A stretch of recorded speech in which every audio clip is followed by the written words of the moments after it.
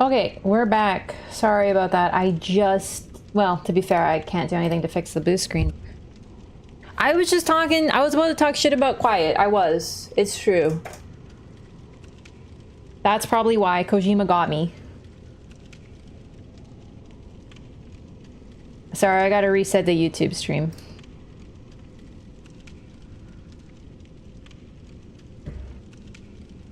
The worst part of blue screens is YouTube streams, like resetting them every time.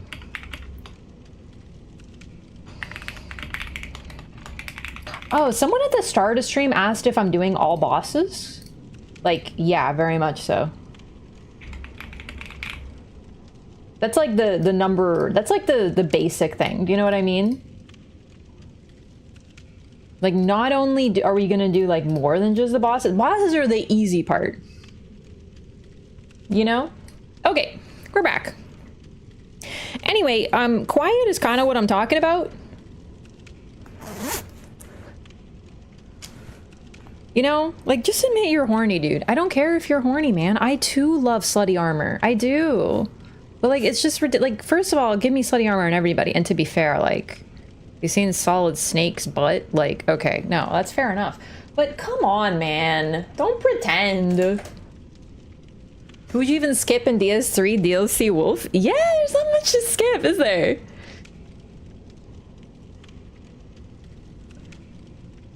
Solid Snake and Raiden have also both been naked themselves. Yeah, I've heard that. That I appreciate. That I do appreciate. Yeah, I can respect that. It's just like, don't give me some bullshit lore reason. The problem I have with Quiet is that Quiet is like naked, and then there's another person with the same condition, the same like plant breathing skin condition, and they wear a full ghillie suit. And I'm like, well, clearly it's not that hard, huh?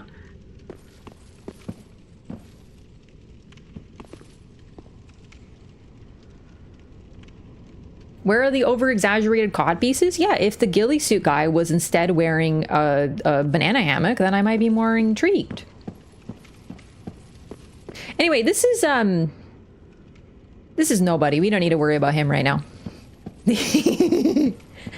Also, I want to talk about this. This is my favorite DLC entry in the entire series. Is this gentleman. Because this is what I hoped for Elden Ring. This is one reason that Elden Ring DLC disappointed me from the start. Because we have him. So, before the DLC came out, there was no guy here. He was just like, this was like a nice little place you get to hang out. That you kind of need to go through for the purposes of the story. But what I really like about this, so the Deep has kind of taken over this place. They didn't always worship the Deep, but that's what this place has become. It's sort of fallen into this corruption. That's the lore that we're falling into in this place. But what I love about him, Gail, we'll find out his name shortly, is he's praying kind of off to the side, and eventually, because of him being here, you might notice that there's some stuff behind the statue in the front that has been concealed. Basically, another sign of what the Deep has done here, they've taken the statue that used to be here and they just put something in front of it, and we're like, we're worshiping this now. But he is praying to what's behind, the woman in the back. Most likely Kaitha. We see statues of her all over the place. Kaitha is the goddess of tears, associated with like mourning, basically sympathizing with the suffering of any kind. And there are statues of crying women all over the place here. Her having this central location here suggests that this was the chapel of Kaitha, this was the cathedral of Kaitha, but the Deep has taken over it. Or really, it's more like a cult has taken over the figures who used to worship something else. They were normally just a typical bunch of clerics. So the Deep seems to be related to the stagnation. Sort of. The Deep is very mysterious. We're going to get into it as much as we can, but it's kind of hard to quantify because we only get introduced to it here in this game. Is your screen a bit too dark? I could hardly see anything. Oh, hang on a second. You're right. One sec. Yeah, no, something's wrong with the stream. It isn't my brightness. Oh yeah. What the fuck happened? Oh man, chat, this happened once when I was playing a different game and I don't remember what I did to fix it. Oh, I remember. No, it's not, it happened because of the damn blue screen. Oh no, what did I do? HDR? No, it's not the game. It's the recording or something like that. I remember. Oh no. Because I'm guessing it wasn't like this before the crash.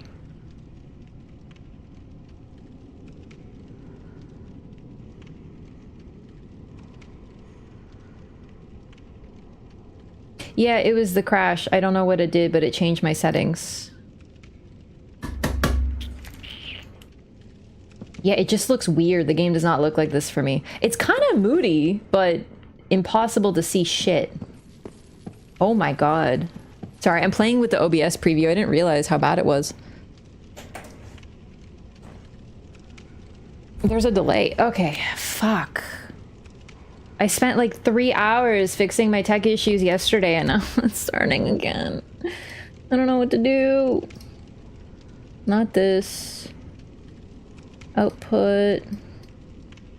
Not that. Not that.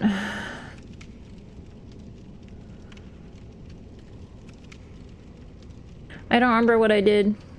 Let me see if it's something in the settings of the actual capture card.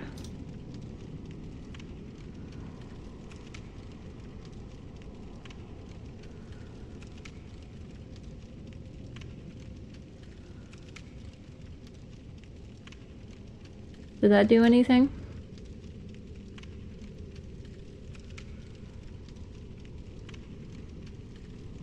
What the heck is that?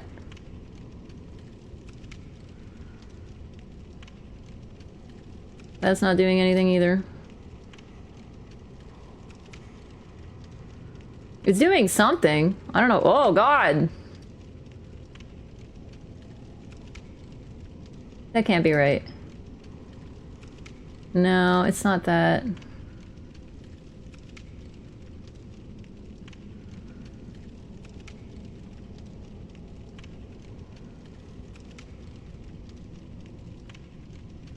I'll just raise the brightness in game.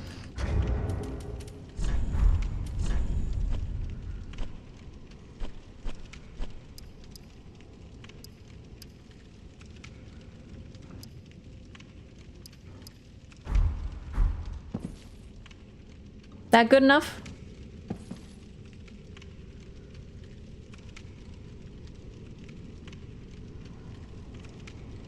Maybe that other setting was better.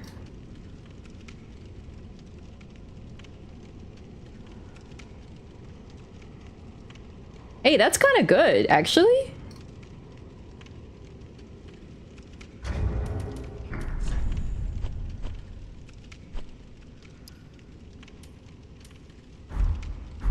There, what do you think of that?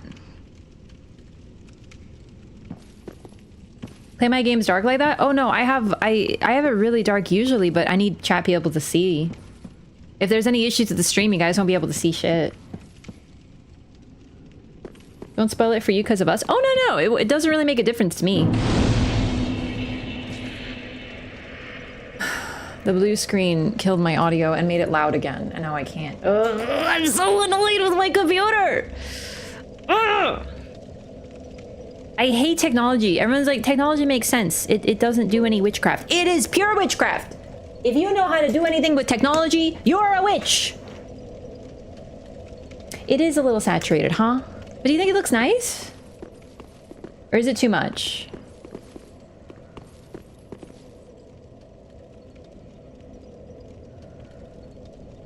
Definitely looks fucking weird. Looks good? Yeah, it looks more like, ooh. Like a, yeah, it looks like a reshade, actually. It does. Calm down, Agatha. No! I would like to be a witch too, but I'm not good at it, apparently.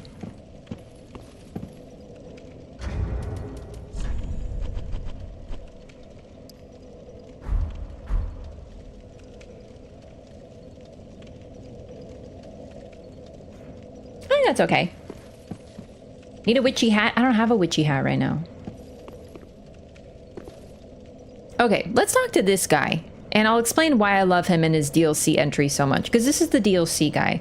When the DLC was added to this game, they just sort of put this guy in. That's what changed. Pretty much nothing else changed, but just he was here.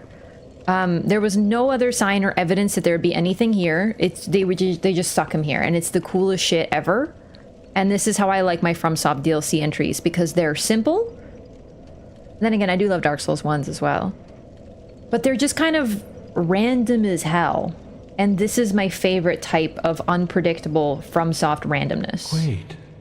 You've the same scent as that woman. Then you must be an action one. You must be. She's going around here sniffing people. You don't know how long I've searched.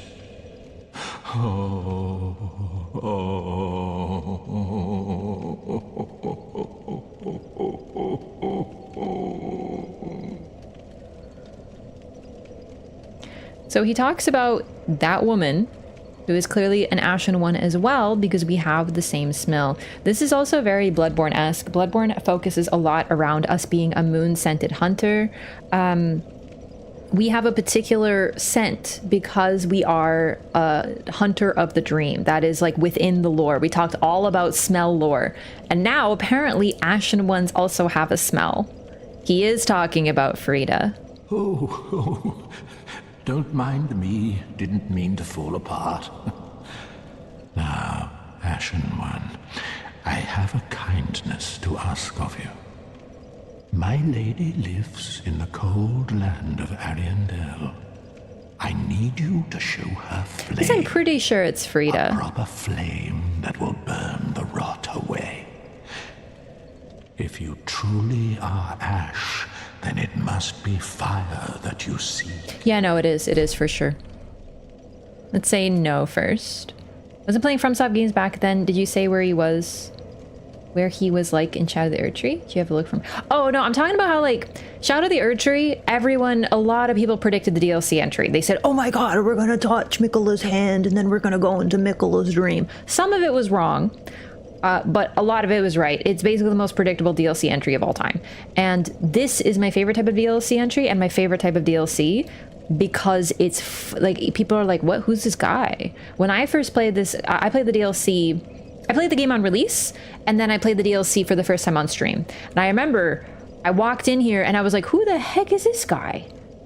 And then I was in the DLC, and that's my favorite thing because there was nothing in the DLC. There was nothing about the chapel or the deep or anything. He's just this weird little guy. And then next thing you know, this weird little guy is one of the most interesting characters that we've ever had in the lore. This is FromSoft at their peak. Bloodborne's DLC entry, to be predictable as well. Bloodborne's works for me because it's just like our way to enter nightmares is getting scooped up by aliens. You know, like, I liked it because of how it works, that you have to pick up this item, so it's almost like the Eye of the Blood-Drunk Hunter, that changes what we are and where we're categorized by Great Ones. I think that's neat, but there's a reason why this is my favorite DLC entry and not even Bloodborne's. Anyway, we're gonna say no. Oh, are you certain of that? Hogwash, hogwash. What ash does not seek fire?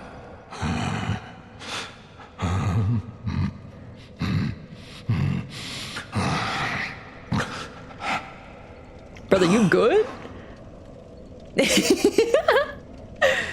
DS1 DLC entry actually needs a guide. It's so weird.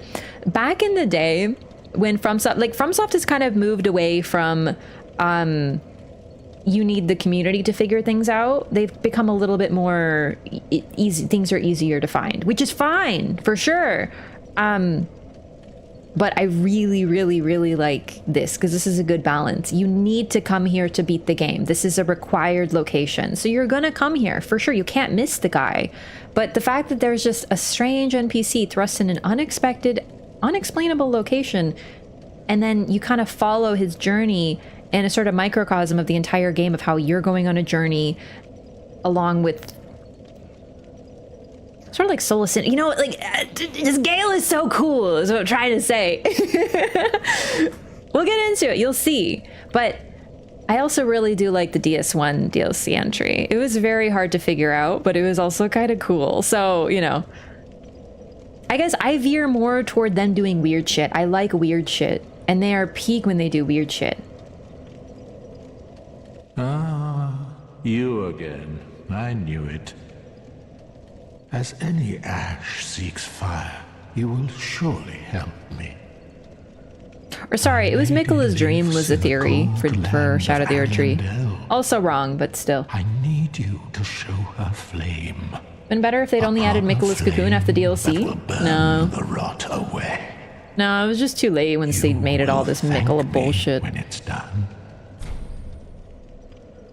Except. Ah, thank you. They of ash never fail.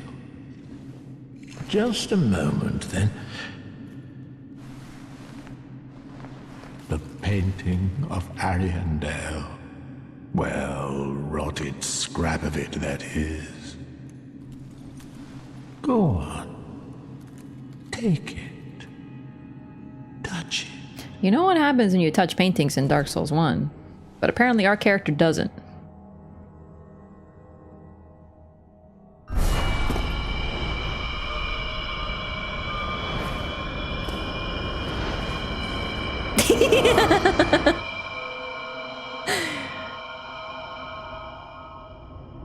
And then the ashes were too.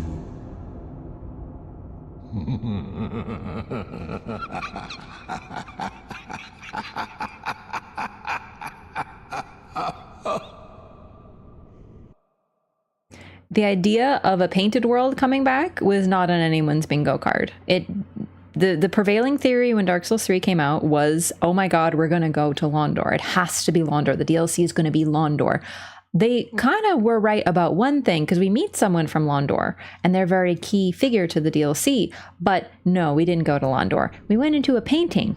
Paintings have really weird, largely unexplained lore in Dark Souls 1, but now we're back in painting.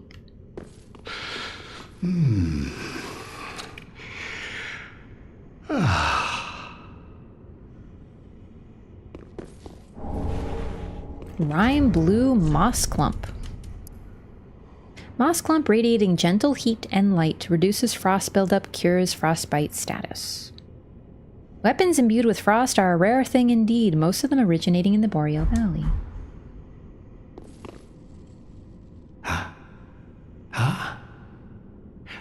Have you just arrived? How very unusual.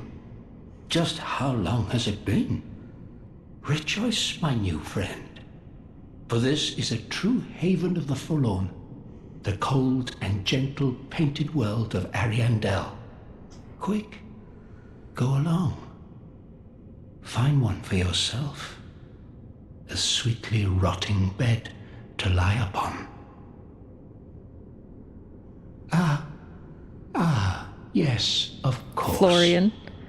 You're no exception. We've all seen terrible things. But you're safe now. Let it ease your burden. Ariandel will make a fine home for you. So, go on ahead. Find one for yourself. A sweetly rotting bed to lie upon. So the painted world of Ariamis in Dark Souls 1, we touch a painting, we end up trapped in here. It's similar to this, we can't leave. We have no way to get out, we can't go back. We get yoinked into this painting, whether we want to go or not.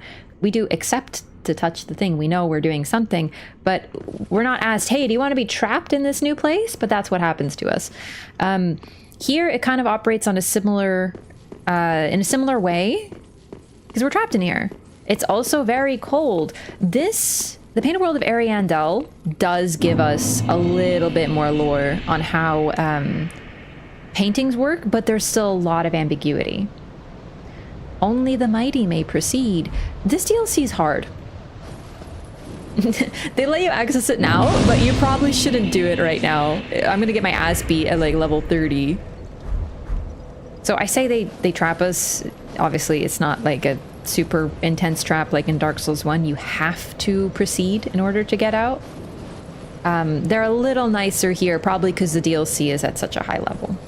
So you can leave, but the moment we land, we are supposed to get this sense of we're trapped. And also, we're supposed to immediately get an idea of what's going on with this guy, who sort of just gently talks to us, and he's like, yeah, we've suffered, but now we can just rest. This is your place of ease. This is a cold and gentle place, sort of hearkening back to what Priscilla said in Dark Souls 1, that the painted world is full of gentle and kind inhabitants, which it isn't. But I suppose for her, for those who were trapped in there intentionally, it maybe was. Of course, us being trapped doesn't last very long in Dark Souls 3 because, you know, it's nicer, but that immediate sense of, whoa, where am I? How do I get out of here? I think is supposed to happen, for sure. Also, we're actually welcomed here. We are welcome to find our own sweetly rotting bed to lie upon. So we don't know fully what's going on yet, and we're not gonna do the DLC till later, obviously, but let's go back and talk to this nerd who just trapped us in here. I'm pretty sure he's gone. DS1 lets you leave without fighting the boss, which is cool. Yeah, exactly. You can totally leave. Because Priscilla doesn't want to fight you. Oh, he's gone! That freaking heckler.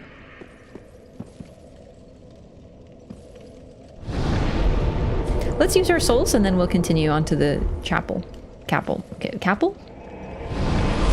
Cathedral is what I meant to say. What's Londor again? Londor is, have you even mentioned Londor yet? Actually, you? Hang on one second. Speak thy desire, honorable Lord of Hollows. Uria of Londor. It's where the Hollows are from. There's like an entire community / nation that is made up of Hollows. And they have a goal that we don't fully know about yet, but the Pilgrim Yol came from Londor, and Uria is from Londor. The reason that we're hollowing is because Yol brought out our true power. Even though we are an Ashen one, we now hollow like an undead. So we were an undead in the first place, but now we're more of an undead, and we have the dark sign, we hollow. Speak thy desire, honorable Lord of Hollows. Would it be more fun if they disabled fast travel until you complete DLC? If the DLC wasn't so much of a difficulty jump, that might be okay. But it is. Till we meet again. Related to Aenor Londo and New Londo ruins? Sigil guide thee. Possibly New Londo. The naming convention is there, though.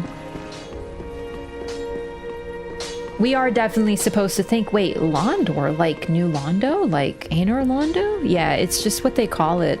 Uria calls us a Lord of Hollows. And now that we've accepted the power from Yol. Also, okay, Yol dies on his own at a certain point in the game if you don't get the levels out of him.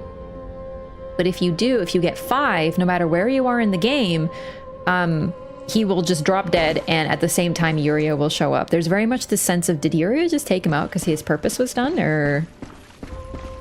Then again, that wouldn't necessarily be a bad thing because Yol wanted to die. His goal was to die. He just wanted to fulfill one less, you know, goal, and he did through making us hollow. So, you know, guess he's happy. Welcome home, Ashen One. Speak thine heart's desire. Very well. Then touch the darkness within me. So I got the Firekeeper soul. Take nourishment from these sovereignless souls. And I think what we can do with that is we can cure our hollowing. But we're not going to do that because I want to get the Lord of Hollows ending this run. I think we can give it to her without consequence, but honestly, it's been so long, I don't remember. So we'll wait. To be unkindled is to be a vessel for souls. Sovereignless souls will become thy strength. Yo, Strawberry! I will show thee how, Ashen One. Thank you so much for 10 months. Farewell, Welcome back. Ashen One. May the flames guide thee.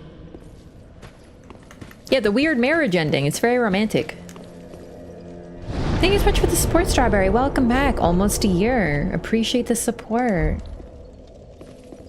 Gail says one of the coolest design of all FromSoft bosses. Gail is really, really interesting because our first meeting of him is just that, this sort of strange, broken down NPC who kind of tricks us and traps us. But otherwise, while sinister, doesn't exactly give off a powerful aura. But then he turns into such a fascinating character. The progression... Oh my god, I forgot where to go. It's been so long. I remember now, though. The progression of Gail is part of what makes Dark Souls 3 so great. Yeah, he's just a weird little guy.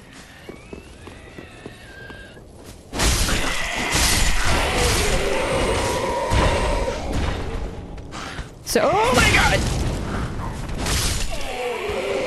These guys don't seem that intimidating, but if they see you, they will light themselves on fire and then try to hug you.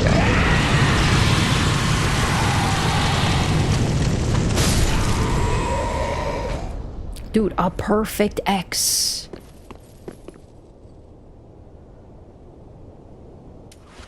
Wait. Scary.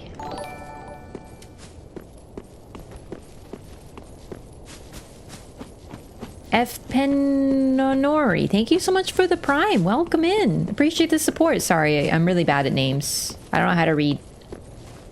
Talk to Siegward in the well. Don't spoil it. I'm about to do it.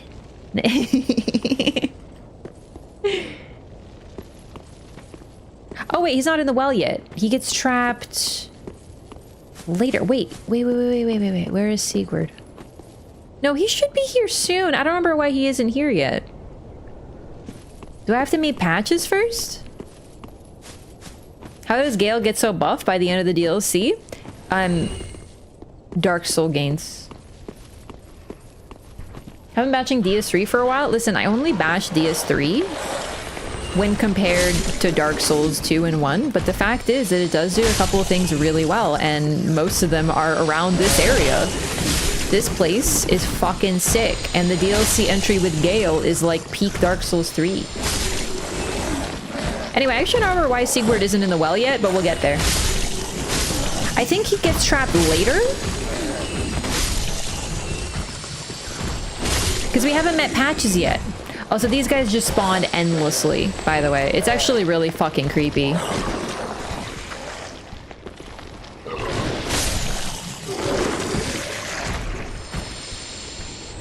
They're not particularly scary, but then suddenly it's Resident Evil out here because they just keep on getting up.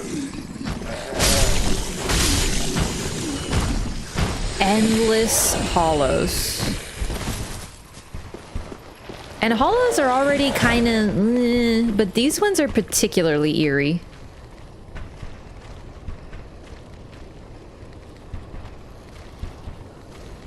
They just slowly follow you. Very tall, very stretched out. Still emaciated, but these ones are particularly uncanny.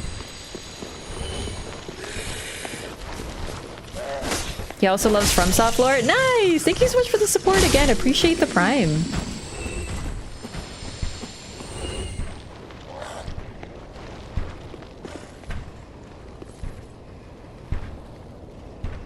I'm sorry, are you banging your head on an invisible platform?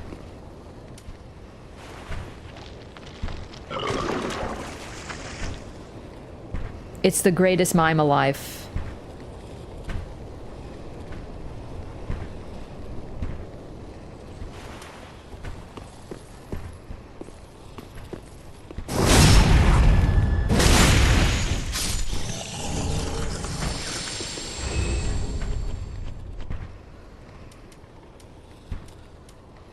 The Astora Greatsword.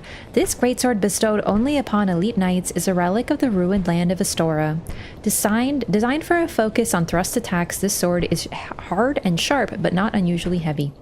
So, yeah, ruined land of Astora. Astora, which it's a pretty prominent land in the lore, usually is, you know, no longer,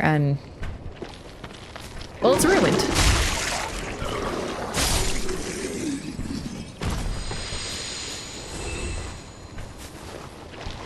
God, they really are so creepy. Where would you want a Dark Souls 4 to take place? I'd rather, like, not. Also, all these guys are, like, throwing up and stuff. It's terrifying. Oh, right, bleed! I remember now. They puke maggots on you, and actually you can see the maggots on my body. Do you see them writhing? How creepy it is? And while they're on you, bleed builds up. And now that I think about it, it's continuing to build up. 1 second, please. Oh, fuck. I don't think I have a torch. Ah! You need a torch. I think I can buy one. I normally have a torch by now. I think either you get one up ahead or you buy one. I got caught torchless, it's true.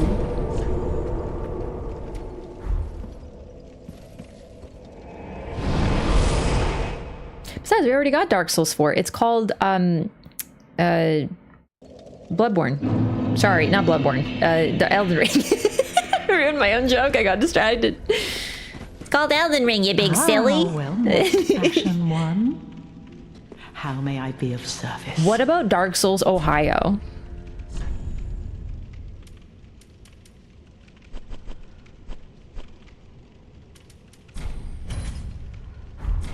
Ashen One, be sure to bring more souls. They could do like a fun thing because Ohio is also how you say good morning in Japanese. So, you know.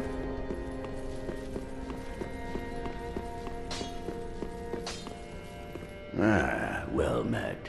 'Tis good to see ye in good health. I forgot to What read needs the smithing Crystal this day? Sage. Can you please say I love Dark Souls 2? I just did. But it's also true! I love Dark Souls 2! Okay, where, what am I doing? I don't have any Titanite scales. Okay, but I got an Estus Flask shard. Thank you! Prithee, be careful. I don't want to see my work squandered. There's an anime convention in Ohio called OhioCon, so they beat you to that joke. No, listen, I don't think I invented that joke. I'm just saying that it would like really work because you could do something about like the sun up and the sun down of Dark Souls society, right? Bloodborne is Dark Souls 2.5. Honestly, Bloodborne is actually so much its own thing that I can't even make that joke. Oh, so I got the Paladin Ashes. Did I get anything else interesting that I can give to anybody? Not really. Just the Paladin Ashes. Ah, well met, Ashen One. How gracious. Passing fine ash thou'st given. Let this ash bestow nourishment. I only hope these new wares content thee. Yes, yes, yes, yes, yes.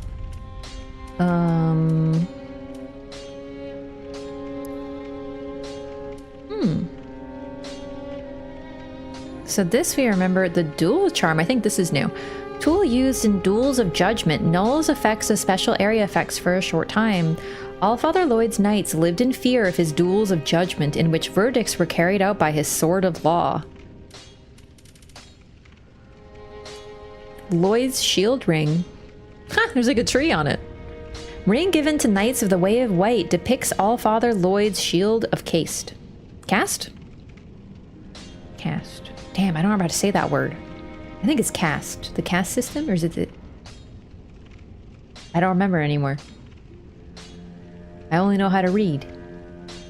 Imagine if they skipped 4, 5, 6, 7 and just made Dark Souls 8. I think it's the now I'm doubting myself. Cast? The cast system. Yeah, okay, that makes more sense than the case system. Oh my god, I totally forgot. She sells armor after we defeat bosses. More lore. Boost damage absorption when HP is full. Much time has passed since the worship of Lloyd was common in the Way of White. The clerics of Karim had always strongly asserted that Lloyd was a derivative fraud and that the Allfather title was self-proclaimed. So we're also getting some lore about like the differences in opinion between in the Way of White, but dependent on region. Karim now seems to really focus on worship of Kaitha now. So it's likely that the Cathedral of the Deep was either made up of Karim folk or even maybe in Karim. So the whole world is kind of condensing. So the location that we go to find the Cathedral of the Deep might not actually be where it literally was. The idea that the lands are converging sounds weird, but no, it's actually true. Areas are literally being like pulled together. It's like the world is shrinking. So areas that weren't next to each other are now next to each other. So it's possible that literally the Cathedral of the Deep is in Karim. Or it could just be the people are from Karim there. Both are possible. Then again, would Gwyn even have an uncle? Yeah, exactly. DS1 treated Allfather Lloyd as a legit uncle of Gwyn. So the people who think that are the Way of the White in that era. And oh my god, hang on. Are they from Karim? Is Petrus of Karim? Or is he from Astora? Rhea and Petrus, I don't remember where they're from. I'm pretty sure they're from Astora. Thorland, that's what it is. Yes, Thorland. So in Thorland, they probably thought that, but Karim is different. So it's sort of like, to give an example, like, you know, Christianity has tons of different groups with different beliefs, like Protestantism, Catholicism, like all these things. And oftentimes they argued on certain beliefs. So the idea of what and who Allfather Lloyd was being different depending on the nation actually makes perfect sense. It also could have changed over time. It's been a very long time since Dark Souls 1.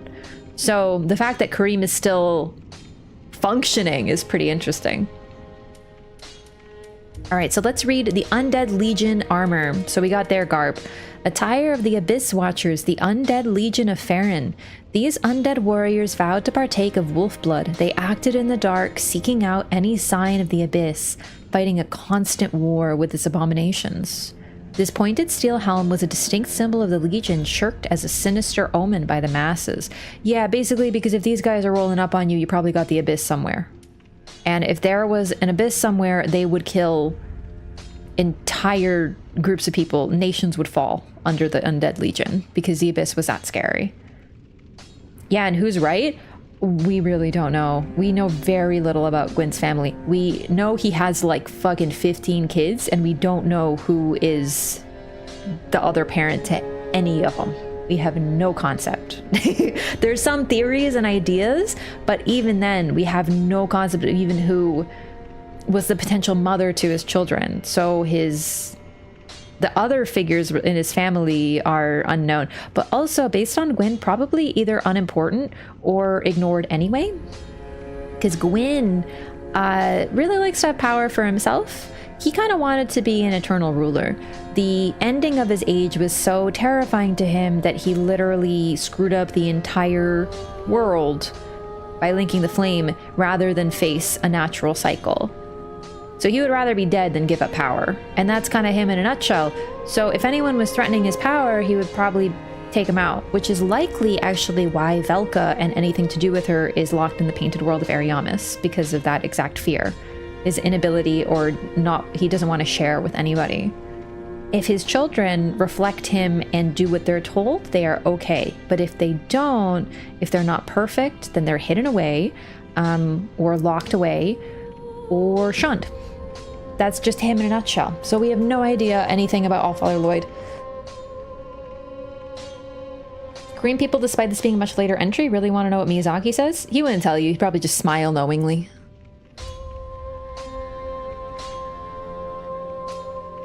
black dyed leather tied around the arms, with only the left fitted with a gauntlet. Alright, that's the Lord. Then we have the Sage's big hat. Enormous hat that completely obscures the face, belonged to twin gurus known as the Crystal Sages. The pair are said to be successors to the great sage Logan, and this big hat is a symbol of their pedigree. Nerds. Ashen One, be sure to bring more souls. Athena was born from Zeus's brain. It's true. The thing is, if he was capable of simply creating children out of will, I feel like that would be more known. Do you know what I mean? I actually have talked about that before. Actually, I've been like, yo, what if he just like had a headache and then like, boom, like his firstborn popped up? I actually think it could be a thing they worked with. But if he could do that, he probably would talk about it and broadcast it from the rooftops, because he's the type of dude who would do that. He'd be like, this is my perfect child. They are truly an extension of me, created with only my almighty power, you know? He would do that. He would be like that guy. Gwyn's kind of a dick. The soul. Soul of a crystal sage. It's freaking a blue. One of the twisted souls steeped in strength. The twin crystal sages once served as spiritual guides to the scholars of the Grand Archives, and one went on to ally with the Undead Legion. We actually find the other one in the Grand Archives. So one of them didn't go too far from home. The fact that the soul is blue also could have something to do with the fact that it's a crystal sage. Crystals grow on the living, and crystal weapons in lore in Dark Souls 1 are very powerful, but they break easily. Crystal spells also tend to be very difficult to use and have high requirements, but hit incredibly hard. The highest quality sorceries and the most difficult to wield ones with the highest requirements are crystal ones. So I wonder if the reason they're the Crystal Sage is not just for fun, if they somehow augmented their soul in order to use more sorceries. Aha, thou returned. Now I think about it, I don't know if we get any purple crystal stuff going on, or if that's something unique to them. Any twisted I don't know very much about Dark Souls 3 lore, or not lore, spells specifically, because I don't use spells, so that I'm afraid I don't know. Crystal Hail, cast cascade of small crystal soul masses from sky. Unique sorcery developed by extraordinary preacher twins known as the Crystal Sages. Casts a cascade of small crystal soul masses from above. Crystal soul masses have piercing qualities. In a pact said to have been formed long ago, one of the sages allied with the Undead Legion in order to train the sorcerers of Farron.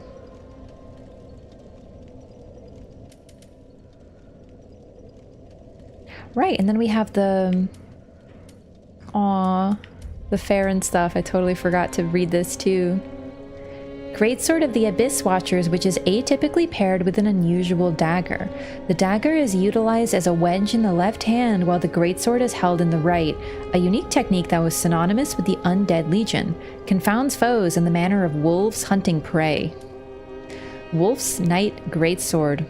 Greatsword of a knight tainted by the dark of the abyss and master of the wolf's blood of Farron. The Wolf Knight was the first Abyss Watcher, and his sword is more punishing against creations of the abyss.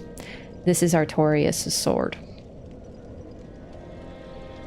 He's the first Abyss Watcher. I actually really like this. It sort of brings it full circle, because in Dark Souls 1 DLC, I've talked about this before, but the real hero of the story, I know a lot of people play the DLC and they kind of walk away and be like, well, like, Artorias wasn't even a hero. We did everything. Like, he didn't do anything.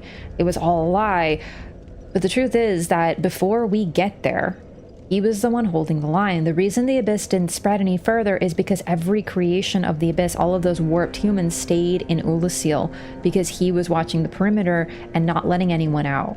He also pushes statues down, puts the prism stones guiding you when you get to the Abyss. He did all of that.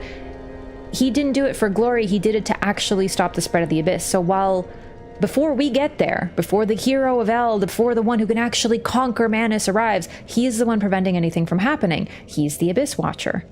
And That's why in the moment that he sees you, it's like he can finally let go and he becomes a boss because he's already fallen to it. It's taking time. Artorias' name is completely forgotten, huh? It's interesting because it was in Dark Souls 2 already, but here they're kind of doing like people remember what he did. So I don't know. It's pretty cool though, all these sort of spiritual successors to Artorias. Now. Artorias and Ornstein talking? Do not be away over long. I think so, I have, yeah. He also left his shield to protect Puppy. Exactly, yeah, he's always protecting other people. The only reason we're even able to access Manus is because of him, because how would you get there if there was no bridge of like a statue knocked down? It wasn't accessible. So Artorias is one of those like true heroes who doesn't do it for glory, but actually does it to protect people. He's sort of like the Ivory King. Those are the two figures in lore who really are truly heroic, and there's very little else that we can say about them other than that. And they both sacrifice themselves for others. It's really beautiful.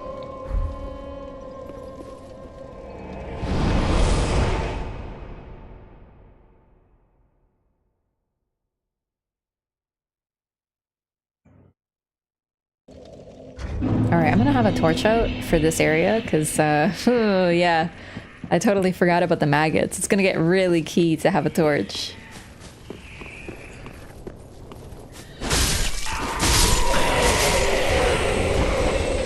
Huh.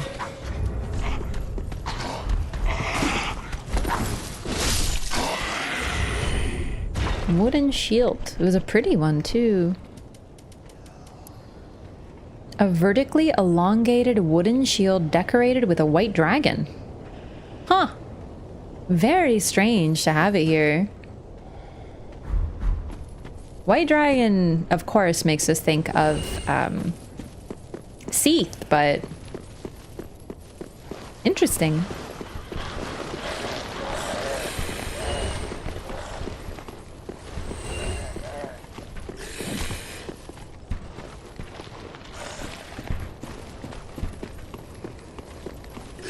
Oh god.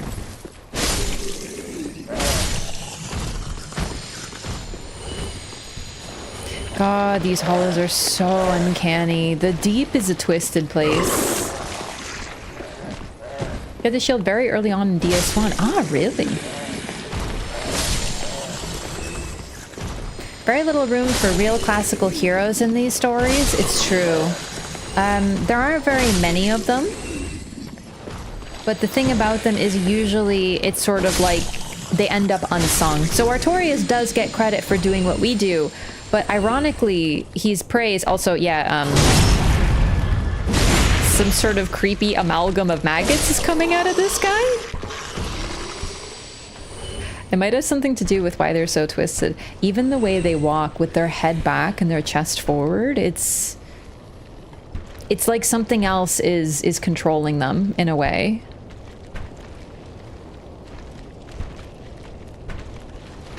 Oh my god.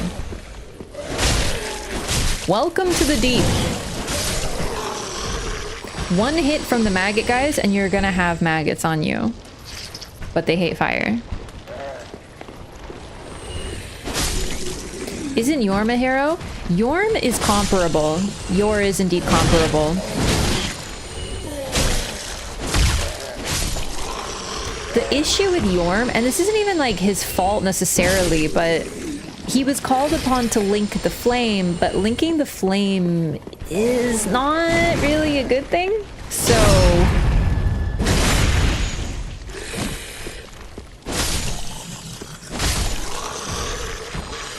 that's, I think, what makes him a little bit more complicated than Artorias. Even if you like the dark, the abyss is twisted. The abyss is humanity driven wild. It's not good or healthy for anybody. So it needs to be stopped. It needs to be contained, and then the source of it needs to be stopped. Therefore, what Artorias does is pretty unambiguously heroic. The Ivory King did not create the Chaos Flame. He's just trying to keep it from spreading, and he goes into danger to stop it from spreading. Yet another reason that he's pretty unambiguously good.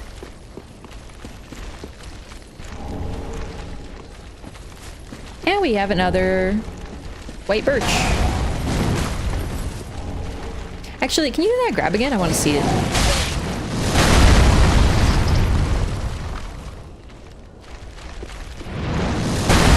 Well, guess not.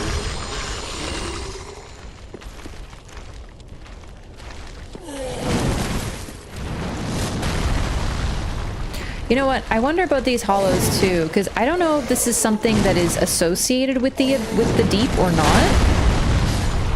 Because in one way I would say, yeah, this is what the deep wants, this idea of like this spreading stagnation, but outside of this area we have enemies who cleanse curses with fire. As if they don't like this shit either.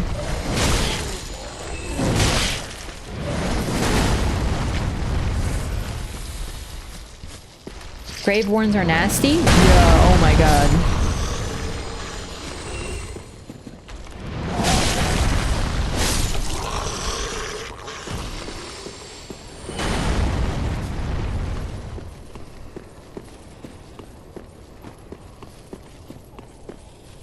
Gough is the most honorable character. Gough is absolutely extraordinary as well.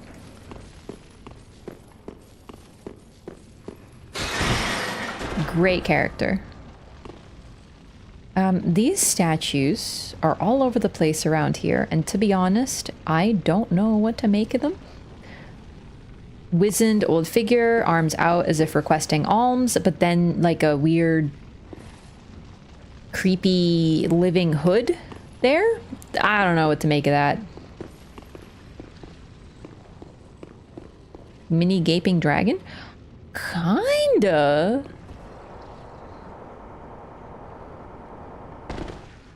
Pus of man? Doesn't look very pus of man-y, but I guess it could be. Alright, I want to go down here first. I don't remember why, I just do. Gets tricked with a glorified blindfold. Oh, and here we have the full, like, final form of those enemies above. So this is what is in all of those hollows, apparently.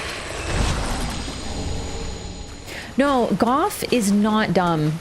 He's actually one of the most intelligent and clever characters. But the reason... He's not tricked with the blindfold.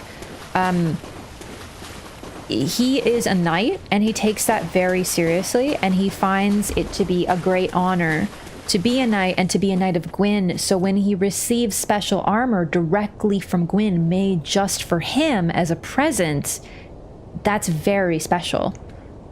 And as a knight, he can't, like, he's more honorable than he is practical. He knows it's a line, he knows that it's covered in resin, but like, that's his armor from Gwyn. Nothing's gonna make him take that off. It says a lot about his character without him really having to do anything. It does bum me out that people think he's just is too stupid to realize it's a blindfold, though. He's not, he knows, but he's like, that's my armor from Gwyn. That's a very important gift. Realistically, Gwyn does not deserve Gough. Oh, I definitely think he knows. The man is the most interesting, well-spoken, well-read, intelligent, multi-talented character in the series. In fact, the idea that all giants are stupid is basically confronted with him. The fact is that giants are often used as dumb labor because they're very strong, and Gwyn hates anything that isn't him, so he mistreats them. But if there's one that manages to break the mold, then he'll take his power too. Shoots Calamite while blinded? Yeah, because he isn't slowed down by not being able to see through his helmet. He's really just that good. He can carve little things that talk. Like, dude, Gough is actually incredible. He's not dumb. He's just that honorable.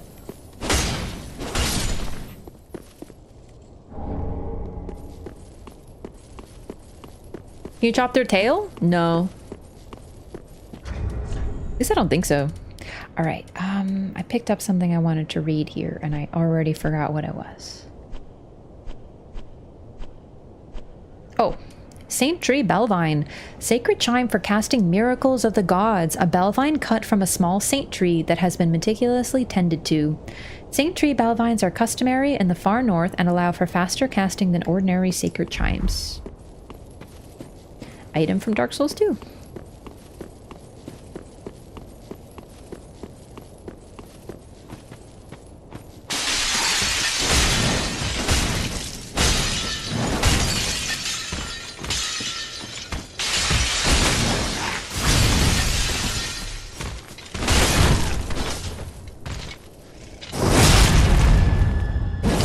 You know, I actually forgot there's posture breaks in Dark Souls 3. Whoops. Probably because I always used light weapons, so I don't really get them that often. Alright, we can get this up into +2 if we want now. And then there's a one-way path back to the bonfire, but yeah, one way. So we'll wait on that for now.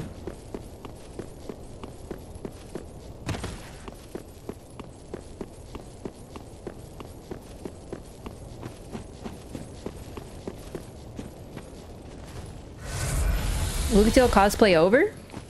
Yeah, I'm still there now.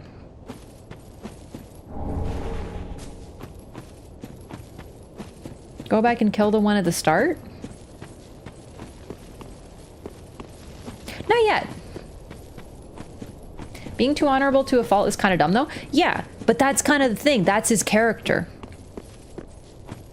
Frankly, the only dumb thing that Gough does, in my personal opinion, is support Gwyn and respect him, because Gwyn subjugated his people and is honestly kind of a dick. But he's loyal to his lord because that's the type of dude he is. He's the quintessential perfect knight. His honor means everything to him. It's like Ned Stark from Game of Thrones. The man honestly does a lot of really stupid shit, all because it's his honor. You know?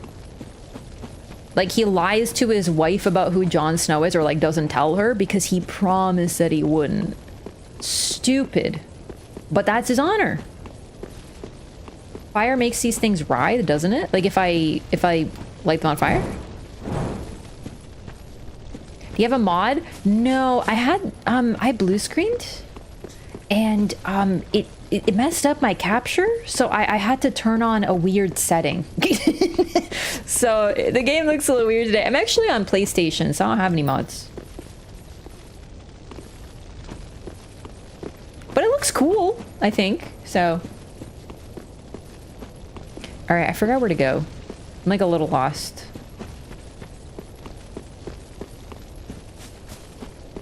There it is. Reshade is awesome? Yeah, you know what? I don't really play these games very much on PC, so I don't have access to mods, although I did play the Convergence mod for Dark Souls 3 a couple of years back, and that was pretty sick.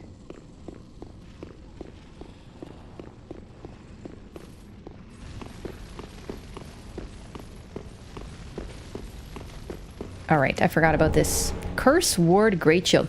Oh my god! It's what's his faces, dude? Pursuer! Great shield given to those who resisted the curse long ago. Far too heavy for an ordinary person. Perhaps it signifies the foolishness of resisting the curse. And yet those who bear the weight of this shield will not find its protections against curses wanting. I almost said penetrator again. Yeah. Pursuer, exactly. But no, this is just vanilla Dark Souls 3 on PlayStation.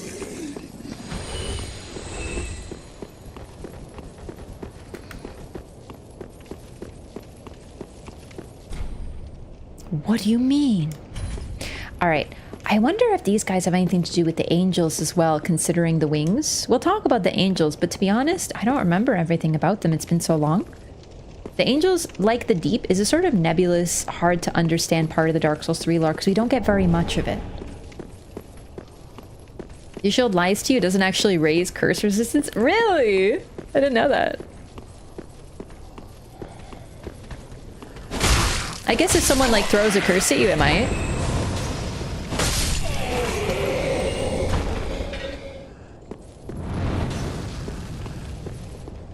I feel like I missed a shortcut.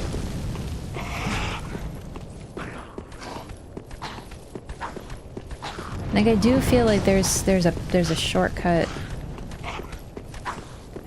Not really. Not that I remember. This area is sort of honestly a little mean for how long it is. The DLC Angels? There's mention of DLC of Angels pre-DLC. Ow. There's little hints of them, but we'll get to that because really I don't remember what's here. It's been too long since I played. So we'll have to uncover that ourselves. This is probably like the worst area in the game for like how long it makes you go without a shortcut, and it's really not that bad at the end of the day. I wonder what these things are. Chat, does anyone know what these are? They look like weird giant nails, but they're just like all over the place.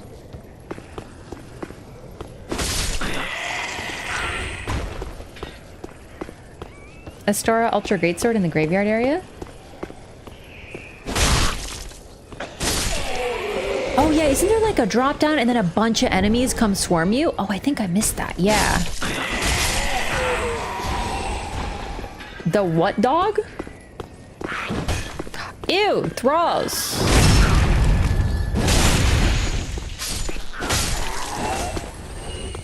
Look at their distended bellies. Ow! Ow! My god, rude. Who? Who the fuck?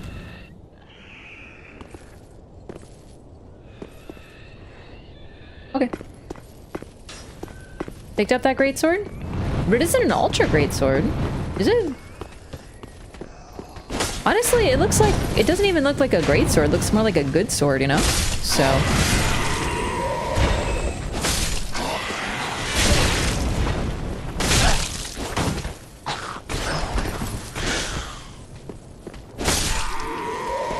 Have you played Returnal? I have! I played it, it's, I think, one of the very first games I played when I got a PlayStation 3.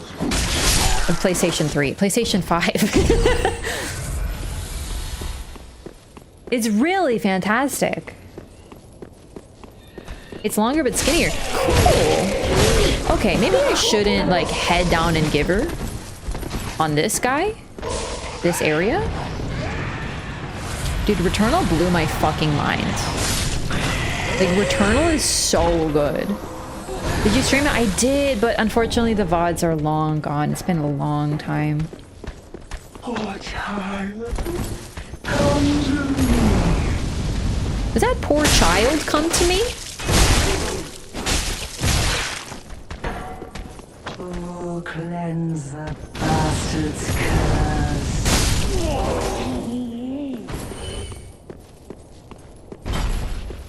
About those stakes around the walls.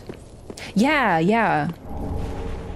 Returnal run and check out the tower? I really liked Returnal. Maybe we could Returnal to it. Sorry. I'm not that sorry. I'll do it again. Canadian sorry.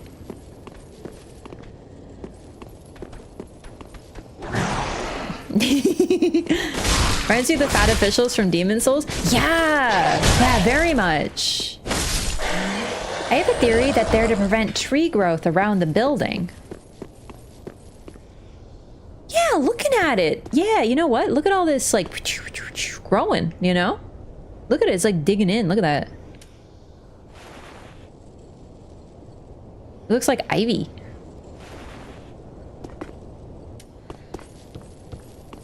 Wait, so Canadians aren't actually sorry? Well, sort of. Sometimes they are. It's just like a reflex. Like, you know, like we just like say sorry, but like it doesn't mean you're like sorry. Because like to properly apologize, it means that you say, "Hey, I won't do that again," but I'm not gonna say that because I will. You know. Did you play Infamous? No, actually, I didn't play Infamous.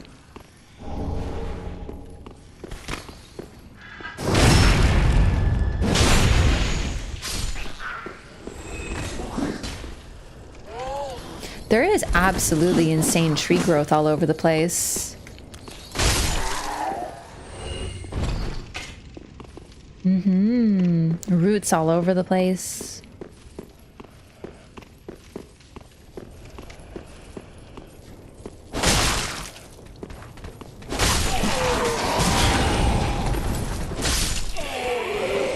remember something scary jumps me around here.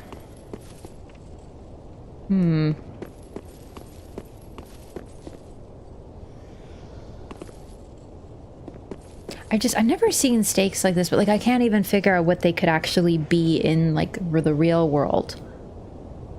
But considering this is a place where you can like imbue things with power.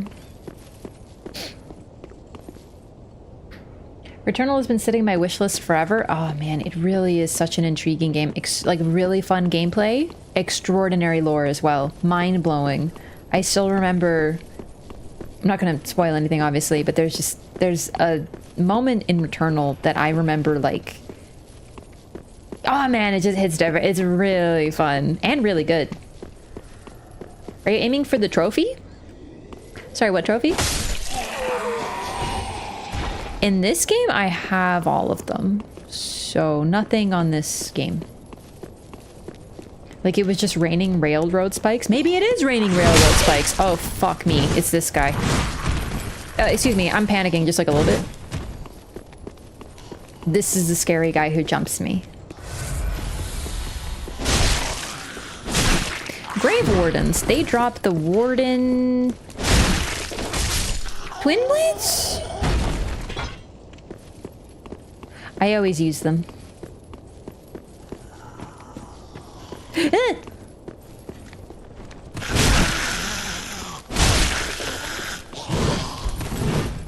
They're just really cool looking.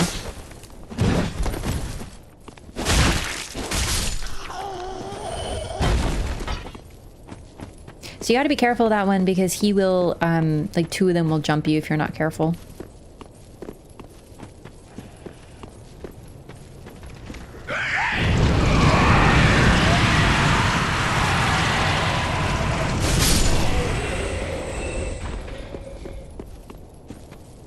Think they were better at launch before they nerfed bleed?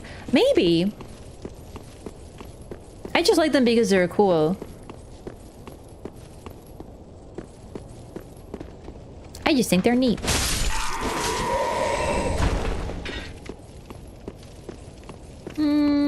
I'll pop this open.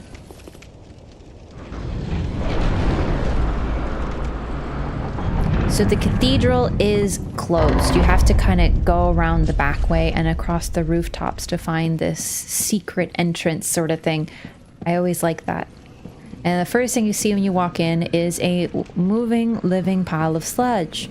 Not only one of Miyazaki's favorite enemies, but just very reminiscent of what we're going to be encountering here.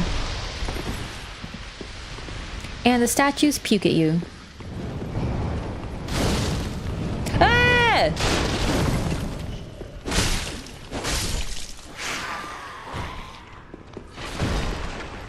Creepy.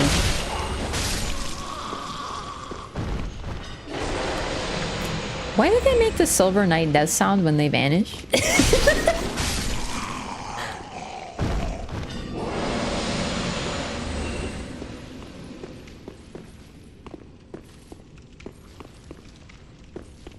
Ah, here it is. I didn't forget the stuff upstairs, by the way. I just want to grab the shortcut.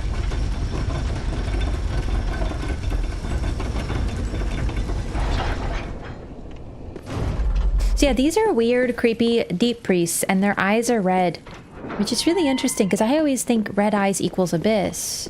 But honestly, now that I'm thinking about it, I don't know where, like, why I decided that. So maybe.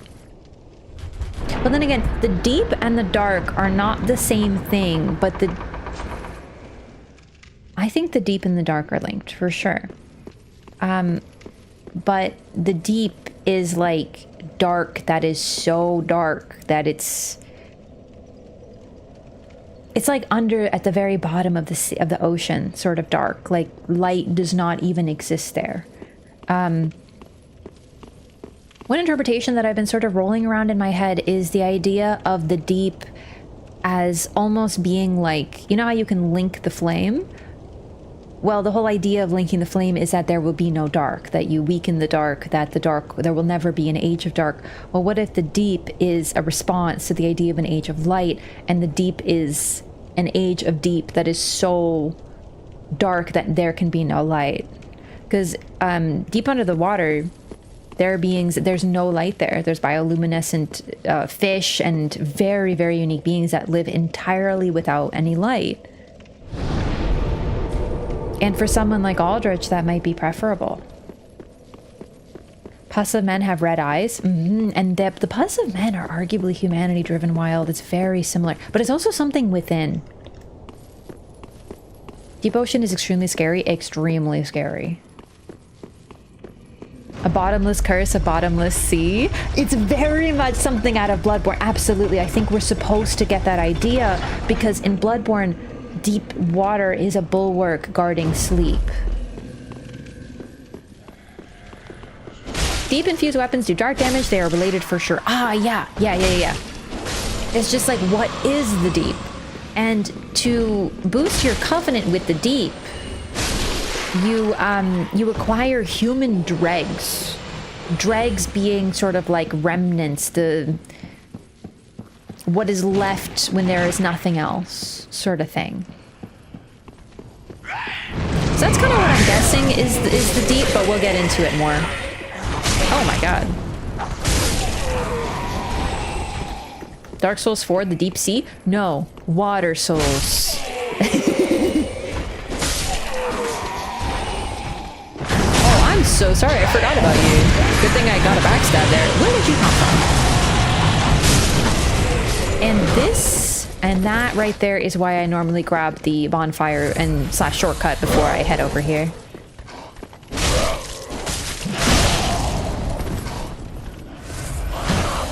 Saw this theory on YouTube.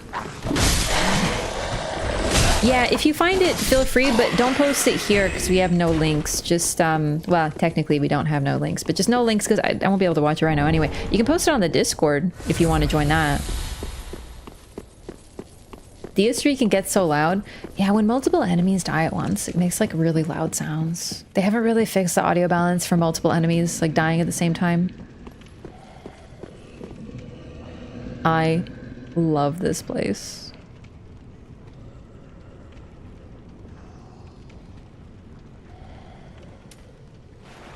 Look at this twisted growth. And then you hear this giant... You can't see it right away though, so all you see is this weird, gooey, stagnant water, question mark? Like an indoor swamp? Miyazaki cooked. Like perhaps too much. Effectively a poop pit, yeah, Genuinely, actually quite true. I just love this place. It's so creepy and distorted. Weird, creepy priests with red eyes.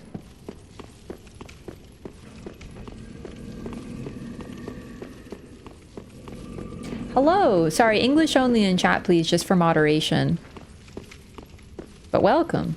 Is that Korean? No, don't be mad! I didn't put you in the poop pit! Don't be mad! Ring.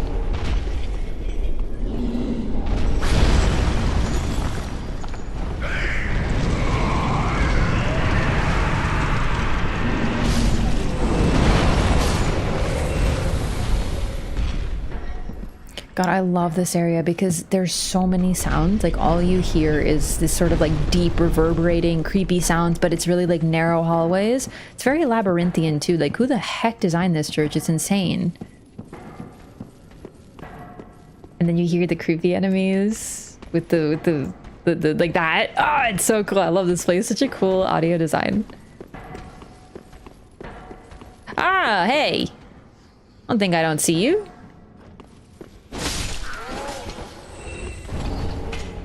Oh, okay, admittedly I didn't.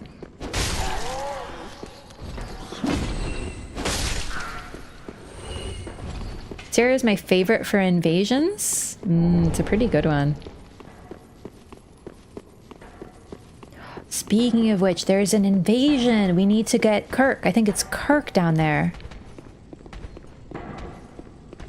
You're back to the kitty in that one room? I don't know that I would refer to it as a kitty.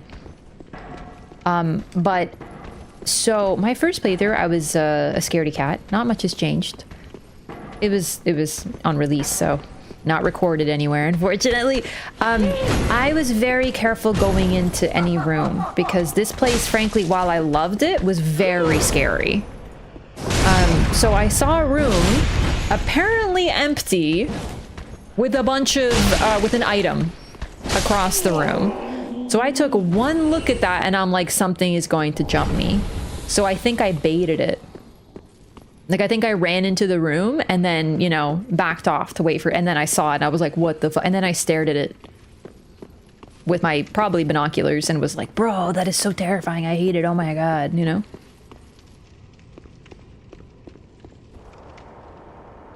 The beginning of Irithyll dungeon? Wow, that's so mean. I love it.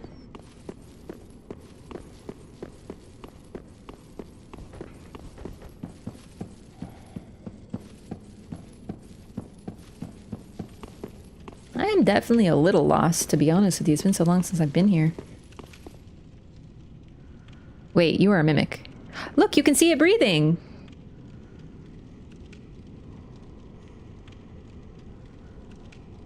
Wait for it.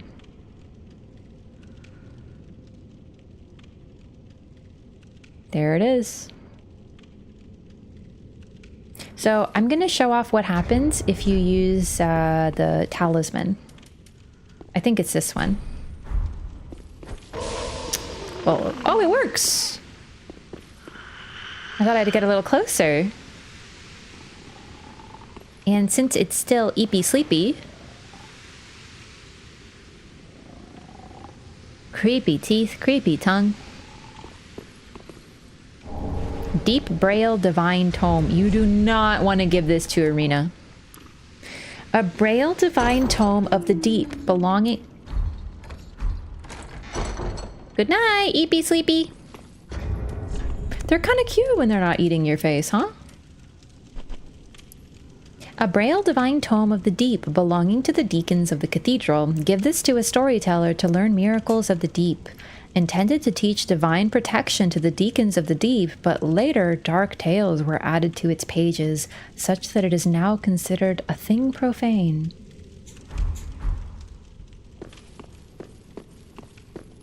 Don't give that book to who? Arena. You don't want to give it to her. Well, you do if you want a certain route, but we want to give her, we're going to tell her nothing but nice stories.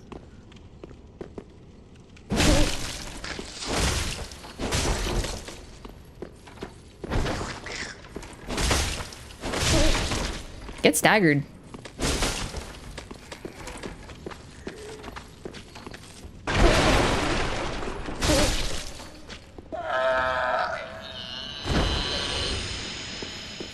I just like fighting mimics.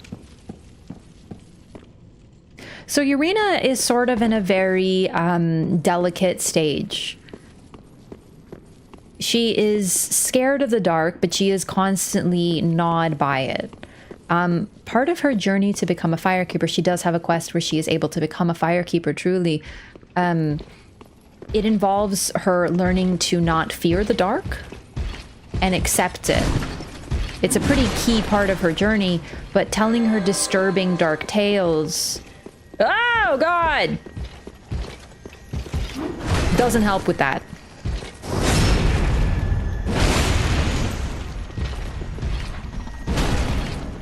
Yeah.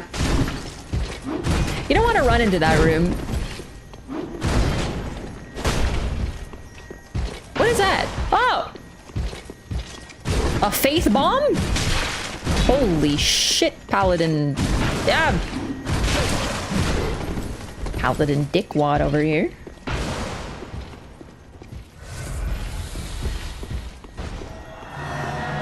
You dick.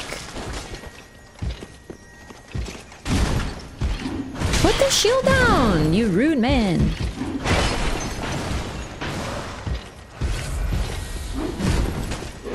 I'm gonna hit you in the toes. Oh my god, dude, I fucking hate this guy. He's just like holding his shield up. I feel like I'm in PvP right now. Wait, can I kick? Oh wow, cute input. Okay.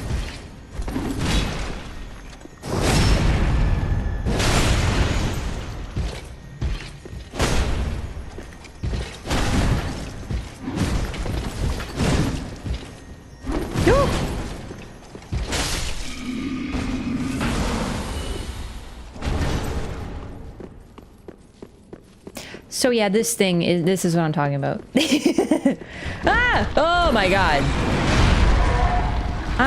Chat, what is this creature's official name? Something deep monster, deep beast, something like that? I don't remember.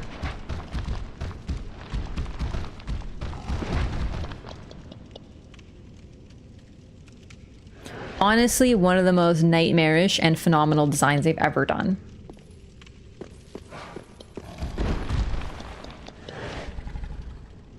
Like, what the fuck went wrong? You know what I'm saying? Ah, there you go. Look at all the bodies on it.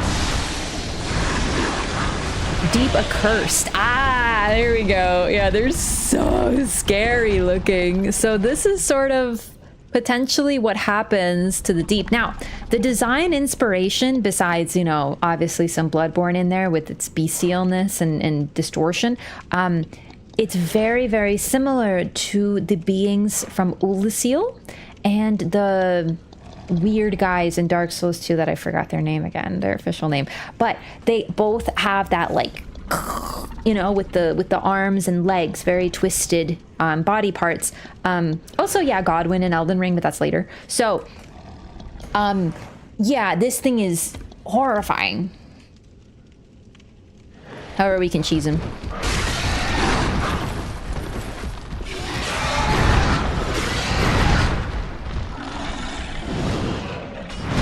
Does he do anything cool? Oh my god! Stab him in the... No, resist. Maybe he has a grab. Maybe I should show it off. God, he's kind of cute, don't you think? Oh!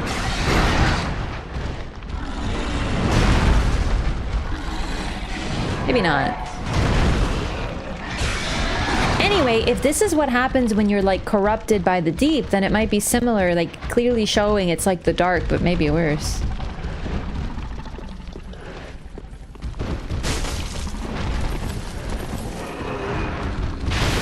Oh my god! Ugh. Curse? Wow. I will not hear you out? Okay, that's fair. I'm gonna stab it in the face.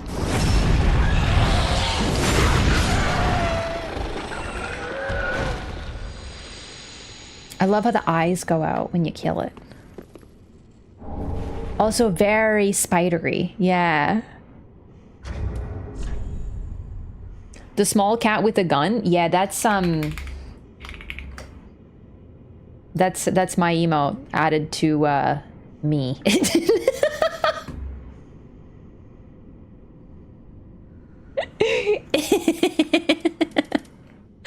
I made it myself. It was very hard, it wasn't actually. Look at her cuties! Oh, I love my little guy. That's my hand petting him. He just made that face. So it looks like... I love this emote. This is one of my favorite emotes, Raf Gun, because it's simultaneously very like, is he shooting you because you're petting him? Or is he like, you better not stop them pets, you know? This game made me automatically attack treasure chests in Elden Ring for a long time until I was sure mimics weren't in it. Very fair response, actually. All right, so that Deep Accursed dropped Aldrich's Sapphire. A malformed ring left by Aldrich, Saint of the Deep, recovers FP from critical attacks. Aldrich, infamous for his appetite for flesh, apparently had the desire to share with others his joy of imbibing the final shudders of life while luxuriating in his victim's screams. So likely this is what this guy did, this figure, the Deep Accursed. They likely were eating people, just like Aldrich was. So yeah, Aldrich... not only does he eat people, but he likes to eat live people.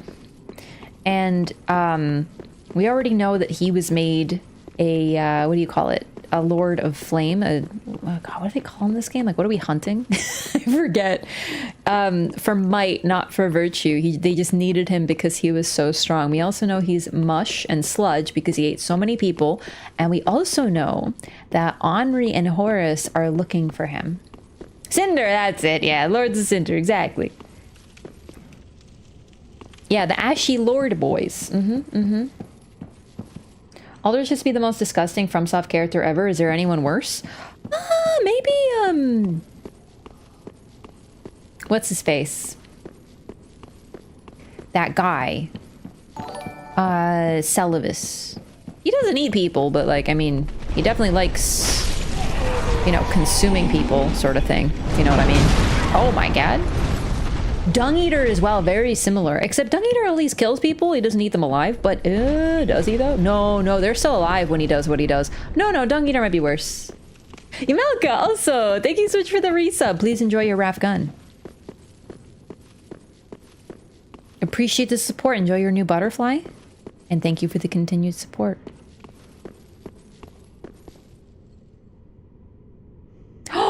Oh my god, that's so cute. It's a kitty.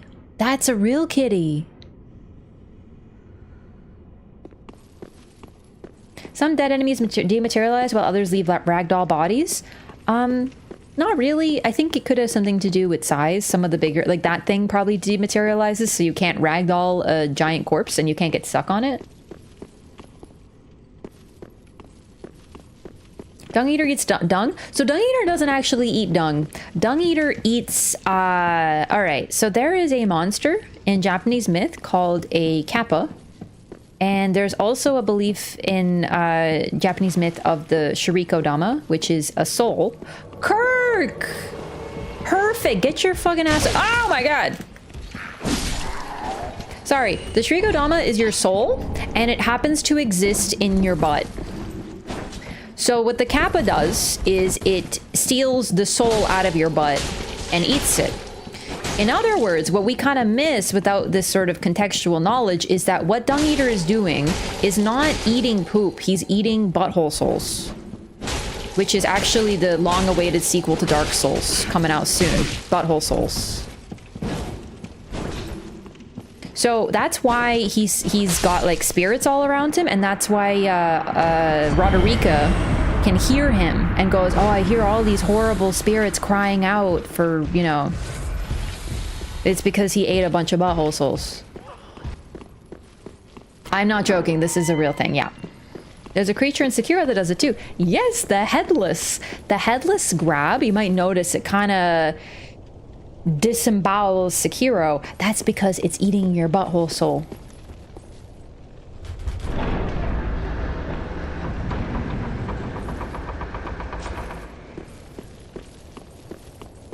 It sounds like a meme, but I'm dead serious. Made that connection with Rosaria hearing him? Yeah, so she hears... You could also argue that he's just hurt so many people that they sort of haunt him, right? And that's why she can hear all the spirits lamenting his presence. But I think it's more likely that he literally consumed their souls, and thus Rosaria can hear them because they've been consumed by him after being tortured. All right, so we beat up Longfinger Kirk. Kirk is a character from Dark Souls 1 as well. I don't know if it's the same one, but let's read the lore that we got. Either way, he's an invader here. A whip with thorny spikes that shreds skin, causing heavy bleeding. The cleansing chapel uses whips such as these in order to produce the drops and puddles to wipe clean during its rituals. So you create blood to create mess, and then you clean it, and that's cleansing. Interesting. So that's what they do here at the cleansing chapel.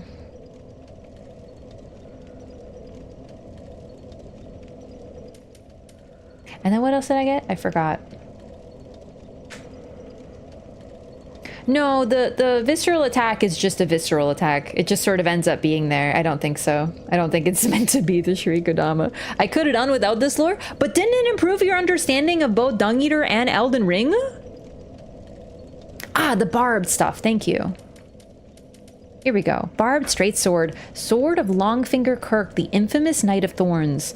This sword's blade is lined with countless deadly thorns. The thorns of this ominous weapon induce heavy bleeding.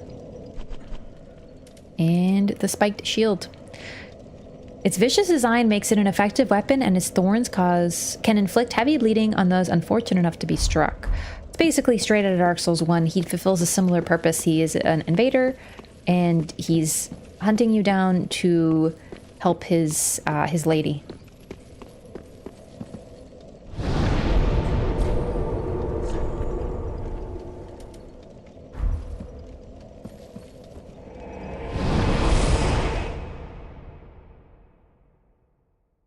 He also leaves curses on him, though. Yeah, so the curses grow. It's unknown when he takes the Shrikodama, like if it's during or after or before, but it seems that the curse is a part of it. Like, they stay alive while he tortures them, which is kind of what we do to him as part of his questline. His full name is Longfinger Kirk. So I should talk about the fingers. We've been invaded by Yellowfinger and Longfinger. Basically, that's the title of... They're all named after a finger. The main invader covenant in this game. You take a lap after this soul. After the soul in the Aslore. Yeah. What do I want to do with these souls? I don't really want to upgrade my weapon because I don't know if I'm going to commit to this one for the full playthrough. So for now, let's just level up. Get some strength, get some dex. There. Farewell, Ashen One, maiden. I can't wait to meet Patches. We're actually getting close to him. What can I buy for around 2k? Ashen One. I actually forgot. We also got Lord's shield or sword talisman. Ring, not talisman, sorry. But we also... it's really interesting actually that we found this in that chapel. So was someone here that was using it and they died? Well, most likely, yeah. So we find this in the area with the giant. And what the giant does, the reason I sprinted through that area is because he will hit you if you're too slow. The giant... The cathedral is pretty, like, well defended. Not only is the only entrance at the back, you have to get through all these enemies in this, you know, scary area. But then once you do, the first line of defense is the giant. So they likely set it up there just as a defense measure. I still think that the people there were from Kareem because there was a member of the group that believes in Allfather Lloyd. And he was likely killed there because we find this on a body. So he might have been attacking the cathedral to be like, you heretics! And then he got gianted. DS1 Kirk's body is found with the fair lady if you kill him enough times. Yes. So the prevailing theory is even though he was an infamous Darkwraith, we find him by the fair lady likely because he changed sides to serve her instead. So it's a little bit of a... what do you call it when you, like, not a silver lining. You feel bad about killing because at first you're like, you have to defeat him 3 times in an invasion to get him to appear there. So you're like, oh my god, this guy keeps invading me, this jerk, he's just a Darkwraith, let's get rid of him. And then you find out that likely he was actually invading you to get humanity for the fair lady. So he was a Darkwraith until he saw her and felt badly for her, and then, you know, changed his allegiances. And here he is an invader, but the invaders here are all like they feel sad for their lady, and that's why they're invading you.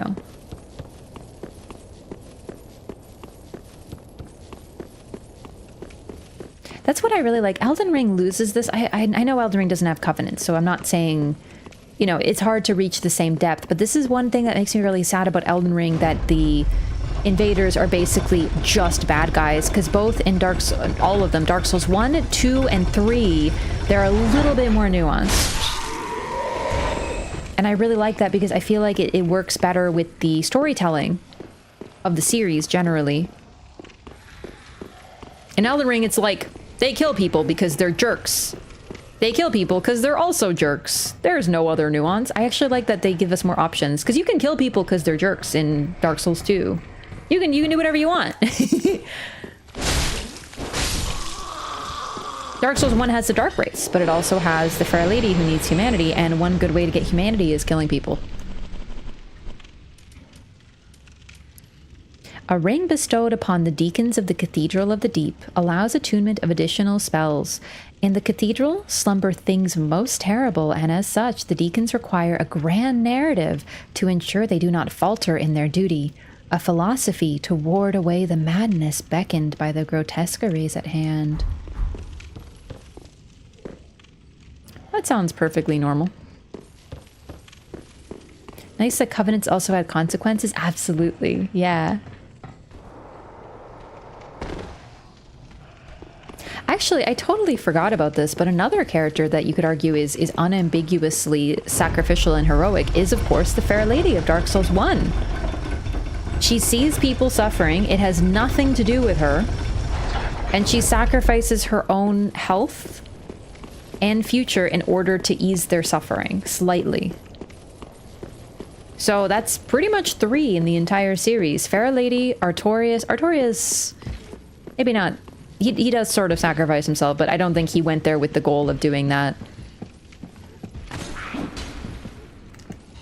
And the Ivory King.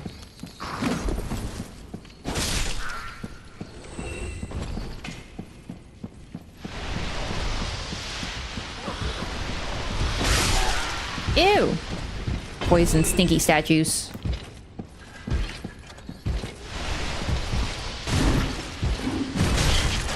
Bro, your body block. I can't even get away. Ugh. Typical shield users, I tell you.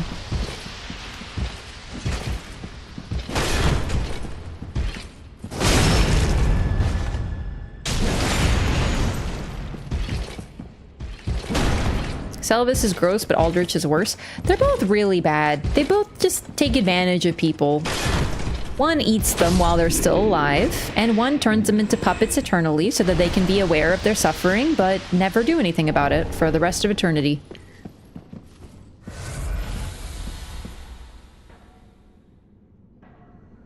Both are pretty bad. Hey. Sorry, I had to lump all shield users in together.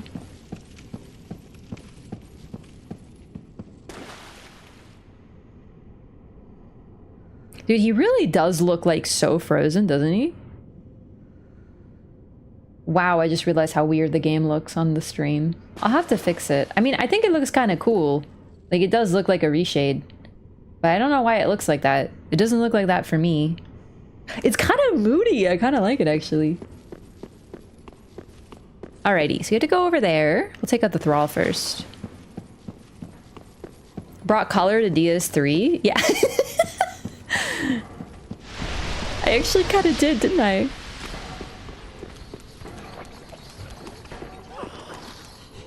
It's actually really sad this poor giant is just sitting in, like, waste, effectively. You have 1 kill, or rather 1 assist with shields, makes you a shield user in my eyes? What time? I have no memory of this. Ugh.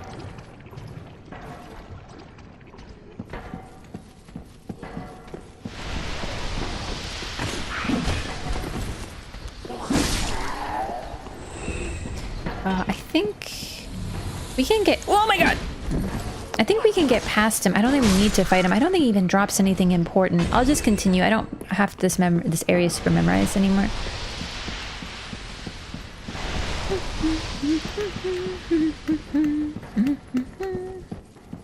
Doors are too small for him to leave? Yeah.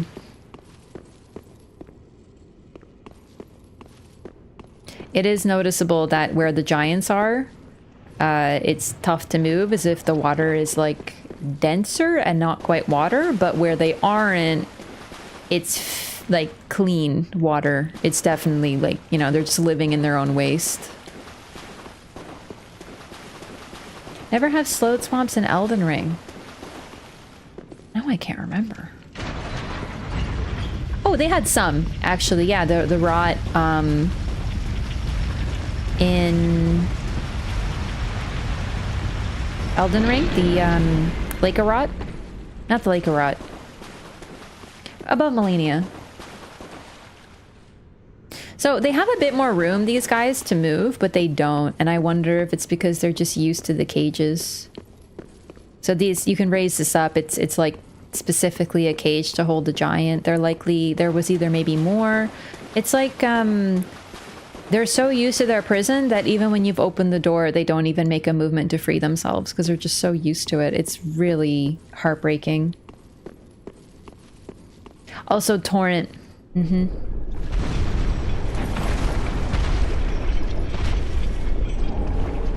Drang gauntlets.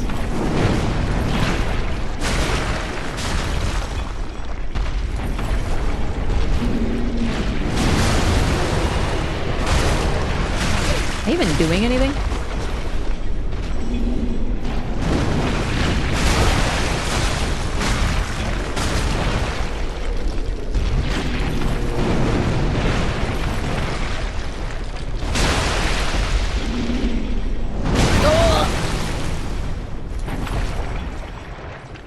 Oh yeah.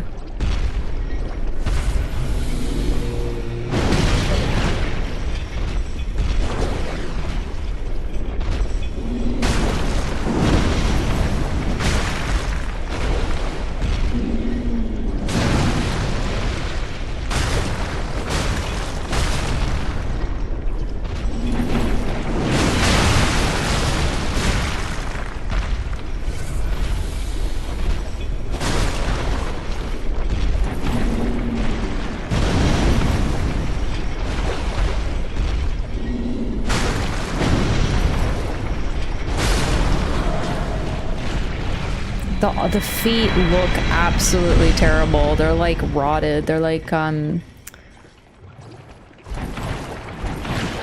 you know, like the sickness that you get when your skin or your feet or parts of you are like in water for a very, very, very, very, very long time? It looks like that. Not that I know what that looks like. I'm not a doctor, but you know what I mean? It looks like how I imagine that would look. Trench foot. Exactly. Yes. Wonder which other place starts with Drang? I wonder, Drang. That sounds familiar. His chains are nailed into his legs too. Yeah. Gangrene. Yes, absolutely. Awful, awful, awful stuff. Here we go. Okay.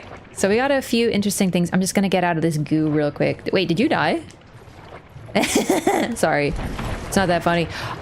So this is a human maggot. It's a maggot human.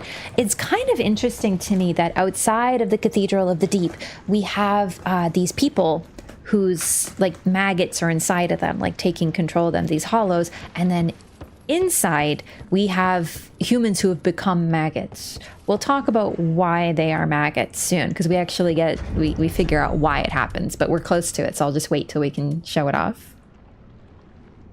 The nails look like that thing you were interested in by the tiles of the roof. The nails? Like the...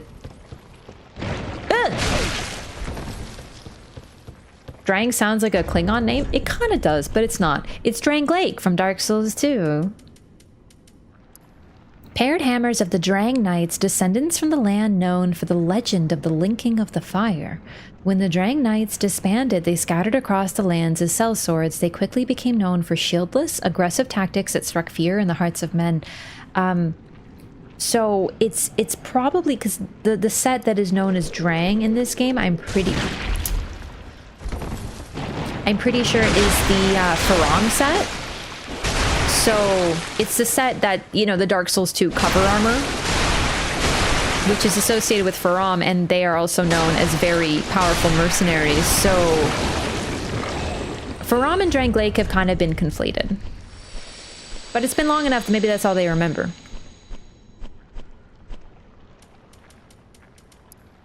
Gauntlets of the Drang Knights, proclaimed descendants from the land known for the legend of the linking of the fire. Find protection that is both light and strong, having been reinforced with rare gaze steel. Oops, there was more.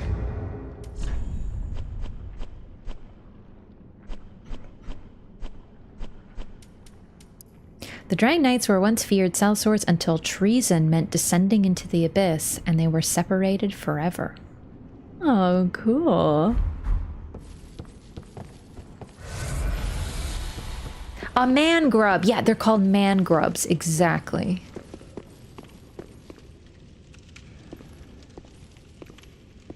I love these creepy, decadent red candles. Very reminiscent of the Volcano Manor. Honestly, a slightly different vibe with the sort of religious worship here, but still. What the? I think you might see me.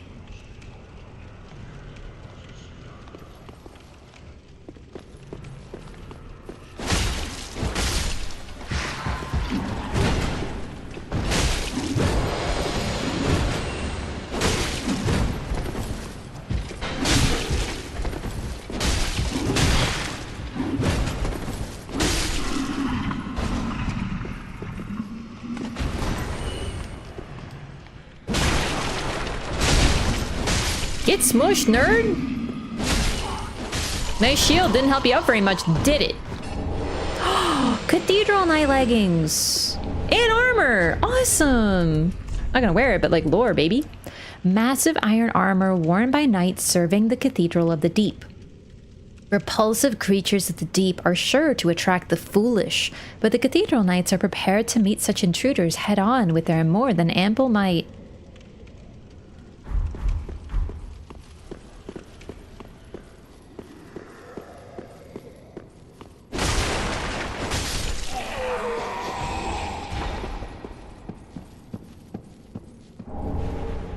Filthy, horrifying church. Even this, I love this. It's starting to sink. Like, look at this. This is clearly not architecturally sound. Hey, where do you think it's sinking? Into the deep?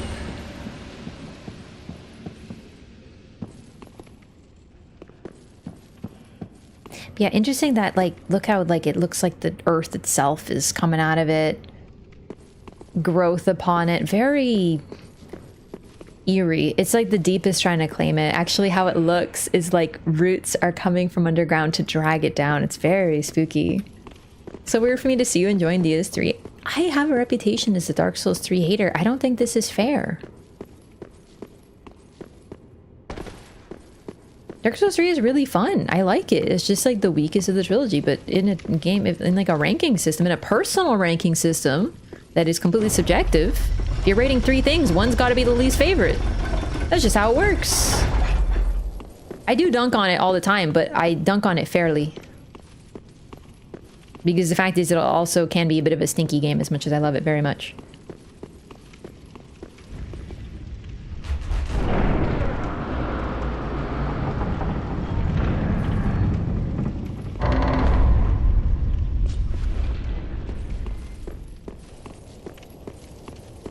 Shortcut!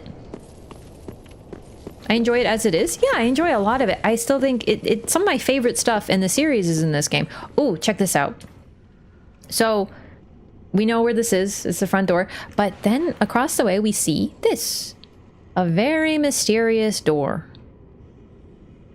We want to get over there. I see a bridge. Let's cross it. Actually, wait. Shouldn't Patches be here? Ah, there you are. I mean, sorry, this isn't Patches, of course. Silly me. Whoops, this is clearly, obviously, Siegward.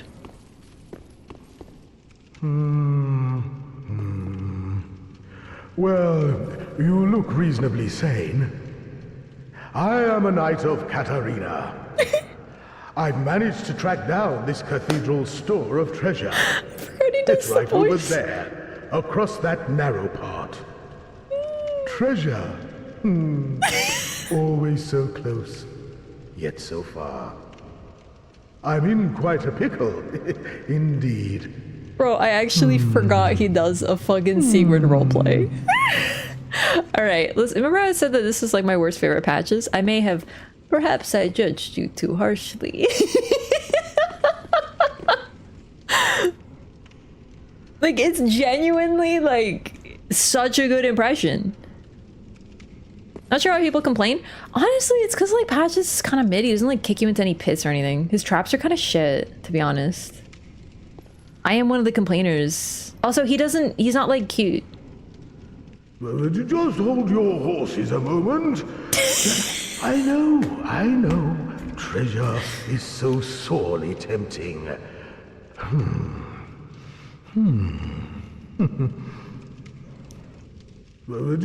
know. He does it so good. All right. Oh, well, let's go on over to the...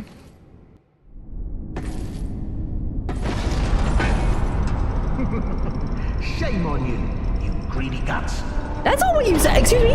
I'm an insatiable wench. Thought you could outwit an onion. He's bald. Well, say hello to the nice giant. He adores visitors.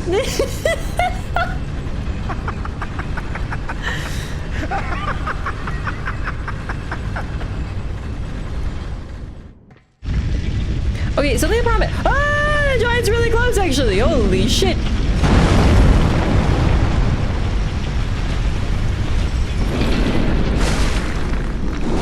What happened?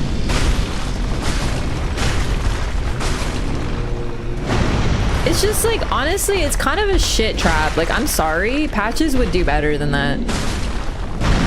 Patches fell off. Like, the problem is I've already been here and the giant didn't attack me, so why does it attack me now, you know?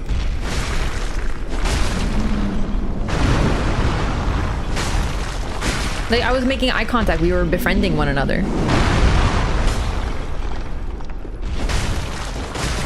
It's actually made the giant much easier to fight.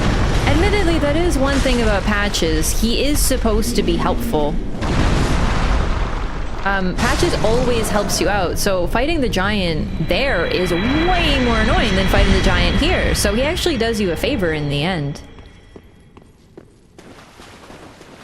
Yeah, that was a really good Patches introduction, actually. I totally forgot, man. I forgot he does the voice and everything. There's a line where he's annoyed at you for killing the giant if you killed it already. He calls you mean or something. Really? Okay, we gotta do that then next time.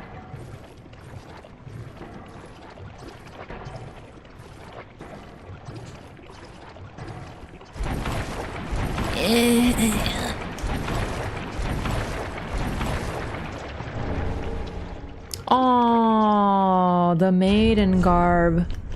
God, I wonder what happened to a maiden if you find this here. White hood worn by traveling maidens, part of their formal attire, regardless of rank. It is soft and well made, but ill-suited for use in battle. Could be someone like Irina was brought here and ended up in the poop pit.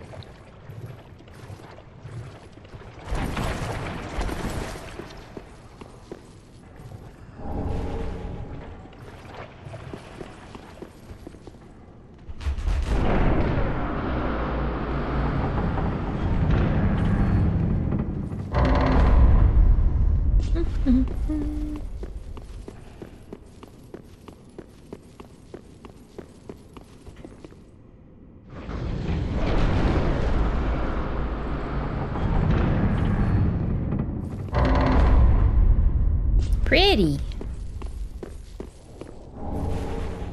The Saint Bident. A silver bident decorated by a holy symbol formerly wielded by Saint Glimt. He discarded this weapon that draws upon one's faith on the day that he put his own faith behind him.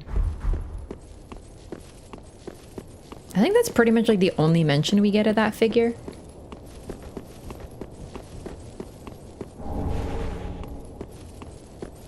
Kind of cool. Nice view. So, do you remember when we were right about there? Do you see there? We were up there on the mountain and I pointed out that this is probably the Cathedral of the Deep. Well, now we're here and we could see where we were. We've come full circle. And that's the... Oh, I forgot about something. I never went upstairs with the wolf. Whoopsie. Gotta do that. Anyway.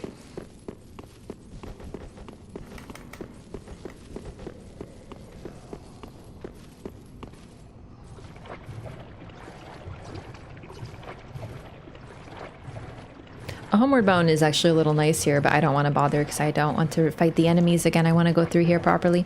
So, next, we have to fight the Asylum Demon. I forgot about that guy. Oh, actually, look, you can see this, how it's like fallen over, how it's sinking, how it's descending. The church itself is as if it's sinking. And then we have a boss up ahead. It's kind of a weird boss, but it's cool. So cool to see how connected the areas are. Yeah, like it's not exactly Dark Souls 1 level, but it's just nice to see where we're gonna go. Same sweatshirt as this emote? No, I think that one I'm wearing the blue one. The blue sweater that I have with the white bows on it.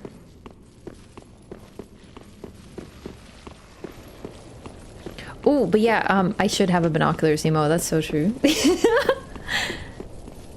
You can see the cauldron where you burn the Erd tree from the first step in Elden Ring.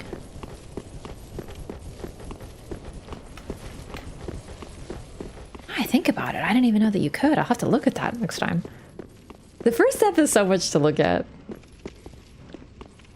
Where am I going? Chat, I don't remember how to get to the rooftop anymore. I might have to think about it.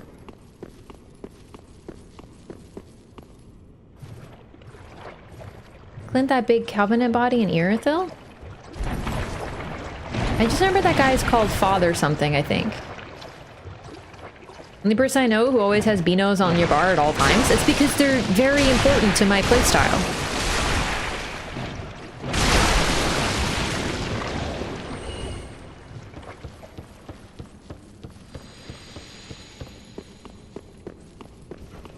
Elevator by bonfire.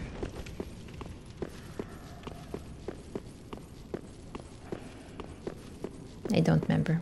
But we'll find it. It's okay. Alright, so since we're human, we can actually see our available summons for this boss. Horus the Hushed. We met him. And Henri of Astora. I actually really like this fight. It's a weird one, but I really do. We'll probably summon both of them though, because I kind of like it for the roleplay. They said that they're looking for Aldrich. So maybe it's Aldrich up ahead. I read that as Horus the husband. Oh. Right, this. Did I go up here already? Oh, right, of course. Side door is that leads to the church bonfire. It's right past there. The side door that leads. Give me a second. Let me do my rerouting. Alluring skulls are good for this. They sure are, but I don't like using items on the fight because I just like fighting like a whole horde of priests.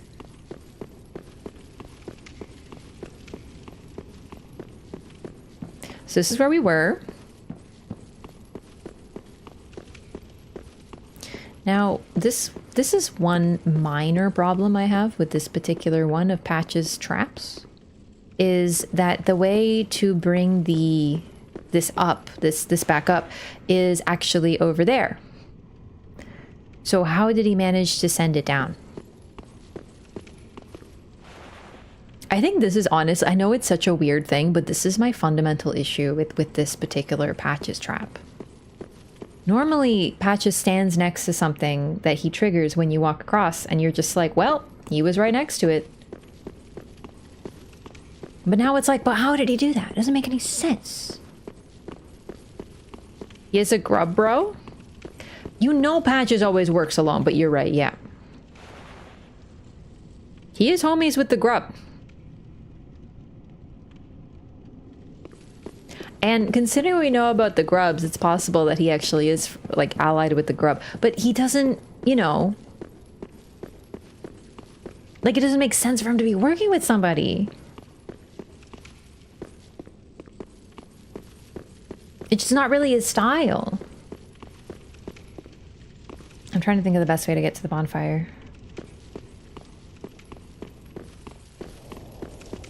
Oh, right here. Before I forget, we're gonna go visit the wolf. Oh, whoops. I went the wrong way.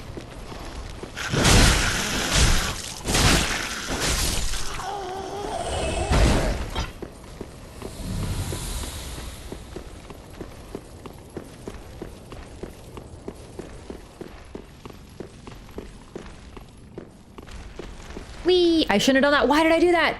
This is an Elden Ring! Well, actually, I wanted to get back to the bonfire. You can't just take the sense. I don't know why I did that. I've done it so many times. It was the shortest Wii of all time. A shortcut. Instant regret. Well, there was a little bit of Wii first, I guess. Wii. That's okay. I need my souls though. It's important.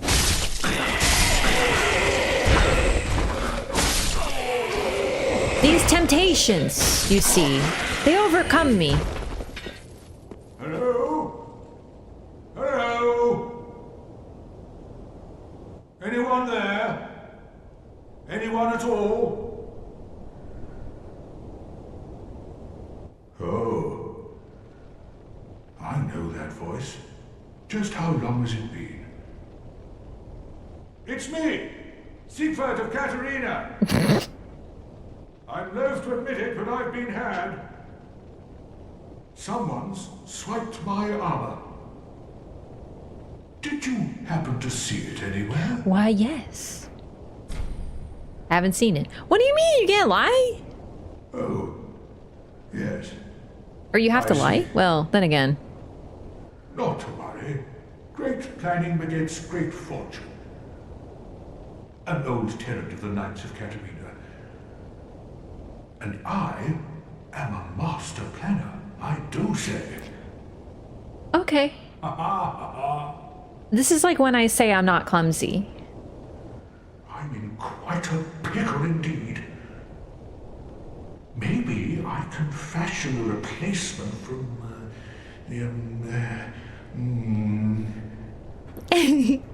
I've got to use my head and think.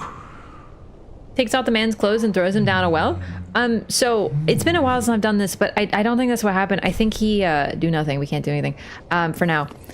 I think what he actually did was Patches isn't directly violent. I think he told him either that there was treasure down there. I think he told me there's treasure. But you know, he can't fit with this big armor, so Onion took it off and went down the well, and then Patches swiped the armor. So it isn't a case of, you know, he's been had for sure. Like, don't get me wrong, the man's something of a dingus, but like, you know, no.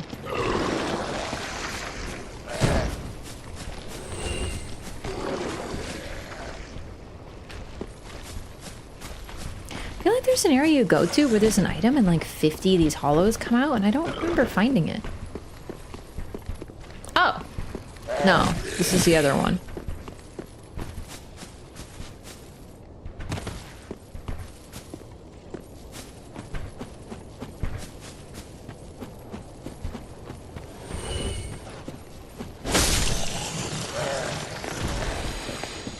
Yes, this. I missed this.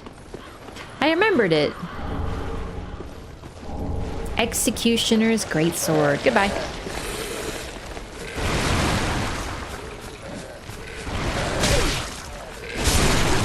Oh god, spooky guy. Back to this place and I just started eating? I'm so sorry. The Cathedral of the Deep, the whole surrounding area is not exactly optimal for the enjoyment of nourishment. Move, bitch.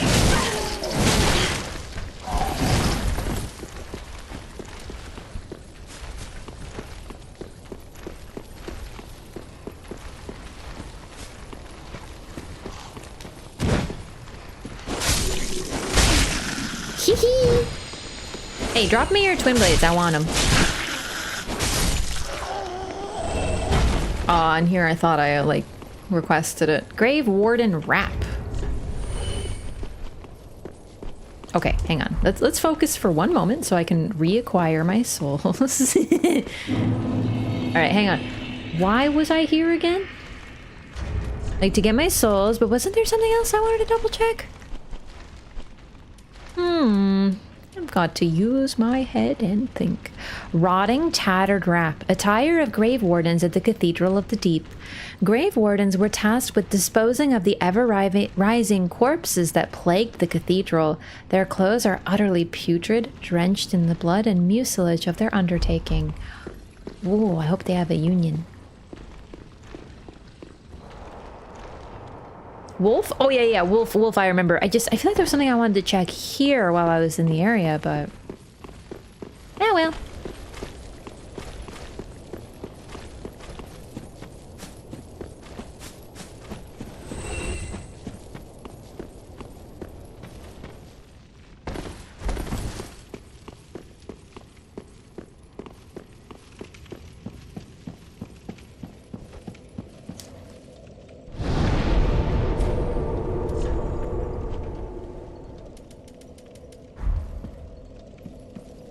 What covenant do you have on? can't remember.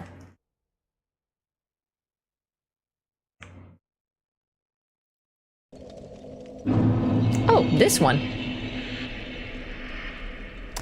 Oh my god, I was embered when I died. Are you telling me I made it through almost the entire Cathedral of the Deep and surrounding area?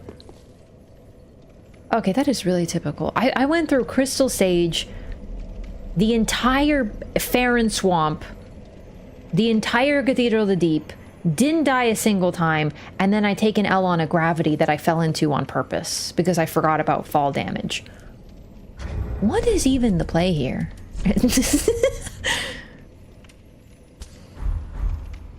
Not my finest moment, but very on brand. Died to whimsy. It did. Died to impatience and wanting a shortcut. Gotta blame control for that. I still managed to die to gravity and control even though I have the ability to levitate. Probably gonna continue that game tomorrow, by the way. We're getting close to the end, I think. And we just started the new DLC. Best be hollow when wielding the hollow sword? Really? I mean, I thought I was just hollow against them. Oh, like I am hollow. I am a hollow, yeah. Oh my god, it's the Asylum Demon.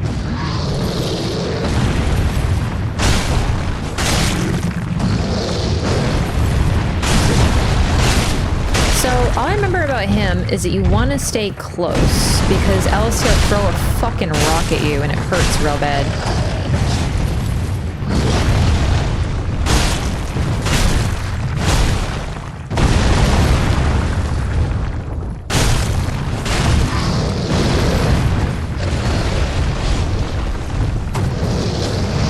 I'm sorry. I am not a toy, put me down? Oh shit, well, you might get to see what I mean. Ah!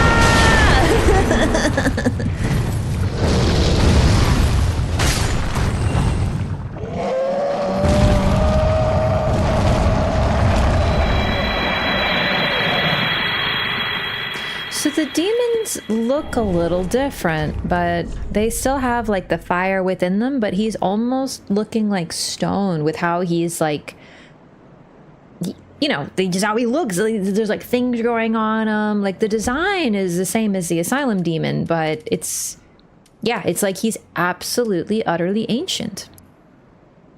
Soul of the Stray Demon, one of the twisted souls steeped in strength. The Stray Demon, now lacking even a trace of flame, was once the gatekeeper of Lothric. Yo, Rob, thanks for 44 months. 7 years of service. Yeah, 7, yeah. Welcome back.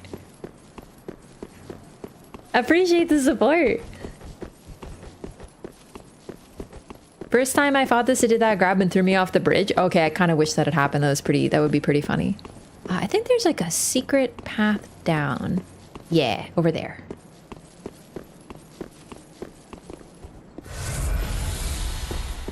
So yeah, the bridge doesn't seem to be connecting anymore, but we knew that. But the Stray Demon used to guard it. Demons are looking a little different. And yeah, no flame. It doesn't use any fire. Its body kind of burns a little, but it's not like they used to be. But we'll get into the lore of the demons and why they look the way that they do.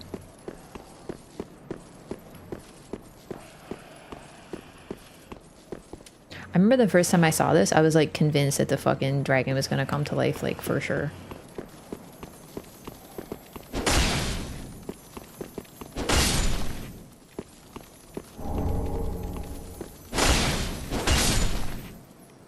I was like, oh my god, the things are gonna lead me over to the dragon and then it's gonna eat me, and I was actually really disappointed when it didn't happen.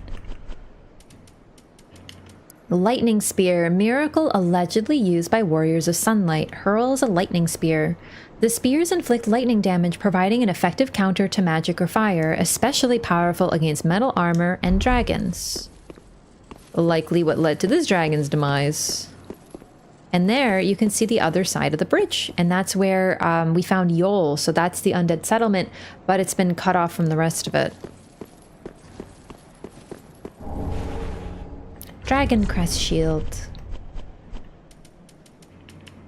Basically, the geography of this place has suffered some really weird stuff, unnatural stuff.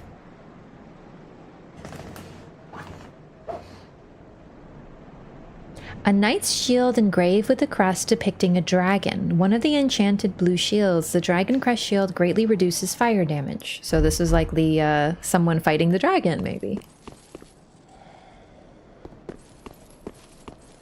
And that's the cathedral, actually. We can get another good angle of it from over here. I really do love how it's designed. It's beautiful and huge, but there's something uncanny about it. It's surrounded by light and brightness, but it has this, like, dark to it. Not only the color, but it's like light doesn't even exist there, despite the surroundings being quite beautiful. It's actually quite a nice sky. Very Elden Ring-esque. And that's it here. Just a couple... Oh, wait. There's a friggin' crystal lizard over here. Oh, I got too excited.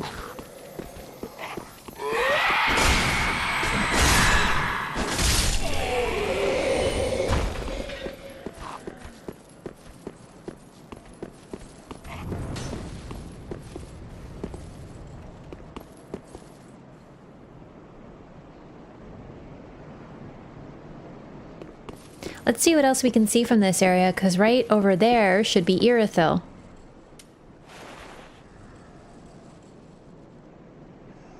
Of the Boreal Valley.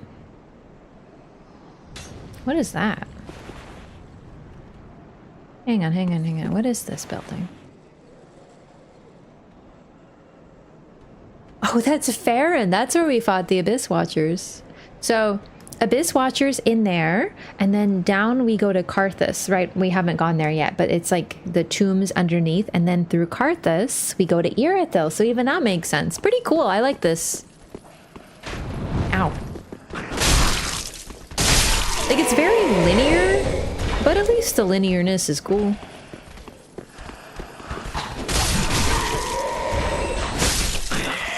Yeah, Irithyll. I almost said Irithyll. Irithyll is a little hard to see because it's intentionally obfuscated by the fog. Also to mask the fact that it's in Orlando past Irithyll. And there's the undead settlement.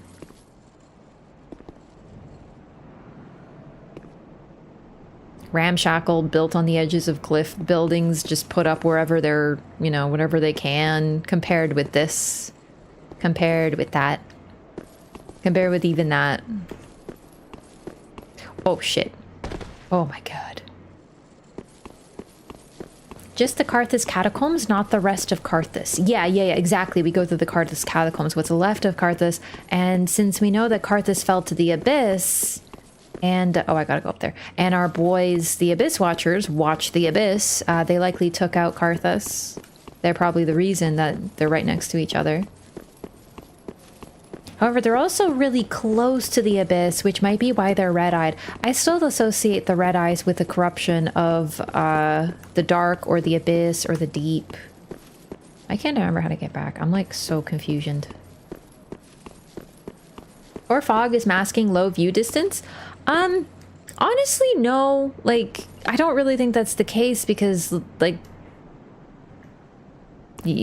like, before we play the game, like, when we go off to the undead settlement, you can see, like, everything. They just want to hide, Irithyll, intentionally.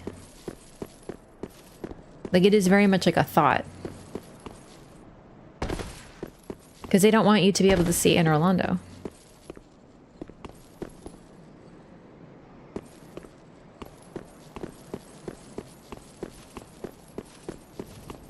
The stairs? I don't remember where the stairs are. Like, I actually don't. I'm about to Homer Bone because I'm lost. I don't remember how to leave. Screw it.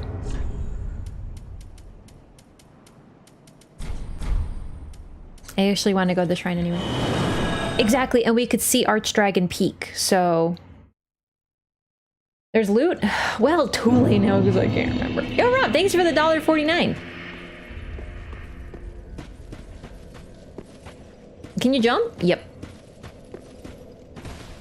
Sort of. It's kind of a little dinky jump. Your favorite Souls game? Souls 2. Bloodborne total.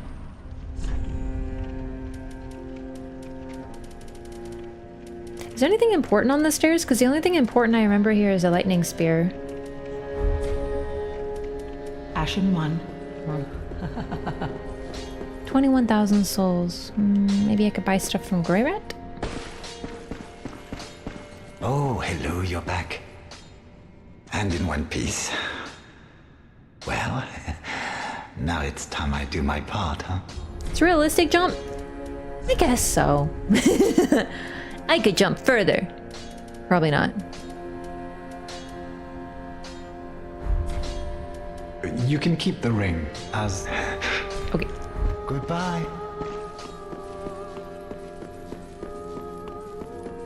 You offed the Lords of Cinder, the Undead Legion.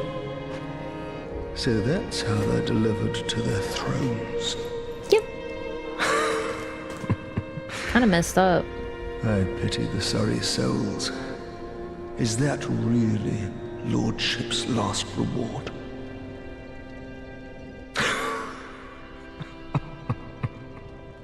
Basically, yeah. I failed to thank you for helping them find their final resting place. So he gives you the Farron ring. A ring given to Undead Legion of Farron reduces skill FP consumption. The Abyss Watchers, for their hunting, required a sword technique that went beyond any existing art. Wolf's blood provided just that, and this ring further extends the effect. So the reason he has the ring is because he was one of them. I pity the sorry souls. Is that really Lordship's last reward? But he deserted. Honestly, I don't remember now if he deserted because he found someone that he was more interested in following, in this case, his associated with his questline, or if he just sort of left and then found another covenant. I don't remember if we even find that out. Hello. Well, hasn't it been some time? I'm Leonhard, the Ringfinger. Remember me? I slipped you those red eyes some time ago. You're making quite an effort of it, so I thought you might like to know. If you yearn for a proper red-eye orb, one that is uncracked, then kill the Darkwraith survivor of the land swallowed by darkness. He has been a prisoner for many ages in the deepest cell in all Lothric. I totally forgot he gives you this key. So he introduced himself as Ringfinger Leonhard. Now that we've been invaded by two different finger folk, you might be picking up that he is an invader. He gives you the covenant item, gives you an invading item, and he has the name Ringfinger, so he is another one of Rosaria's fingers. A covenant that we're actually really close to. I can see it in your eyes. If you didn't invade, didn't pillage, whatever would you do? Aww. You're so sweet. You know me so well. If you fancy a proper red-eye orb, one uncracked, untainted, then kill the Darkwraith, survivor of the land swallowed by darkness. He has been a prisoner for many ages in the deepest cell in all Lothric. I can see it in your eyes. If you didn't invade, didn't pillage, whatever would you do? Accidentally attacked him the first time I entered Firelink and had to put him down. Oh no, I bet that wasn't easy. He's kind of a tough fight at the start. First sighting of a Darkwraith before the swamp. Yeah, admittedly, maybe I forgot to talk to him, but this is potentially a particularly important Darkwraith, because apparently this is like the last survivor. Thou returned, and a fine day it is. It's odd that we find Darkwraiths in Farron Swamp, though. Any twisted souls? Boulder Heave from the Stray Demon Soul. Art of a stray demon of stifled flame spews a boulder from one's mouth. The boulder is heavy but shatters easily. So rather than anything to do with fire, now they're using, well, stone, and it's considered a pyromancy. So the demons who are born of the chaos flame don't have any flame anymore, and their pyromancy is a boulder. So they're definitely introducing us to this concept. We'll get to it, but we can also get Havel's ring with the stray demon soul. So we're gonna grab this. A ring for warriors keen on heavy accoutrement. Increases maximum equipment load. This ring was named after Havel the Rock, the battlefield compatriot of Gwyn, the First Lord. The art of war has been a constant since ages past, and those who would follow in Havel's footsteps are no fewer now than in his own day.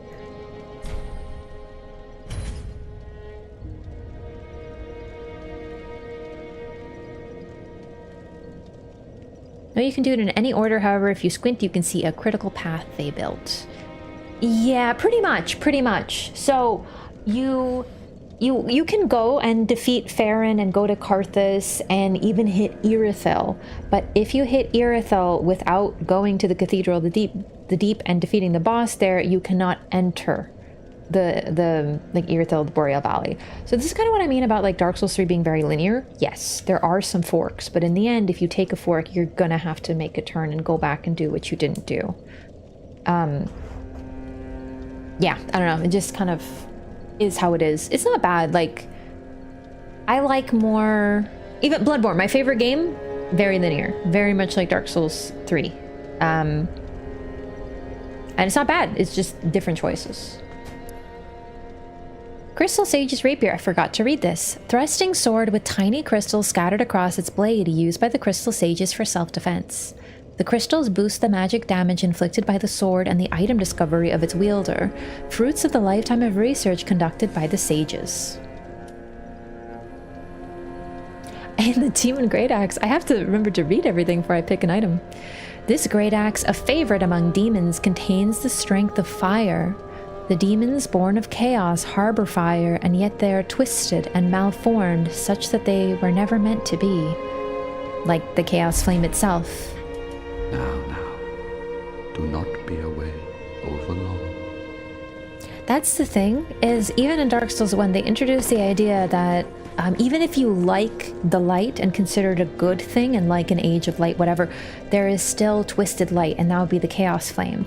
So I feel like the chaos flame is akin to the abyss. The dark is not inherently bad, it just is, but when it's twisted out of control, it becomes malformed like the abyss. And when light is twisted and malformed, it becomes a chaos flame. So I think that's sort of like what we're supposed to be getting. Like even way back in Dark Souls 1, light good and dark bad was never supposed to be the message that we took out of it. Either way, I'll be right back. Just gonna use the restroom, and then we will continue. We'll clear the Cathedral of the Deep, which I'm actually kind of bummed about because I really love this area. I'll be right back.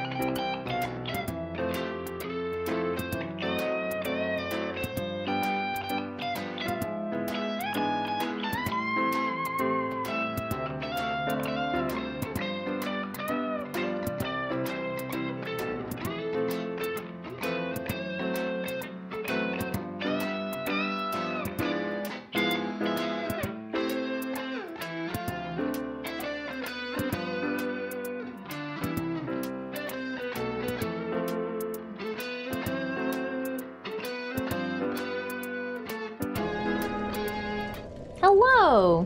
I'm back! And honestly, I was a little hungry, so I had a little snack.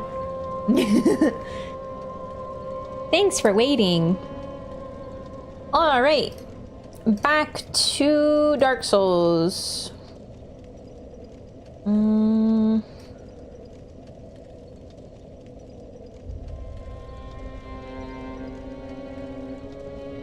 Let me try something.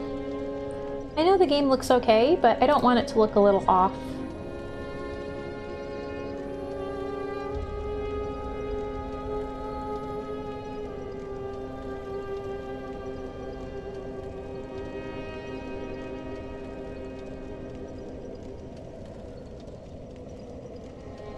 It's a bit darker than it should be. Hi, back.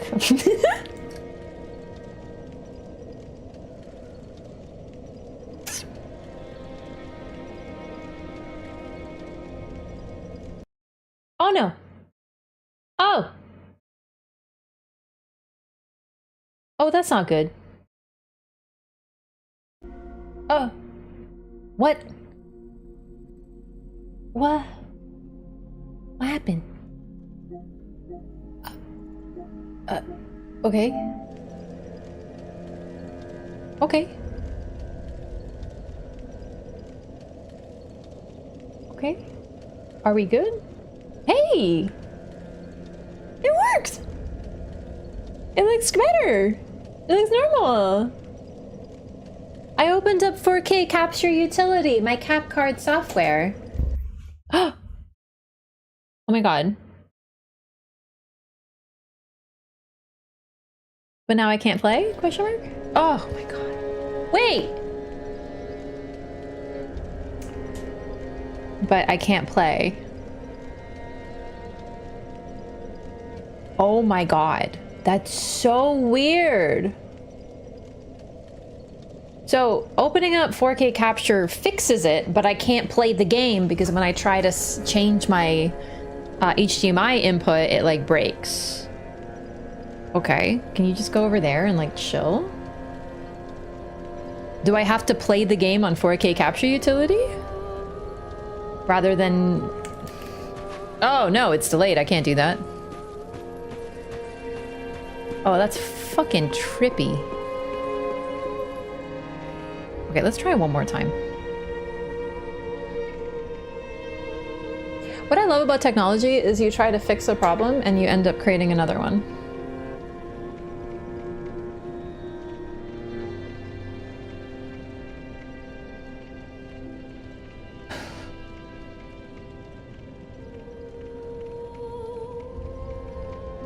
We're just gonna have to deal with it.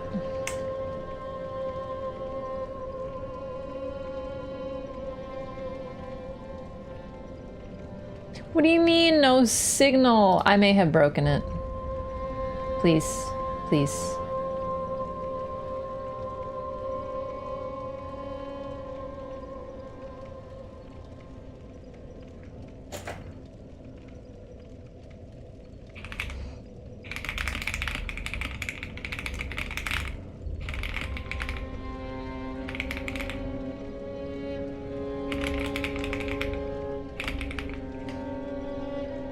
Okay. Yo, Winnie Red, thank you so much for 5 months while I'm panicking and having a people meltdown because I can't play the game anymore. We can see, yeah, but I can't see it, so I can't play. Like, I can't play the game because I can't see it. I can only see it on OBS, which means that I can play with a delay, which is no good.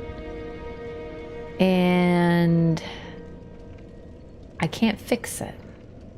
I can go back to playing on OBS like I used to when I started streaming, and it was really bad.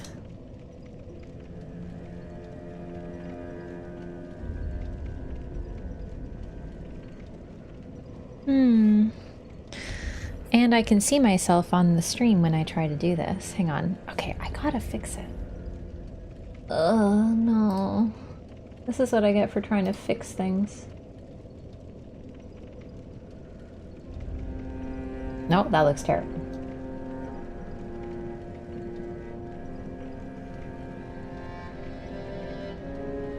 Well, if I have to do this anyway...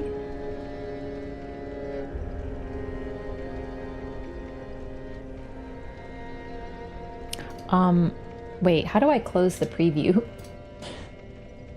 Did a cord go loose? No, I opened software. I knew I shouldn't have done this.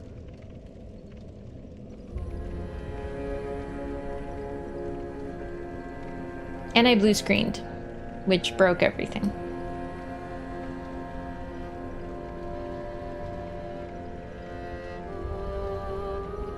Alright, did that fix it? Looks good.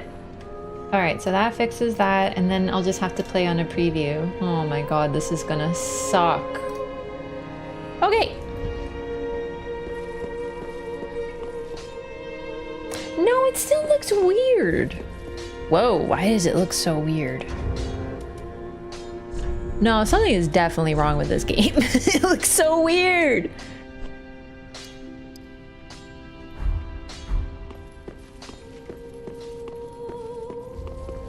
It's very moody and colorful, but it looks really, like, wrong. Reset the PlayStation? Could be the PlayStation. Looks like the contrast is really high. Yeah, I don't know what happened. I'll try resetting the PlayStation. Ah, Bamco White.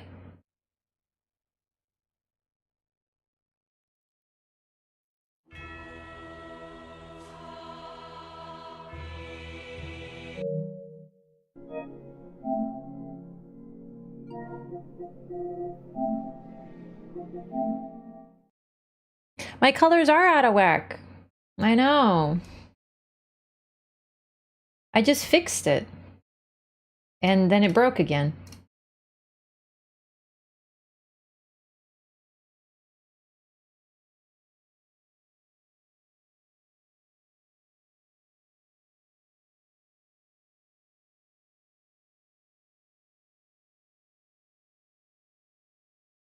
All right, so far so good. Okay. Color range in PS4 video settings, maybe I just Googled.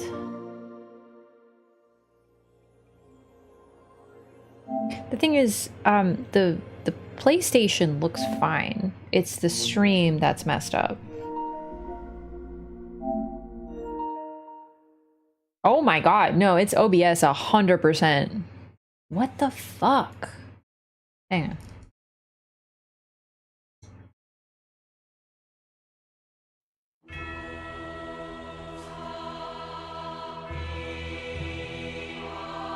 Okay.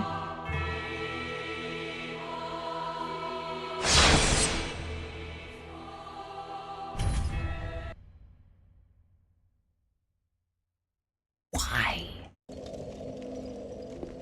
It could just be my fucking capture card. I mean, I have been blue screening like a screening like a motherfucker. I hate tech problems. I hate that I don't know what to do. I tried fixing it and I just made it worse.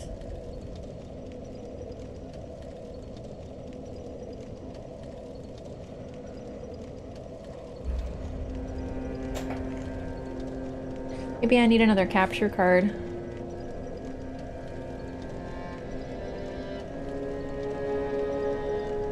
So let's see. I blue screened, broken the. It was better for a bit, right? This looks awful. How did I fix it? For a bit, I managed to.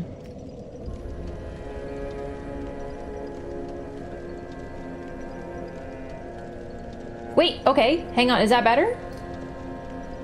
Old?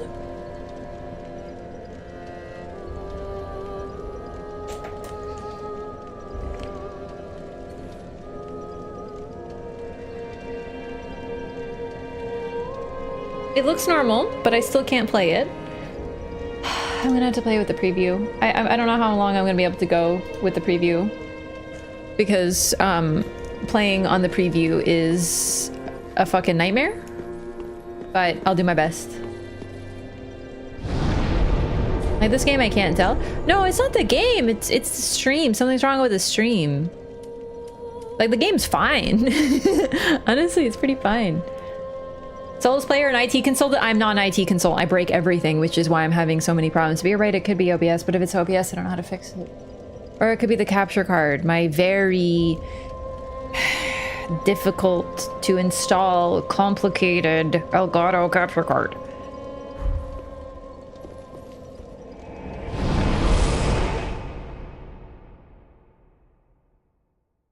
Could the problem be chat? No, it's OBS. It can't be chat. Solano Cosmia, thank you so much for the resub as well. Thank you for 3 months of Prime. I appreciate that so much.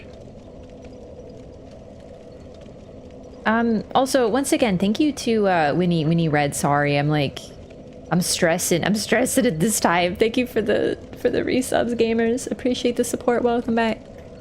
Whoops. Your direct feed of the PlayStation 5 isn't working. I blame the capture card. It could be the capture card, but that would be a very, very difficult fix because I need another capture card, and every capture card I've ever used has caused me so many problems. So, like, installing a new one, it sounds like a nightmare. Ugh. Okay, well, for now, we just have to continue. I don't remember what I was doing, though. We are getting close to the boss. That I remember for sure.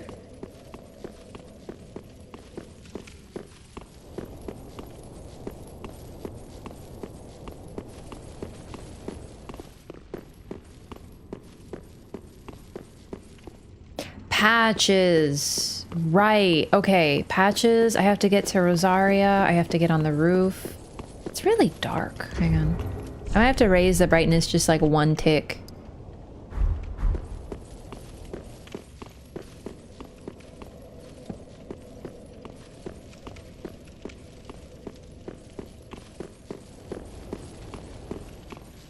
I don't know if this is it, but I feel like it is because I have to get to the roof somehow.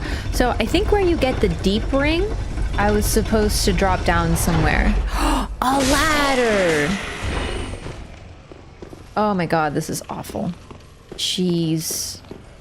Sorry, I'm currently playing the game with my OBS preview, which is a little delayed. So everything is a bit weird.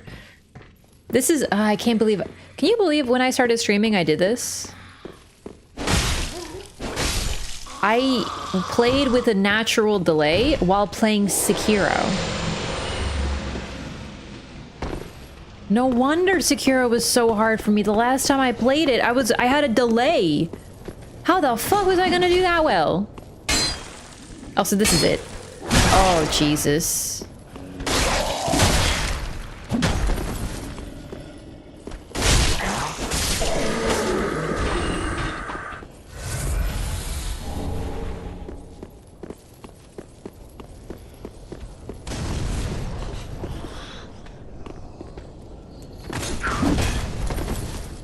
Sekiro's great, don't get me wrong. It's just playing that game with the delay, you can imagine how that would be a bit tough.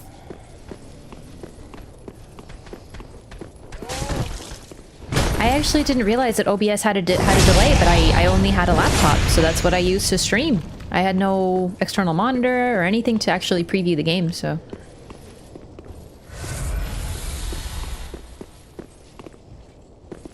Because that wasn't how you're supposed to record content or stream? What, with the delay or on OBS? Oh, I forgot to read the Pale Tongue. We got one earlier by the first grub that we encountered. Proof of a Red Orb invader's victory over a host of embers. Claiming tongues as trophies was originally the practice of an infamous troop of invaders who offered them to their speechless goddess. And that's exactly what we do. It's a little macabre. You're cutting out tongues. And the thing is, it doesn't... Well, we'll get to it. We're about to find the covenant that does this. You're cutting out tongues for a good cause. Allegedly.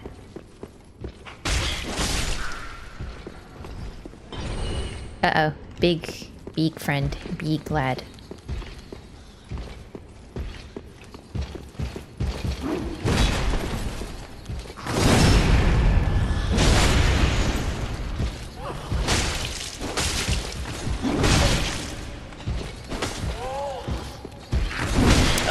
man. Ugh. Hard, difficult. Okay. Oh my god. Okay. We'll be fine. We'll be fine. I'm sure. I can learn. I can manage. This is definitely not the hardest time I've ever had playing a Souls game in recent memory.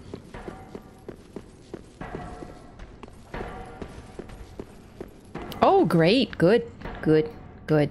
You know what this is missing? Fighting one of these guys on a small surface. We're aiming for that, by the way. You can actually see right over there is Patches and his grub friend. So we're aiming for that so we can get down. Blessed gem for mace for catacombs? Oh no, I'm going through the catacombs with this right here, baby. Ow, my god.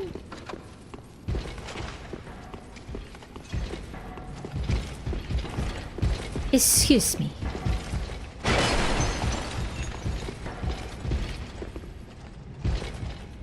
Don't these kind of look like Yol? Sort of.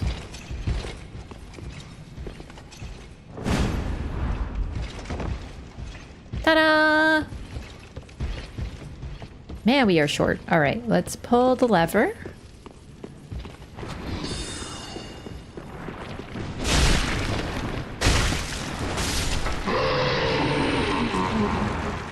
So that's a man grub. I call them maggots, but yeah, they're grubs.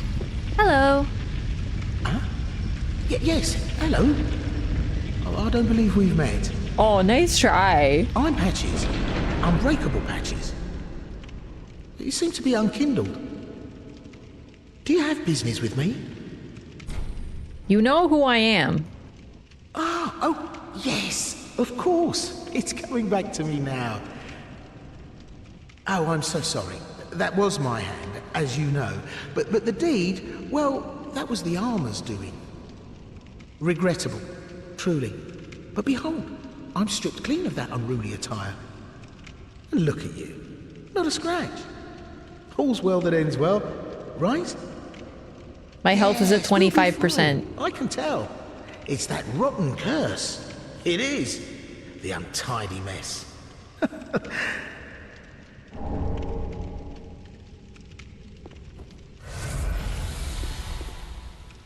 So he blames the armor. Yes. Now, it wasn't me, but you still deserve an apology. Oh, how big of you, Patches. Just a little trinket. Go ahead. It's yours now. That's so kind of you to apologize for something that you didn't do. That's very Canadian of him. You should know, I'm a kind of traveling merchant. If you're as unkindled as you look, you'll find plenty of good stuff. So we have to buy back the armor so we can give it to our friend. And yes, he makes you buy it. Distinctively shaped helm worn by the Knights of Catarina, often ridiculed for its onion-like shape, infuriating the country's proud knights, but the masterfully forged curved design makes it very effective for deflecting blows. Pierce shield, an unusual style of round shield peculiar to the Knights of Catarina. The center of the shield features a large, sharpened spike which is used to skewer opponents. He also sells the black leather armor, which is basically the thief set. In fact, I think it's literally the thief set from Dark Souls 1. Alluring skulls.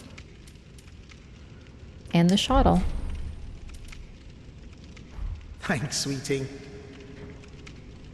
Bluetooth mode. Sweeting. Oh, yes. Well, what can I do? Can't resist it, can you? My sumptuous selection. Don't say it like that. It's a little weird. Can't find anything you like. Well, you could try looking a little harder. I like when he's meaner to you. Anyway, we have this shortcut now, so we can get there from the bonfire really easily. We don't have to do that again. It's only weird if you make it weird. Well, I'm making it weird. I see. Look at how the wall is made of skin.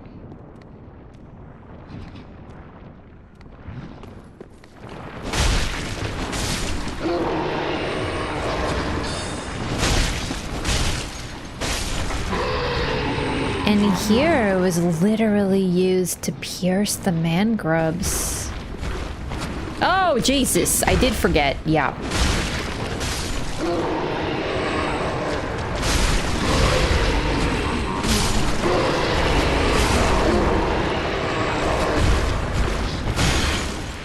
Very disconcerting enemies.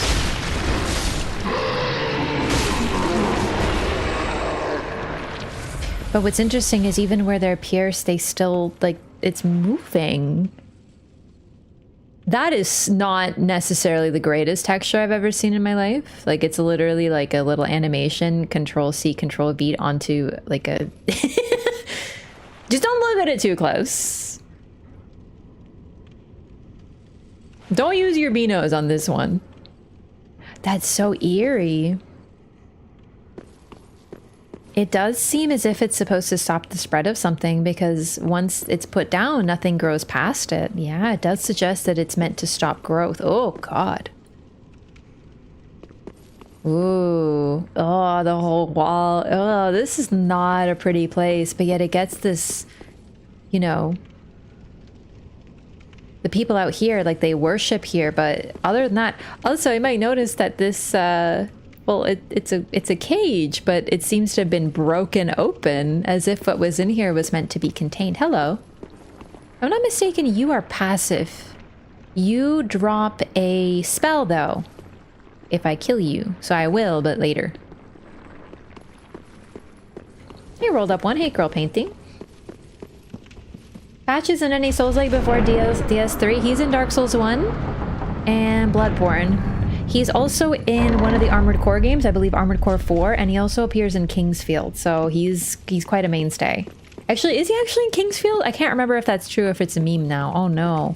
My meme knowledge is starting to fuse with my real knowledge. Troubling.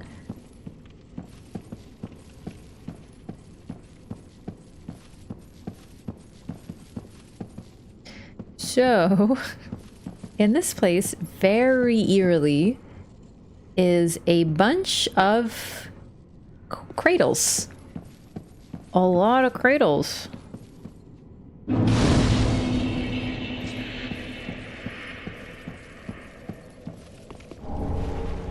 Because we fought Kirk during the invasion, he's dead here. So we can figure that this is who he served.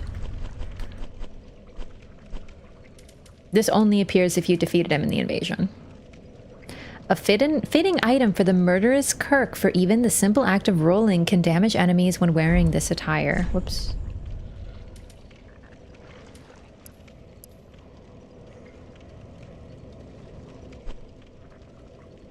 Okay, that's it.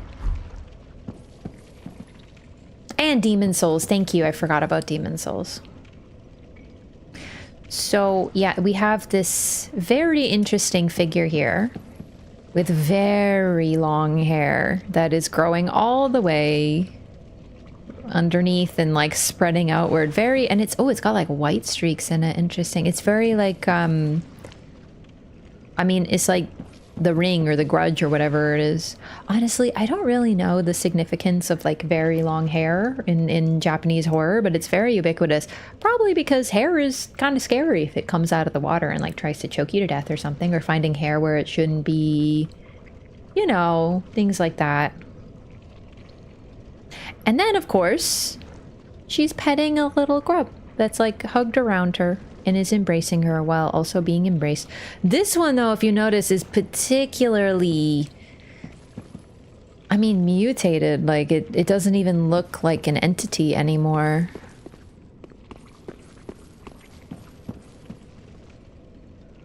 A very maternal image, but like a twisted one. Keeps growing a bit after you're dead. Some say that is Guinevere. Indeed, that this is indeed one of the theories of what happened to Guinevere. But, so the theory with Guinevere is that she is the queen of Lothric, the, wife to Osiris, and the mother of the twin princes. But honestly, I don't really remember why that is. We're just gonna have to acquire the lore, because I've heard this theory, but I don't really know where I fall into the belief. And also then eventually after becoming Queen of Lothric, she became Rosaria. or neither.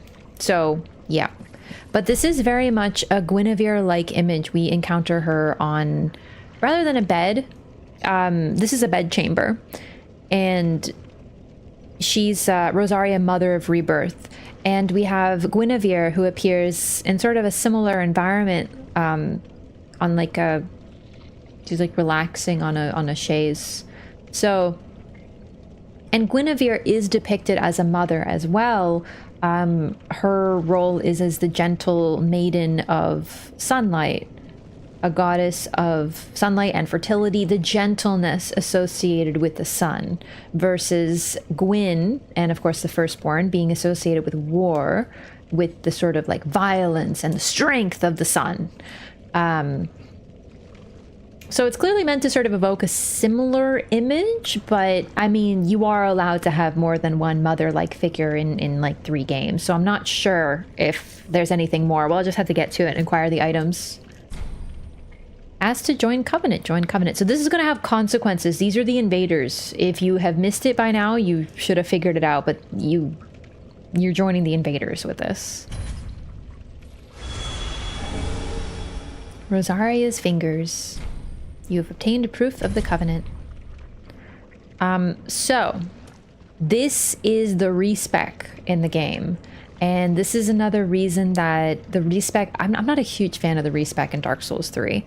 I don't remember how many times you can respec, 5 times, I think, per new game cycle. You can't carry them over, but they're also linked to this Covenant. So if you want to ever respec in a new game cycle, you have to join them, which isn't the biggest deal, but it leads to you not being able to do a certain Covenant or a certain quest. Although then again, you could just do the quest and then join after. So it's not like the end of the world, but the point is it sort of like limits your roleplay ability if that's something that's important to you. And frankly, 5 respecs per new game cycle that you can't carry forward is not super high. So I think it's very notable that Elden Ring went back to the Dark Souls 2 respec system. That works really well. What is with the ugly babies? Well, she is how you respec in this game. And in order to respec, you are reborn. You literally use her power to take on a new form, which is why you can alter your appearance and reallocate your attributes. You are becoming a different person. However, in the lore, we find out that if you get reborn more than 5 times, you become a man grub. You just become one. So some people in this Covenant love Rosaria so much that they choose to become a man grub on purpose. So, yeah.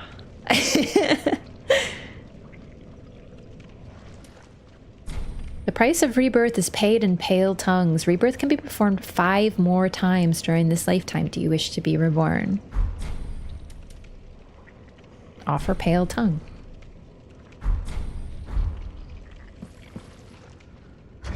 Never heard that man grub lore before? That's why it's limited to 5 times. I think you only get locked out if you offered the tongues. Could be wrong though. Oh, I see, I see. Well, we'll find out. We'll find out right now. The Covenant item.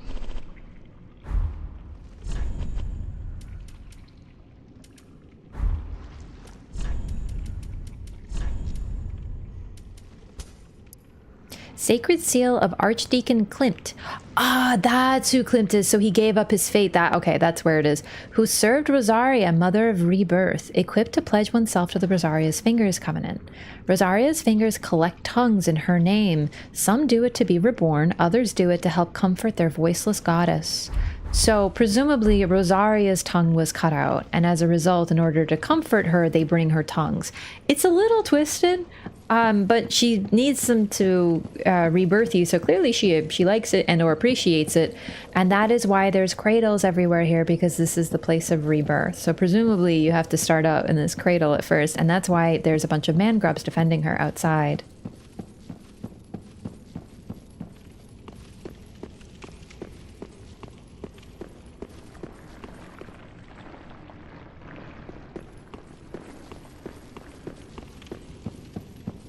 It's interesting that she was locked up in here, though. I'm not sure who locked her up and who, like, freed her. But even here, the gate is like bent. This is very Fia coded, by the way. If you want to see a character that's kind of comparable, Fia is sort of this being who rebirths the dead. So it's comparable, not quite the same thing, obviously, but interestingly similar. All right, let's go see if it's the tongue or if it's just joining the covenant, because I was under the impression it's just joining the covenant, but it's been so long I might have forgotten. Either go hollow or get fat and hugged for eternity. Good point. Maybe you want to become a grub. Okay, so it looks like it is indeed the pale tongue, but that includes, I think, being reborn. Sirris is not pissed at us yet. Cradles on the ceiling? Yeah, they're like floating from above. They recycled a lot of the themes and imagery for Renala as well. Renala is the character who represents rebirth, and the cradles, the imagery. Yeah, it's very much that concept of rebirth, but I think it's done... Personally, I feel like it's done well, because when I see Renala, I don't immediately think of Rosaria, but there is definitely a link between them. They fulfill a similar role, the sort of scorned, mistreated mother. FromSoft think that rebirth goes horribly wrong. It's true, yeah. Okay, what was I wondering? Oh, the key, right. We have to go do the Darkwraith that we unlocked. Key to the underground lift. Key to the room of the lift that descends to the deepest dungeon in Lothric. A surviving Darkwraith from the land swallowed by darkness is said to be held there. So in Dark Souls 2, there is no permanent invasion item. It's actually one of the weaknesses of the game because it makes invasions a little difficult. But they brought it back here, and you get it way back at the start on the Tower of the Wall. There was a locked door I still haven't been able to access near where Grey Rat was imprisoned. Here, deep underground, they buried something else that they were very scared of, that they couldn't defeat. That's the thing about the Darkwraiths. They're sort of, in this game, they're not that... I mean, we find them in Farron Swamp, you know. It kind of says a little something about the Abyss Watchers, too. If there's a Darkwraith right outside their boss room, they're not really doing very much about it. But Darkwraiths were a really big deal. In Dark Souls 1, they were so scary. The idea of them, the concept of them, their very existence, that New Londo was flooded because of them. The lore doesn't tell us that it was flooded because of the kings, or like the four kings, or the Abyss, or Koth, or any. It was literally the existence of the Darkwraiths. They were so frightening and dangerous that they killed an entire city.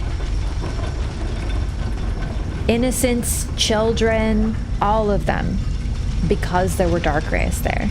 And that's also likely what the Abyss Watchers did as well. If they saw any sign of the Abyss, they probably did something very similar. Bunch of dead knights. And this cool looking edgelord right in the center of the room.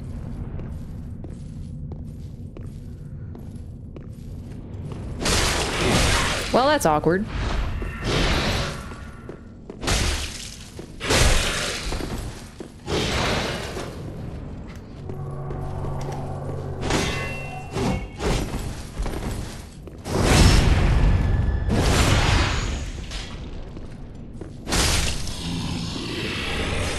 Red-eye orb. And the dark armor, how nice. Defeat the host of embers of the world you have invaded to gain the strength of fire. You get embered. The red-eye orb, and actually, wait, no, sorry, you perceive an ember. Really. The red-eye orb is rooted in a tiny land swallowed by darkness long ago. Some choose to put the orb to other uses, to embark on this path. Enter the service of Rosaria and the Cathedral of the Deep. Cracked red orb is far from perfect, it seems, as Ringfinger Leonhard knows all too well. So he kind of wants to give you a taste of it. So he gives you 3 so that you'll use them. And then when you use them, he's like, oh, well, I found a way to get you a more permanent one. You should go get it. So he's very similar to Vare, but like a soft Vare, because Vare is definitely a lot more intense, obviously. He was just chilling with the dead down there. Yeah, he has an invasion item, but he doesn't use it.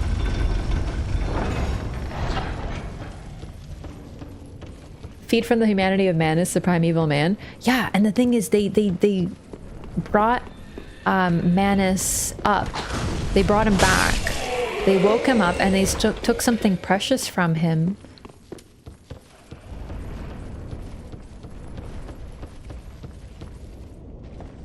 Irithyll fucked up bad.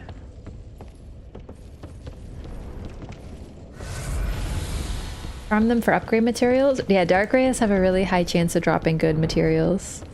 So now let's go to the shrine to see if Leonhard will say, wow, that sure is a cool item, you should use it. But I think now, at some point he appears at Rosaria's, if I remember correctly.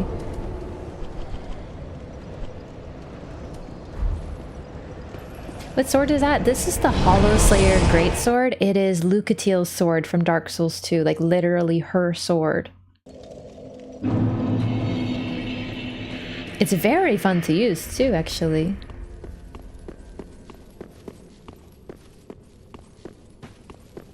Aha, you found a proper red-eye. Brilliant. I knew you were a dangerous woman. I know, it's just what to say.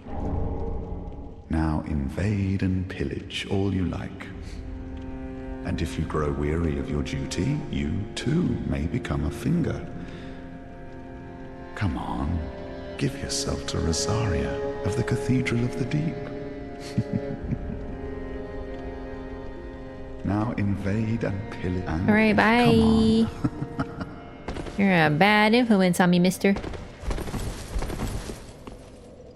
I killed that guy instantly, actually. You know what? I actually love Leonhard and Vare, like, so much.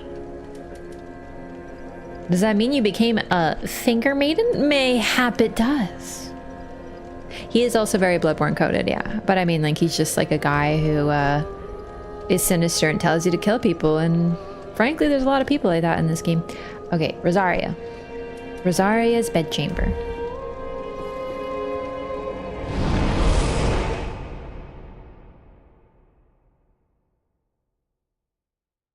She doesn't look well. She looks like we need to call 911 somehow. Rosaria? She's just goth.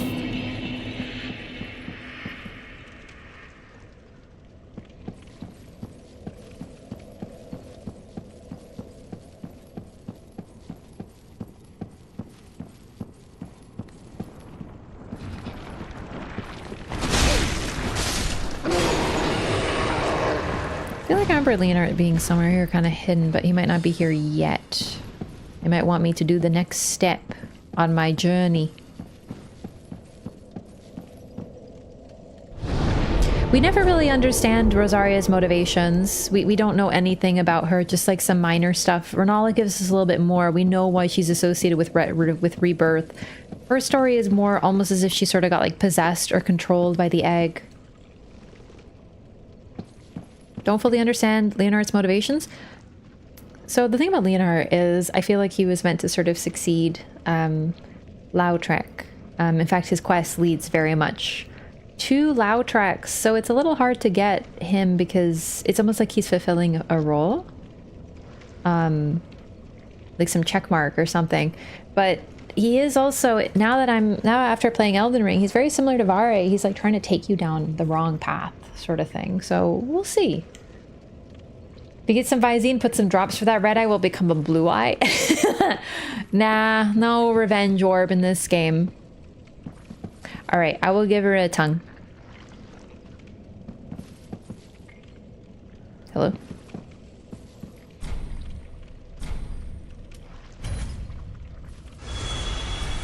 Covenant allegiance deepened.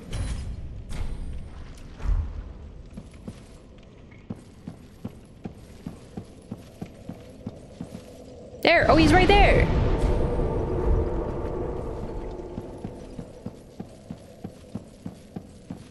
What up, gamer? You edgelord? Did you wait for me to give a tongue? Ah. So, you've chosen to serve Rosaria after all. She will be pleased with me for finding her another finger.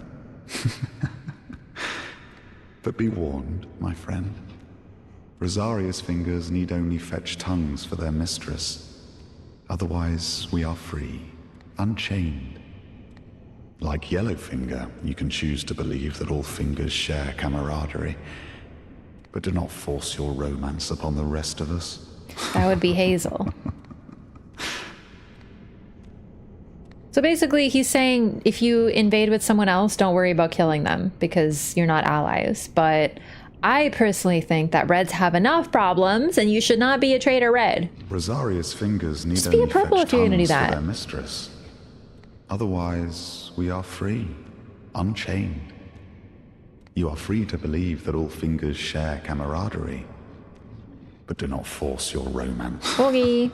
Could one of the giants have bent open the cage? Possibly. But I don't know why the giant necessarily would. Looking at it in terms of location, though, there is one there, but the thing is, the giant, it would be kind of tough for it to reach up here. Personally, I think it's more likely that they left whoever ran the cathedral first, like the Deacons, probably the Church of Kaitha, they probably locked her in here because, well, she's kind of scary. But then the Deep had use of her, or she was freed by her followers. Shouldn't the grubs be okay with you now? Nah, they're still enemies. You would think. Guess I must have met him here and just forgot. Yeah, it's possible. I don't think he's required to come here, though. I could be mistaken. Like, you might be able to skip him here, you might not. It's been a while since I've done his quest, but yeah, so he appears here. So, he is a lot like Lautrec. He tries to protect Rosaria, similar... Okay. I have a theory that Lautrec is not just pure evil. I don't think he was stealing the Firekeeper's soul purely to be evil. He's definitely a little sinister, but I think it's very notable that when you return the Firekeeper's soul to her, she is physically restored. Her legs are presumably not maimed anymore, and her tongue, which had been cut out, is also restored. So, in a weird way, killing her and stealing her soul fixed her. And it almost seems like Lautrec was setting us up to get vengeance on him. It's a weird thing. But I feel like that's what's... Leonhard being sort of his successor, I think also muddies the water further. It sort of meant... if I remember correctly, his motivation is to protect Rosaria, to prevent her from being used for Rebirth any longer. And it's a bit odd, because she seems okay with it. But how much of this is she choosing? It's almost like he's trying to protect her. Now, as far as we can tell, her tongue isn't restored or anything, but maybe she in some way has been healed when her soul is restored. I don't hate Lautrec as much as most people seem to. I actually love Lautrec. It does bum me out that so many people kill him. I understand why, but I think his quest is so worth it. He's such an interesting character. But he does make things a little tough for you. What do you get for fulfilling the Covenant item requirements? I don't remember. It's been far too long. Spars also look like they are corroded. Maybe some grub acid? It could be. They're definitely warped. Like, this gate wasn't opened. It was forced open. Everything here is a little distorted. The walls are literally leaking flesh.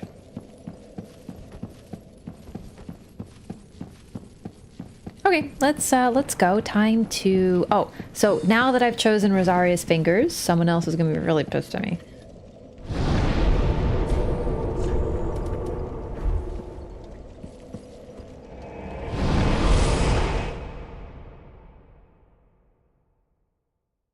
Most hated character has got to be Petrus. Dude, Petrus genuinely sucks. Nothing good about Petrus. You look like you're ready to tussle. What's up, Sirris? I see that you are now a finger of Rosaria. Your path is wholly different to mine. Gentle unkindled, I bid you farewell. If we meet again, it will be as adversaries. Gentle unkindled, if we meet... Chat, where does she appear again? Or do I have to kill her here? I want her garb. I actually don't remember what her whole thing is anymore. It's been too long. Sorry, Sirris. I'll see you in New Game Plus, BB girl. Skewering ring after 10, a man grub staff for 30. Oh, I see.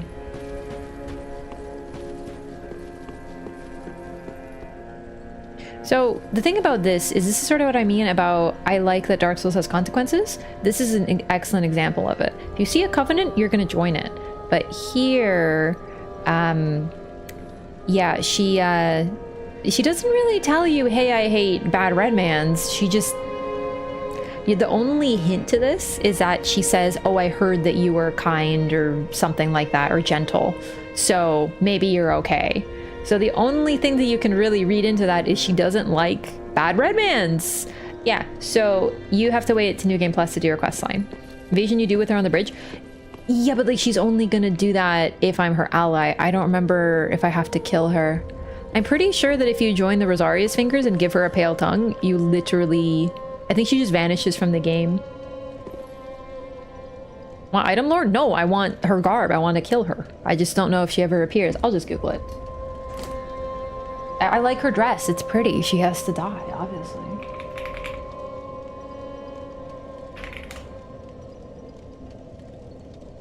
Ugh. Accidental text relief.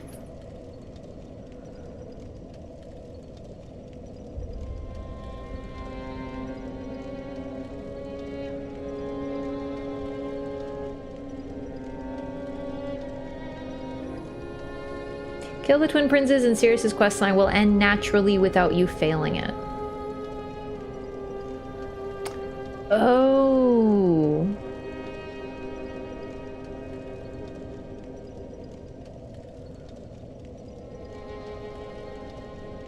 Okay, that doesn't really answer my question, actually.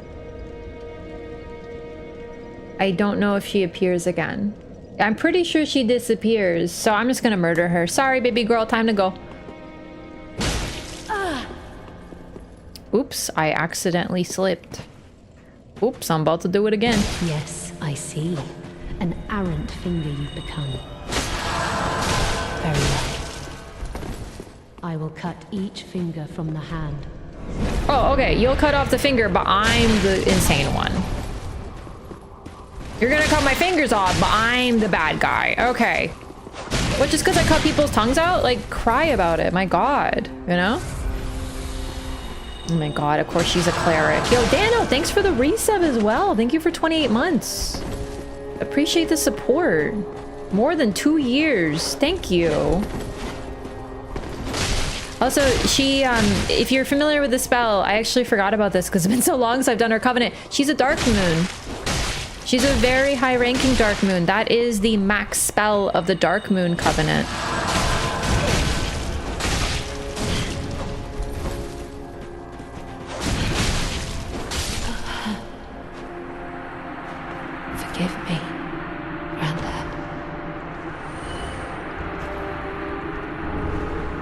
Sunless Talisman. I think we can buy her armor now. Spell takes a while to get. Yeah. It's like the hardest spell in the game. Attempting murder? No.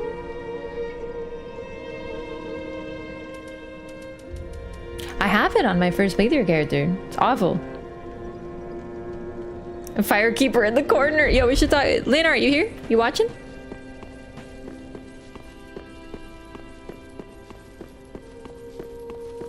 No, okay, whatever.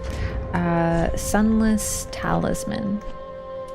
See, this is why I get so confused. Talismans in this game are catalysts to casting miracles, and then in Elden Ring, they're your rings. It's talisman given to the Knights of the Sunless Realms who serve the Nameless Moon. Scales with intelligence, which is rare for a miracle catalyst, but makes it compatible with dark. In the Sunless Realms, this fact is related first as an initial warning. Huh. Dark, scary. It's very pretty. You'll be farming that spell? Not again, no. I have it on my other characters, so I could just do it. I could just like go there to show off some stuff that's annoying to get in this game.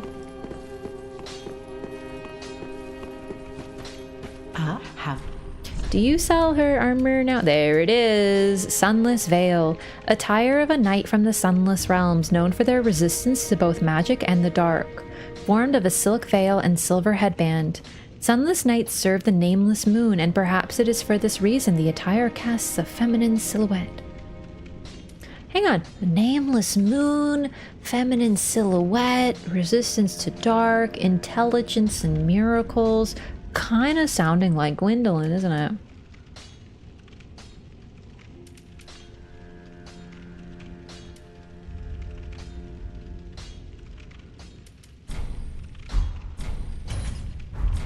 Ashen one. Oh. I can't see how many souls I have because it's covered by my own cam. So...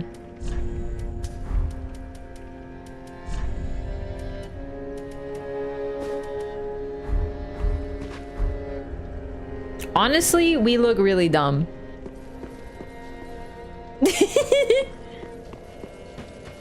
Had to kill so many Silver Knights to get that spell eventually? Me too. Oh my god.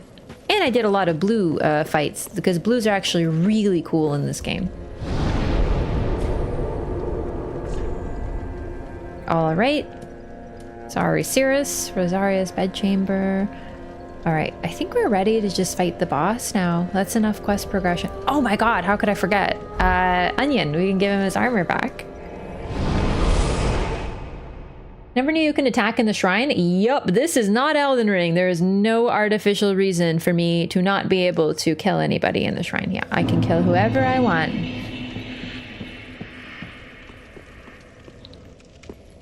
Biggest disappointments in Elden Ring is that blue never works.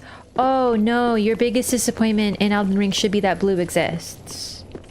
Because they don't belong there and they have no place in the game. And the fact that it never works is actually a blessing, and you should never be a blue. Ever.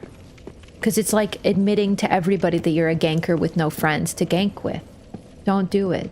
You're better than that. I believe in you. Onion.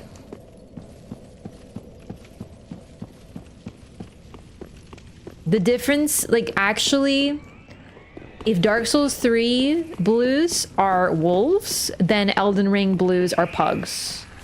And pugs are very cute, but my god, they need to be bred a little bit more responsibly.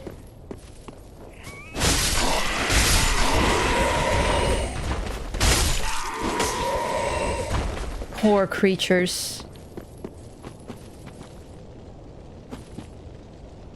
Lore explanation for the existence of blues in Elden Ring? No, there isn't. It's just code that's Control-C, Control-V from Dark Souls 3. They make zero sense. They don't fit in the lore. They make absolutely zero fucking sense. And how they work mechanically is that since you can only invade people that are in a group, so you have 2 people, if they use a blue, the item that makes a blue show up, you have 3 versus 1 person. And otherwise, maybe there's already 3 and then 1 dies, and congratulations, your blue is in. Now you have 3, and maybe perhaps you kill 1 and 2 and the host is left only, just the host, and then, oh, they use their blue item, and oops, now it's 3. The amount of times I've had like a 5v1 in a single invasion is egregious. I'm in quite a pickle indeed. Pickled onion!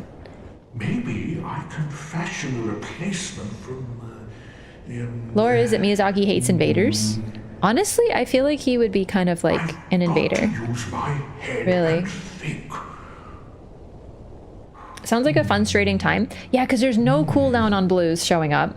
I know, because I've had 2 show up in like 10 seconds from each other after killing 2 people already. The host doesn't have to use an item or pay any cost to summon blues, and therefore they're rewarded for playing passively and running around. So the amount of times that I've killed 2 people and then the host is running across an entire area to avoid me, waiting for more people to show up. Oh, God. It's so annoying. PvP sense lore makes sense good versus bad, but it's not really about good versus bad. Because the thing about what I really like about invaders blues in 1 and 2 and 3, they're a little different. 3, they sort of show up to help you, but in 1 and 2, blues are invaders who exclusively invade invaders. So they are they are tools of vengeance. So you go, when you use a blue item or whatever, you can invade to avenge someone who invades others. And it's really neat because that way, you know, if you opt into PvP, you can get targeted so you get more PvP. It's really, really rewarding and interesting. It makes a lot of sense. Not to mention, in 1 and 2, the invaders aren't necessarily bad. They have more motivation. This game too, actually. So far in this game, the invaders we've met are either trying to ease their wounded mother, a bit tenuous, but the other invaders are defending their forest from invaders. When you play the game, you are an invader. And the invaders come to protect their territory. So it's not like invader bad, it's a lot more complicated than that. And that's what's so cool about it. It makes more sense. Hosts that summon blues and they die over and over must feel great for them though. Ugh, it's just annoying. Not to mention, in the chaos of fighting, you sometimes don't see that a blue has come into the world because I'm currently dealing with 2 people and lots of things on the screen, so I don't see blue is here, and then the amount of times that I've been fighting 2 people and then a spell comes from across the arena and kills me and it turns out there is a blue there. Ugh, blues have no purpose in Elden Ring. Love the area protector covenants. They are the coolest thing. They have them in Dark Souls 2 as well. They are the sickest, most incredible thing because it takes it from this really basic bad red man and makes it a lot more complicated and therefore nuanced and interesting. Nowadays, I fully embrace my evil invader persona, but at first I was like, oh, maybe I just defend the forest a little bit and had so much fun, you know? Anyway, let's go throw the armor down here. You're welcome, Onion. My armor. My deepest gratitude. I, Siegward of Catarina, salute you. With my trusty suit of armor, I'll be out of here in a jiffy. Haven't you considered that, like, it'll be hard to get out of there? We meet again. Wearing an onion fit?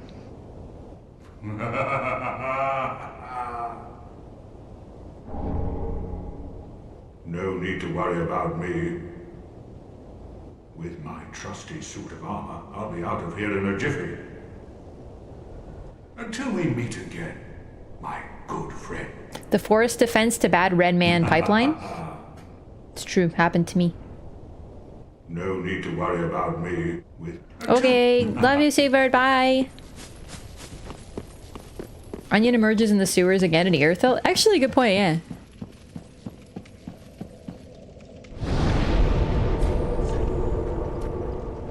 Let's go talk to Patches. I think he should still be there.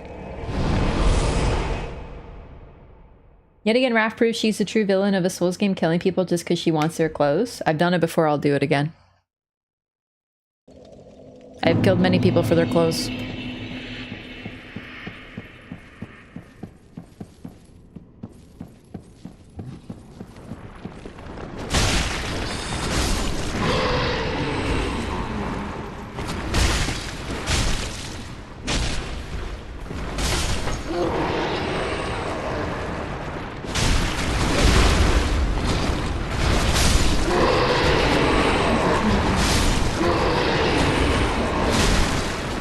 God, they really are so disconcerting. So, I don't remember exactly... Oh, that's what it is. The red sign soapstone. I don't remember exactly what the trigger is.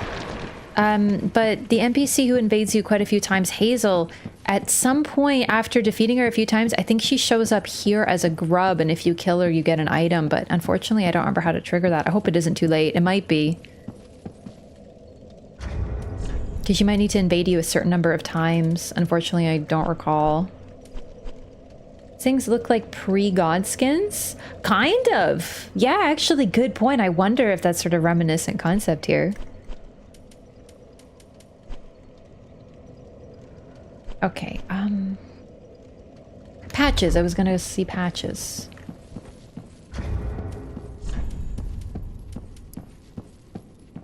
So this is like the dueling item. Be summoned to another world as a dark spirit and defeat the host of embers to gain the strength of fire. Not all dark spirits are unsporting, or they wouldn't make use of this soapstone.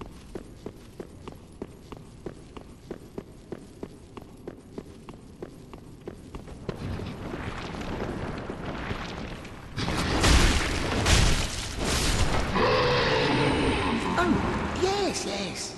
Well, what can I do? can't resist it, can you? My son. Oops. Nope, you can just buy and sell from him. Okay.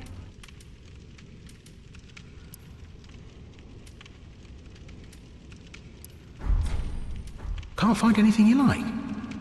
Oh, you... He does show up in Firelink Shrine, but once again, just been too long, I don't remember how, but it could be time, it could be the boss. Could be purchasing, but for now we just want to fight the boss.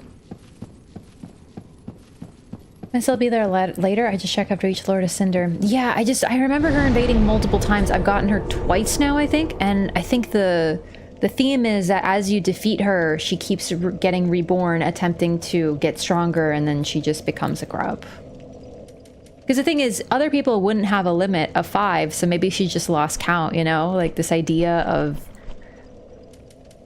just needing a little bit more.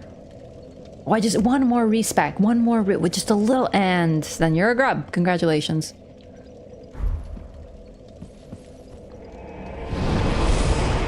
Could be related to quest progression too. If I can't remember, I'll look it up.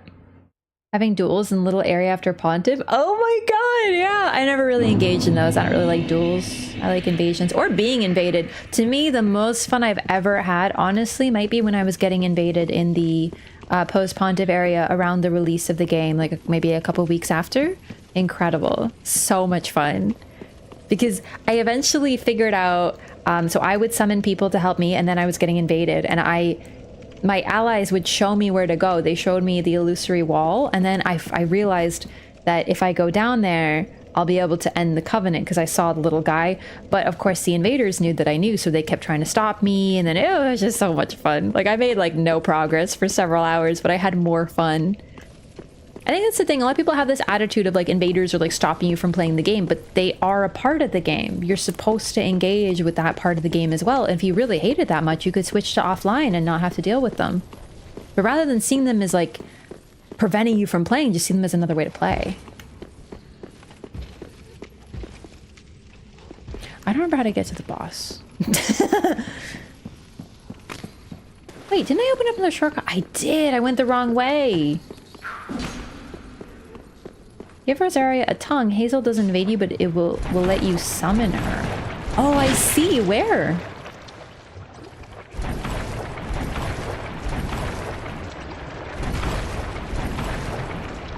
Little bit drug addict coded. I would argue more like I mean, plastic surgery isn't a great option either.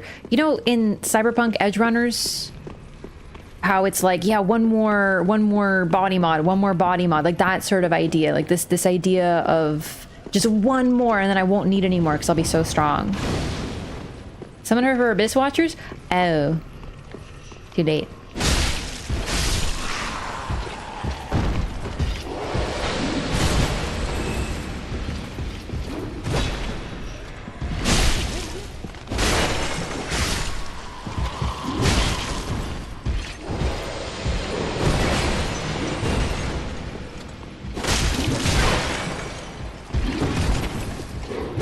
Fighting any decently tough enemy is really tough on this preview.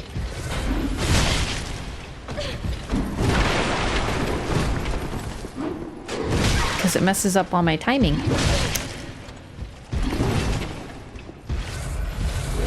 Okay, you're kind of ruining my boss run. Like I was gonna, you know, use an Ember and summon Henri and Horus just to show them off, but honestly I did take the wrong route, so.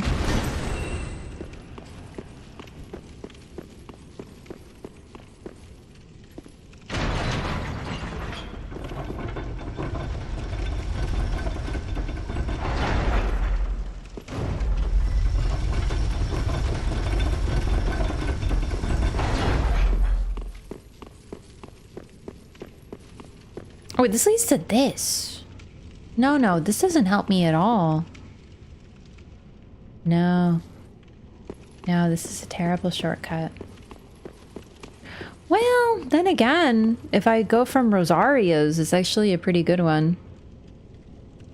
Yeah, let's do that. Summoning Henri and Horus affects this fight in terms of health pool. Probably isn't great, but that just sounds fun for me. I really like the Deacons of the Deep. I know they're kind of a stupid fight, but there's something about like just beating up a bunch of weird little guys in robes that I find so entertaining. I actually love gimmick fights that are like that. I love like multiple fights and you got to pick the right target. They're just, it's like doing a puzzle in my head. I don't know, I love it. So they're not the super great fight or anything, but I like them. How many souls do I have? Currently watching your first Elden Ring playthrough? Ah, nice! I hope you're enjoying it. I am. Or I enjoyed playing the game. Not so much editing it. That was a nightmare, but I did it!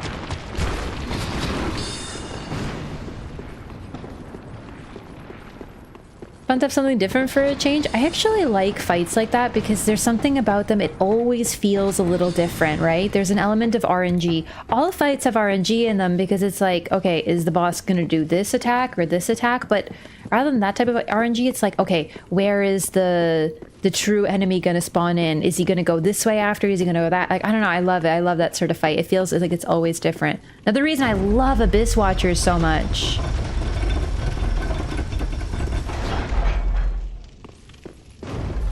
Easily best Elden Ring first playthrough I've seen. Oh, thanks! I appreciate that. I'm glad you think so.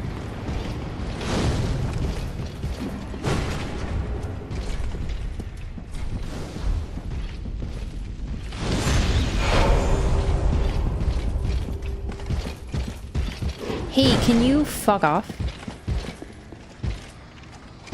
Wow, really? You won't. You're really gonna make me fight you.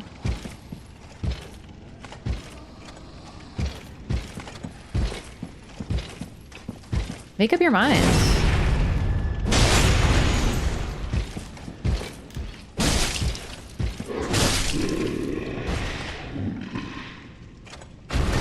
Okay. So I just want to summon them to show them off a little bit and see what they do. Also, just for like story purposes, I actually really appreciate summoning them for this. Because the Saint of the Deep is Aldrich, right? So you would think that Aldrich is here, but he isn't. Still, in order to access Aldrich, you need to do this fight. It's required. And their goal is to look for Aldrich. We don't necessarily know why yet, but it is. Use the main one, had to roll through the goop again. I think that's what I did in my first playthrough.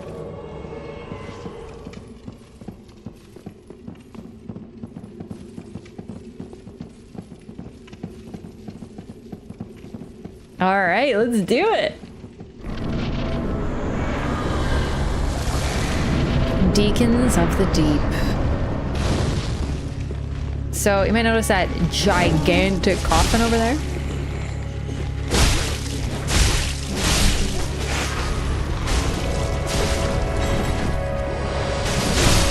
A bunch of deacons, some are short, some are large, some are smaller. But I might notice one of them is glowing.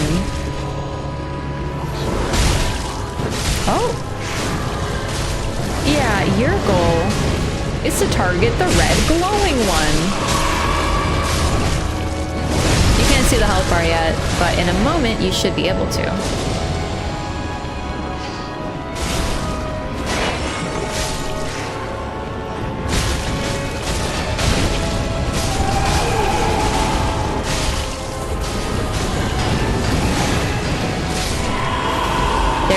So you only take, they only take damage when you get the glowing one. And they keep on respawning. So you might notice that some of the priests as well, like, are particularly warped. None of them look great, but some of them are especially, well, thick. Considering what we know about Aldrich, how he likes sharing the eating of flesh, well, that might be why some of them are so particularly corpulent.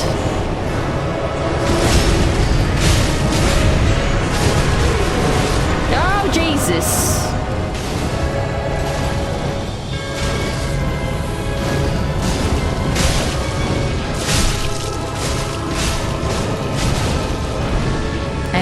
Them have those eerie red eyes.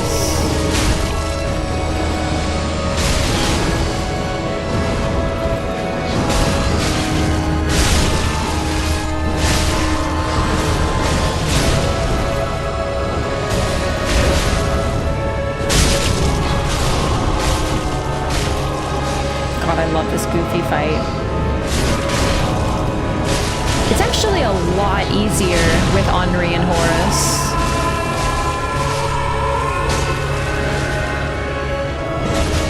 What you doing? Ow.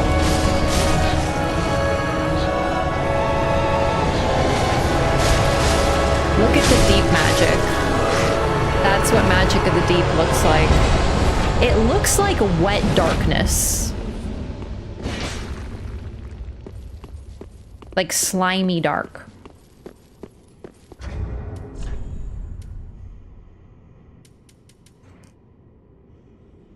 Elden Ring DLC image, then started watching your Elden Ring playthrough.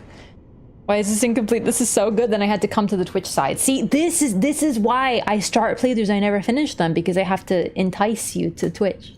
I'm pretty much like 100% live these days. Pretty cool idea for a gimmick boss fight, I think. Shit fight though. I actually really like it. I might be like the only Deacons defender on this earth, I swear. Soul of the Deacons of the Deep. Fun to say too. Used to acquire many souls or transposed to extract its true strength. After Aldrich left for the Boreal Valley, Archdeacon Royce remained in the cathedral with the High Priest to keep eternal watch over their master's coffin. So that's whose coffin this is. In the very opening cutscene, you might remember we see Aldrich and we see him sort of like roll out of a coffin, like the sludge emerging. This is his coffin. This is how large he is. But yes, this is his cathedral, but he's not here. Royce is here. That's who, the main guy that spawned in, that was likely Royce.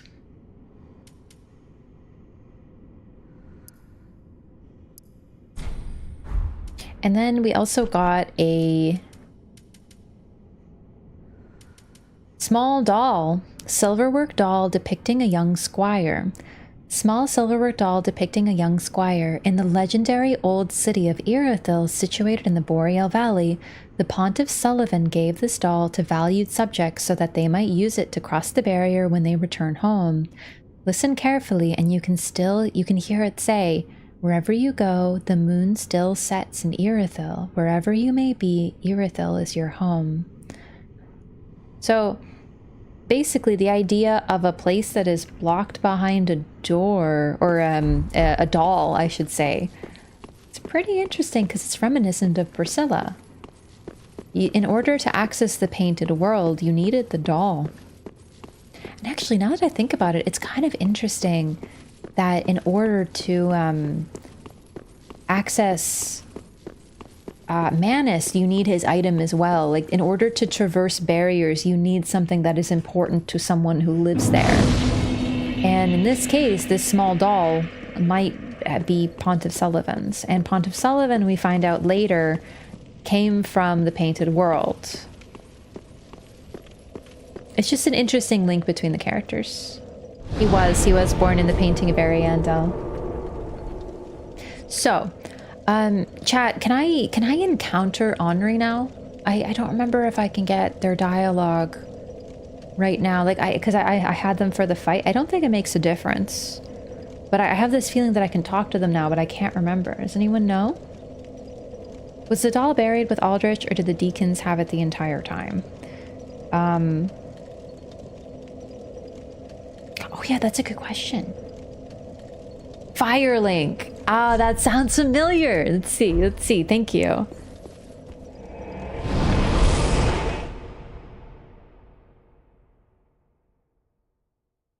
It's possible that the doll was buried with Aldrich, given to him by Pontiff Sullivan, but it would be weird that the Deacons have it.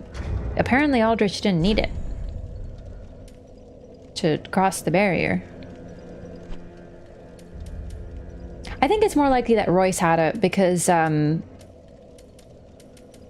actually, yeah, that's odd.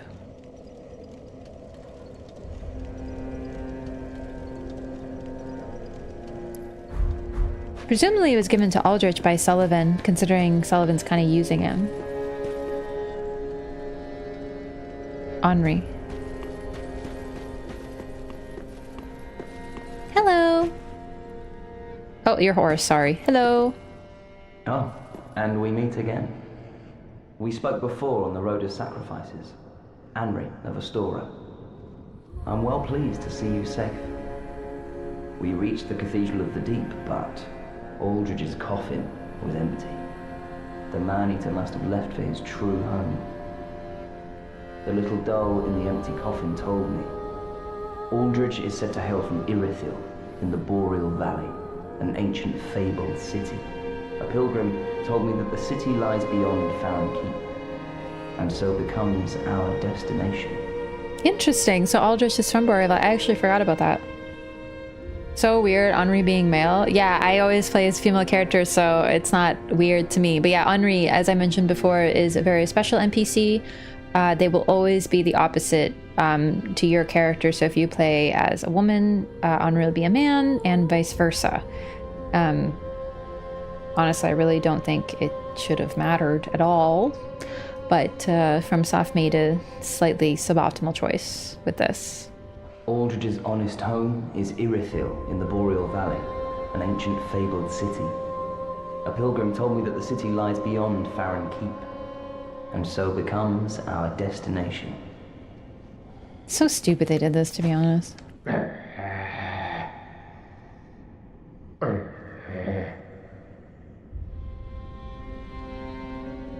So Horace the hushed, but when you talk to him, he kind of makes some sounds. It's sort of, it sounds like he's starting to become hollow, honestly, and he might be, most likely. Said the doll was in the coffin, so it sounds like he was buried with it and left it behind. Yeah, presumably he apparently didn't need it anymore. Could have something to do with the converging of worlds.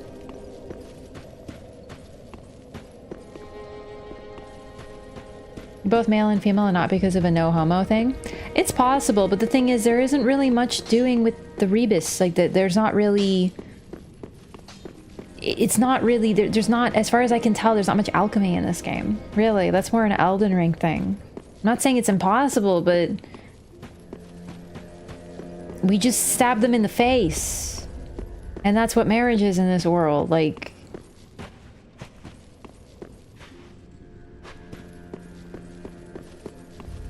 Like, it's just dumb. I honestly, personally, as much as I like lore and justification for that, I don't see any. I really don't.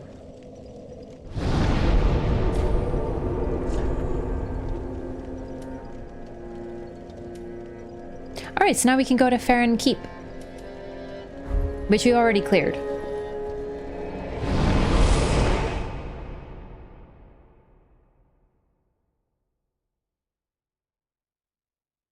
So from what I remember of it, it's been a while, but we need to marry but kill Henri, spoilers, in order to acquire their hollowing. So it's like it's doubled up. Like the idea of marriage is a combination of souls. We take their souls and their hollowing into ourselves.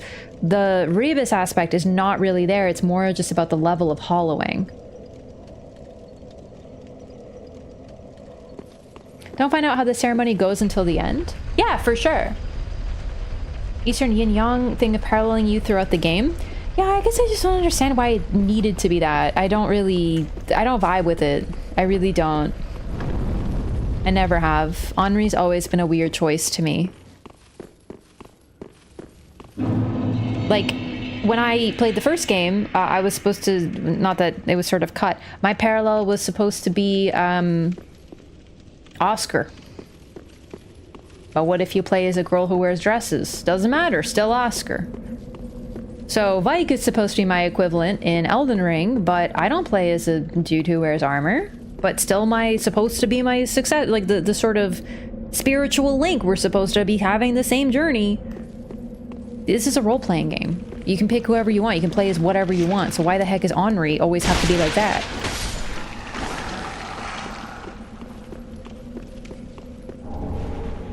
I don't love it. I like Henri as a character. Don't love that part.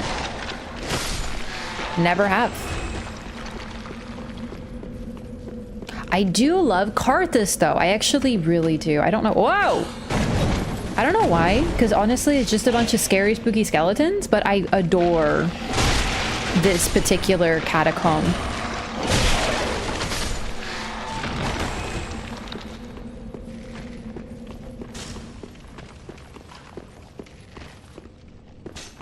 You know, there's also, okay, It reminds me of something in Final Fantasy XIV, which is kind of spoilers to Shadowbringers. So I'm trying to think of a way to describe this feeling I have and this depiction without it being spoilery. I think I'm gonna have to spoil some stuff. So if you want to play Shadowbringers from Final Fantasy XIV and you haven't, tune out for a bit. So in Final Fantasy XIV, you find out that there's this whole concept of like the worlds have been split into 14 parts, including the people who live in them. Also, this is a fun trap. Oh my god. So basically, people used to be a lot stronger, but they were split due to random lore things. And eventually, as you play through the game, you start seeing a ghost, basically. And he's just like a dude. Kind of looks like a Nathan Drake type individual, you know, like your typical brown hair, goatee, wears armor and such. And eventually, throughout the story, and this is a spoiler, you find out that the reason you're seeing this ghost is because he is a part of you from another world that was split from you. Now, I play the game as a pink-haired bunny girl, yet that's still my other half. It doesn't need to be a pink-haired bunny girl. I don't need to be a Nathan Drake brown-haired guy. It was still a very beautiful, touching story. I don't need to look like that. It just is. And I like that. It actually worked really well. Rehash how the split was world in Final Fantasy V. Listen, I haven't played Final Fantasy V, so I don't know. But yeah, I'm sure it's similar. It's probably the same concept, actually. Oh shit, what was that second item? I clicked X too fast. Anyway, that's kind of how I feel about it. Like, you can make whatever character you want, but you still can have another half that looks just like that. Ah, kukri. I might be a little lost. Wait. Illusory walls. Don't mind having it spoiled. Very understandable. I will say, as much as I'm not the biggest fan of 14, the story is pretty damn good. Once you get past all the, you know, MMO shit, it's really good. I actually cannot see shit.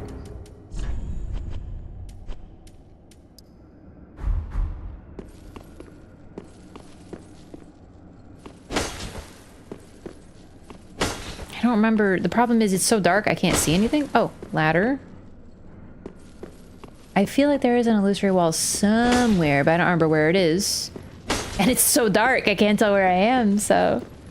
We went past it? I'm gonna be honest with you, I can't see a flat wall. It's too dark. It wasn't upstairs, was it?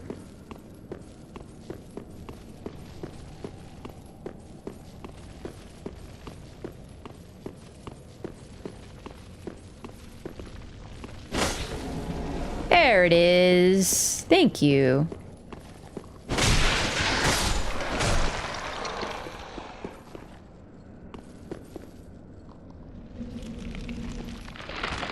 Right, the skeletons come back. I think it's because I need like a blessed item or something, but like they're really not that threatening, so. Carthus Pyromancy Tome.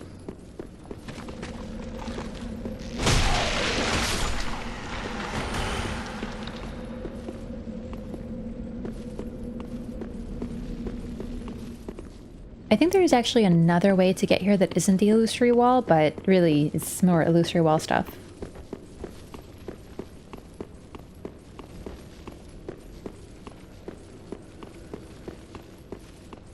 You might notice these guys have red eyes as well, so the whole thing of Carthus, all we find out about Carthus is that it fell to the abyss.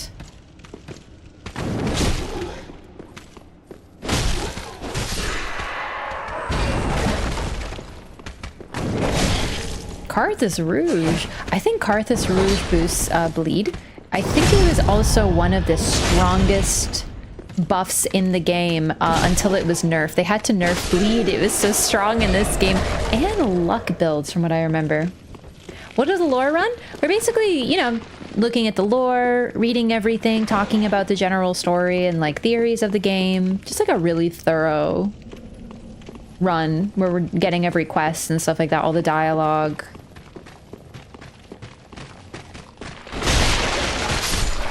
So when this game released, basically everyone was farming Carthus Rouge here.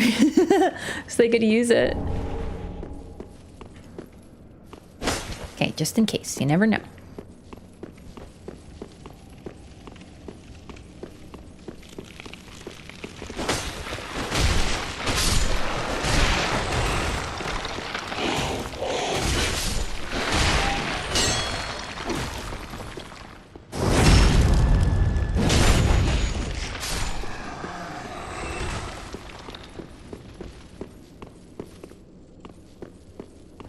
It's a little darker than I remember it being, though.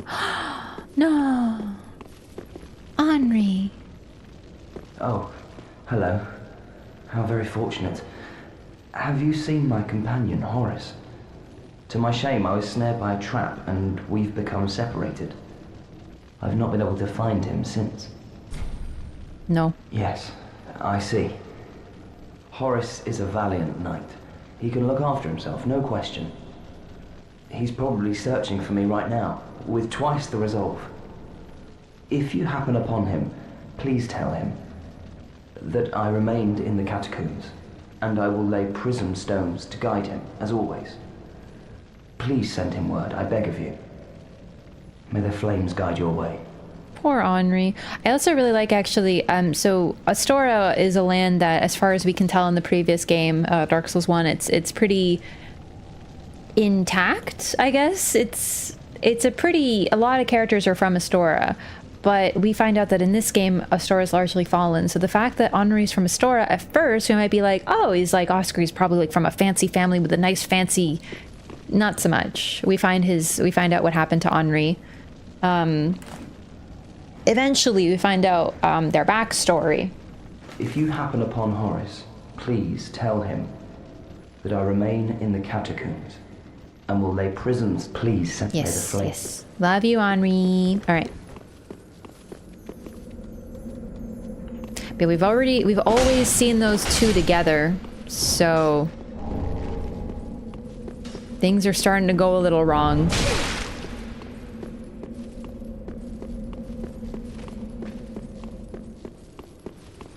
Now he will eventually find Horace, but we can't tell Henri about it. Valiant Knight and S&M gear? Hey, what's wrong with that?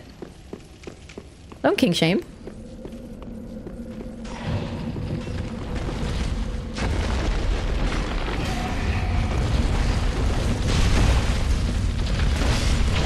Wow, good thing I skipped that boulder. Wait, what?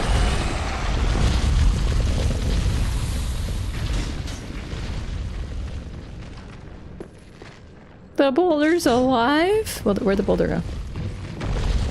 Ah! Ah!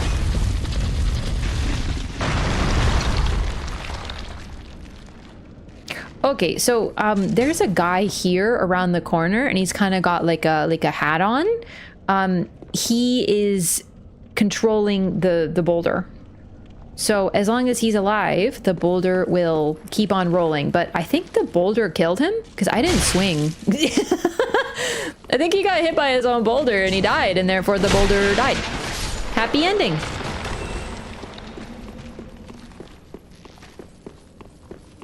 Undead bone shard. Very worthwhile to destroy the boulders.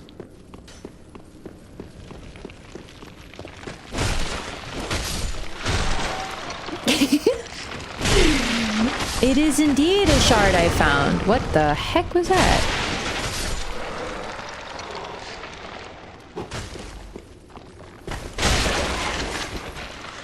I think there's another way to keep these guys from respawning, but I really don't remember what it is.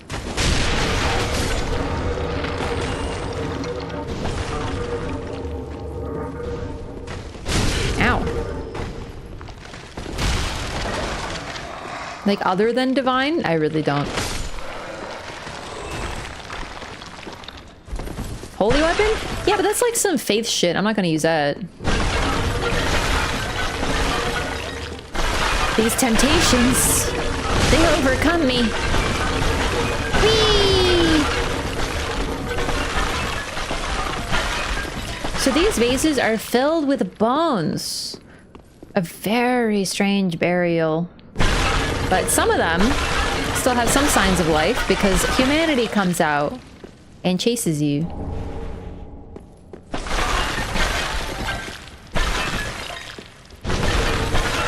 What if Dark Souls lore is intentionally vague because it's bad and they want to hide that fact?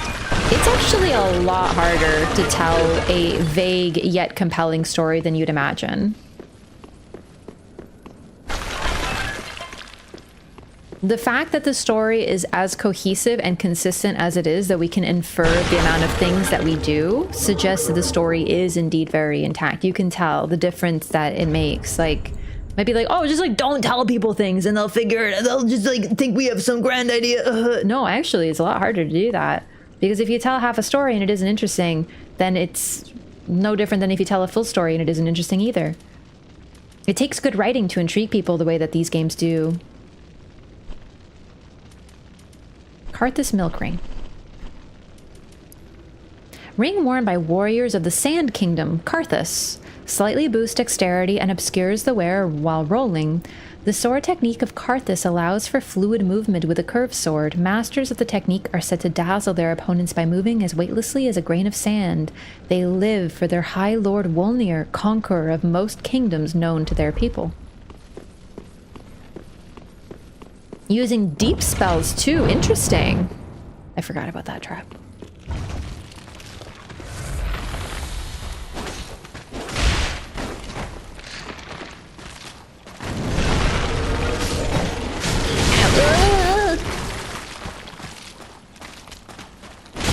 I actually love how...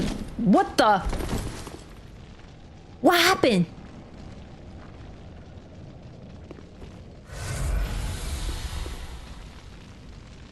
I guess his people needed him.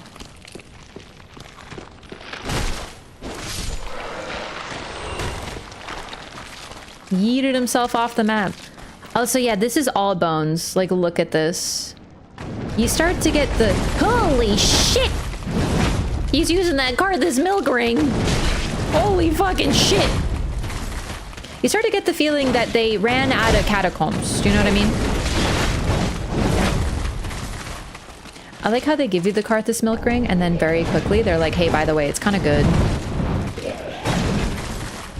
Okay, don't fall, don't fall. There's a pit, there's a pit, there's a pit. Don't fall, don't fall. We grab. Dumbass. Are they stupid? I do want to fall down there though now. Ah, we'll give him a bit.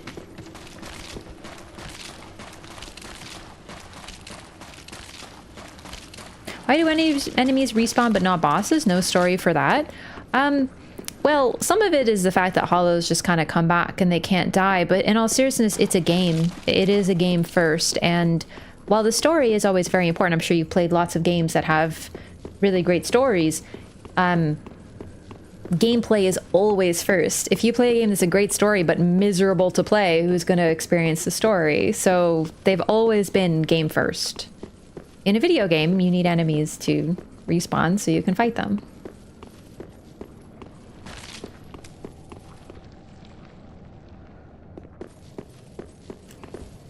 I always try. I don't know why. These temptations. Like, I know, but I always try. It's like the illusory walls.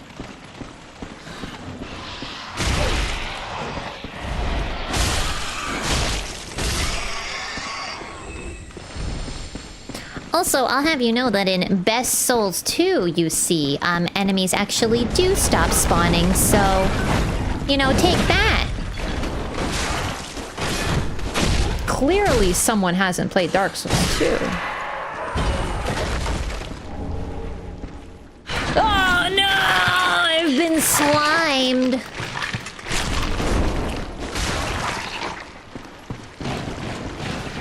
Indie horror games, janky gameplay, but interesting story. Yeah, but I'm gonna be very honest with you. Lately, I feel like it's been more mid-story in a lot of indie horror games. Sorry. Remember anytime where cool shit happened when you rolled into furniture objects in Elden Ring other than illusory walls? No. Usually I just like doing it because it's funny. And I just like destroying things. Bone wheels in this game are so tame? Yeah.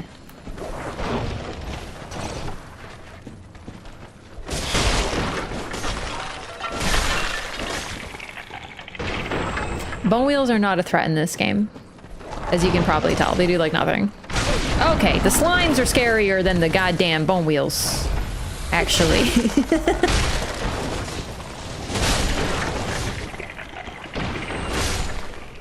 Some enemies do in fact despawn after being defeated. Yeah, exactly. But at the end of the day, it's a video game, you know? You should try to make a good video game, and that involves, you know, doing certain things. The lore is always going to be secondary to it. But even then, within the lore of the series, it makes sense that certain things come back to life. I mean, why are these skeletons coming back to life? Excuse me, why are skeletons moving? They're clearly dead. This makes no logical sense in the real world. Skeletons can't move. They have no musculature.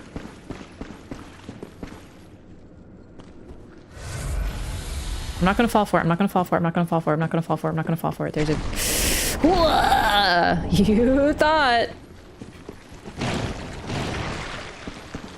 They nerfed poison in this game? Yeah.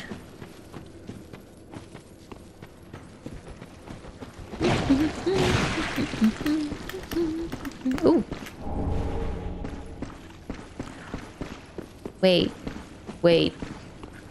Wait a second. I'm not gonna go in there right now because I'm remembering something.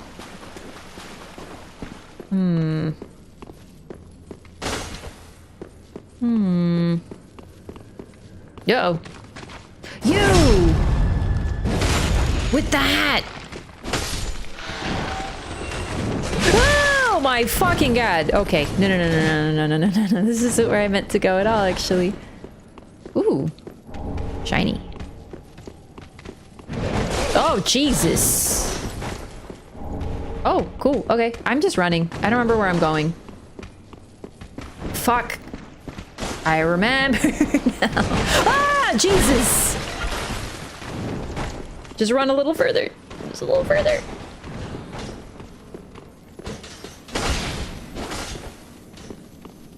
What?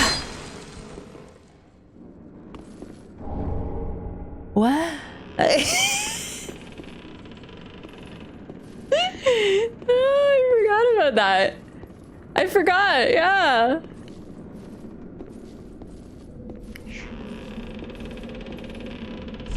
Suspended bridge is wearing thin. Hint, hint, hint. Whoa!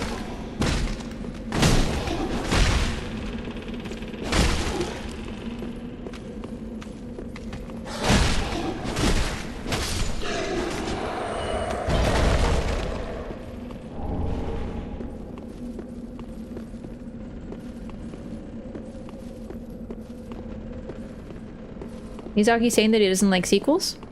Yeah, but, I don't know, it's kind of hard to explain, but it's just, like, good writing, you know? There's always room to add things into a world. Because in the end, the stories are really not sequels to one another in the traditional sense of once upon a time there was a guy, and then the guy came back in Dark Souls 2, and then the same guy came back in Dark Souls 3. It's not like that.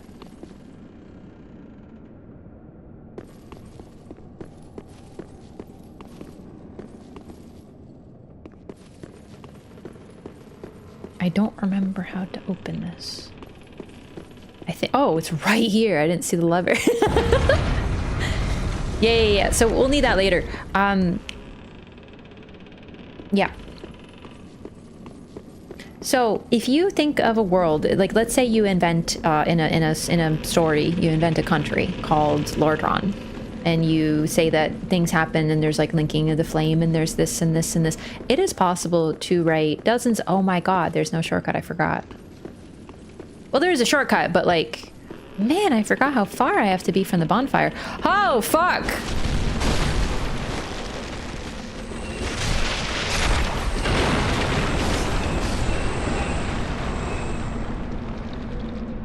toodaloo, idiots.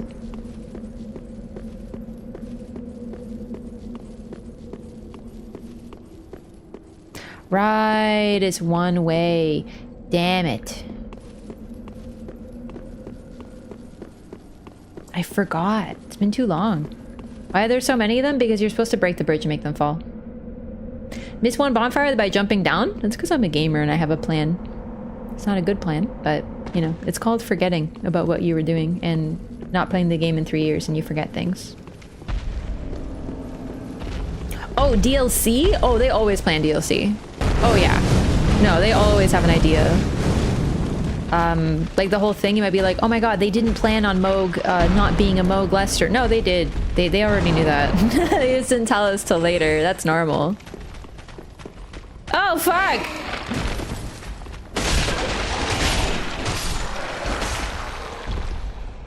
See, that was a good plan called People Run.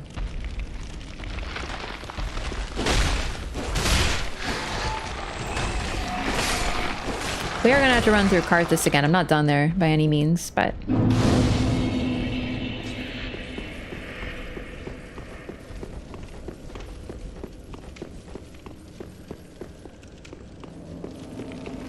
Also, a good writer doesn't use everything that they have. Do you know what I mean? There might be things, concepts, ideas, information that isn't shared. People can forget things. Not me. I remember everything. I forget everything. Old Sage's blindfold and the witch's ring.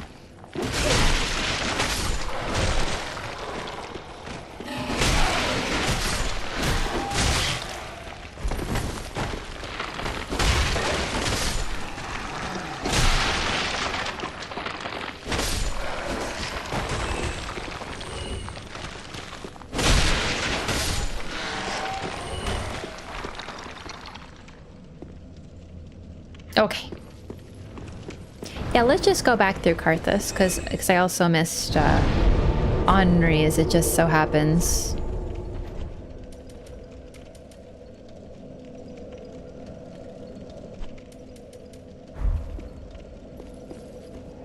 I love Carthus. I like that I remember it well enough. In the end, it's really just like, you kind of go whoosh, whoosh, whoosh, whoosh, whoosh, whoosh, and then, you know, but I still, there's certain, like, whooshes that I forget about.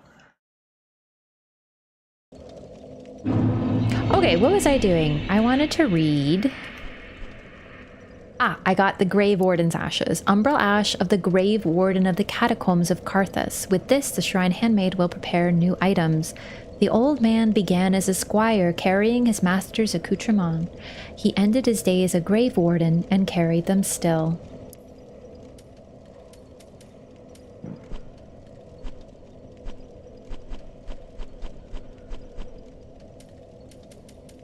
I was just really trying not to die because there's an invasion that I wanted to do. Ring worn by warriors of the Sand Kingdom, Carthus. Boosts rolling invincibility at the cost of defense. The sword technique of Carthus allows for fluid movement with a curved sword. Masters of the technique are said to dazzle their opponents by moving as weightlessly as a grain of sand. Same lore, same lore.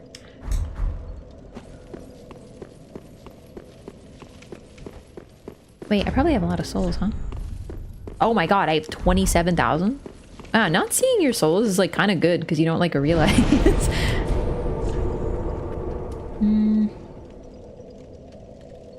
Yeah. Wow. Thank you for the wow.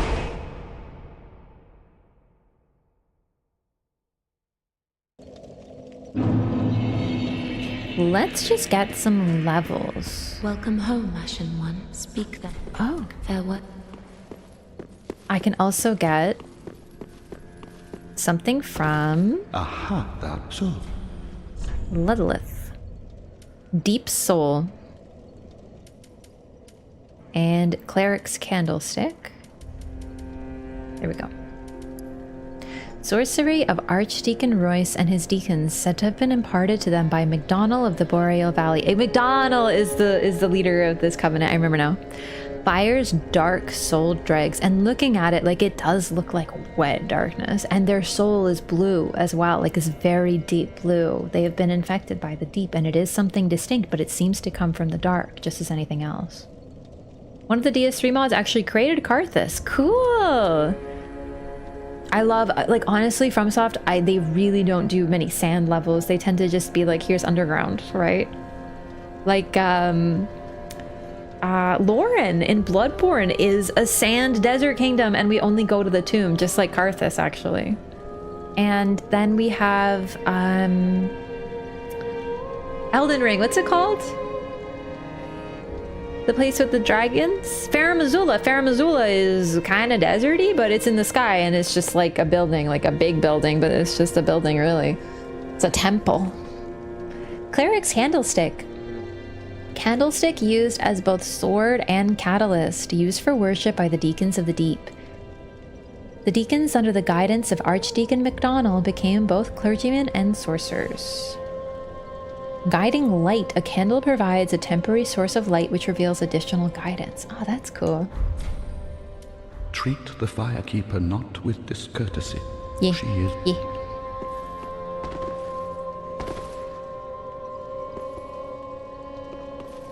Oh, Grave Warden Ashes as well. And an Undead Bone Shard.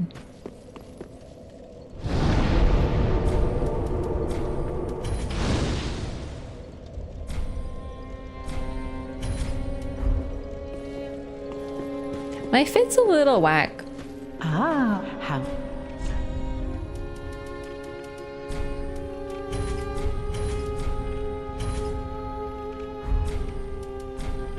Gracious, passing fine ash thou'st given. Let this ash bestow nourishment. It's pretty notable. She only talks shit these new about the Dreamer's ashes.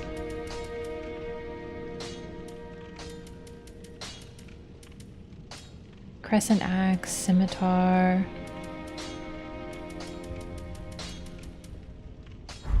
Ashen one.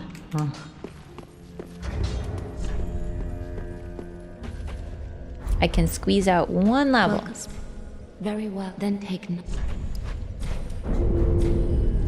Farewell.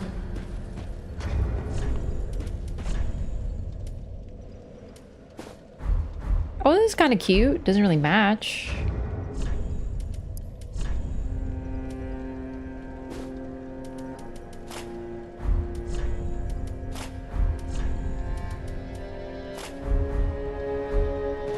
Kind of cute.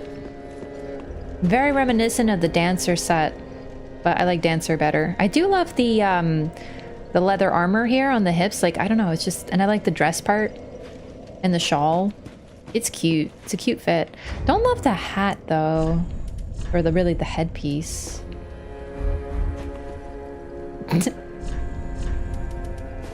Hell yeah.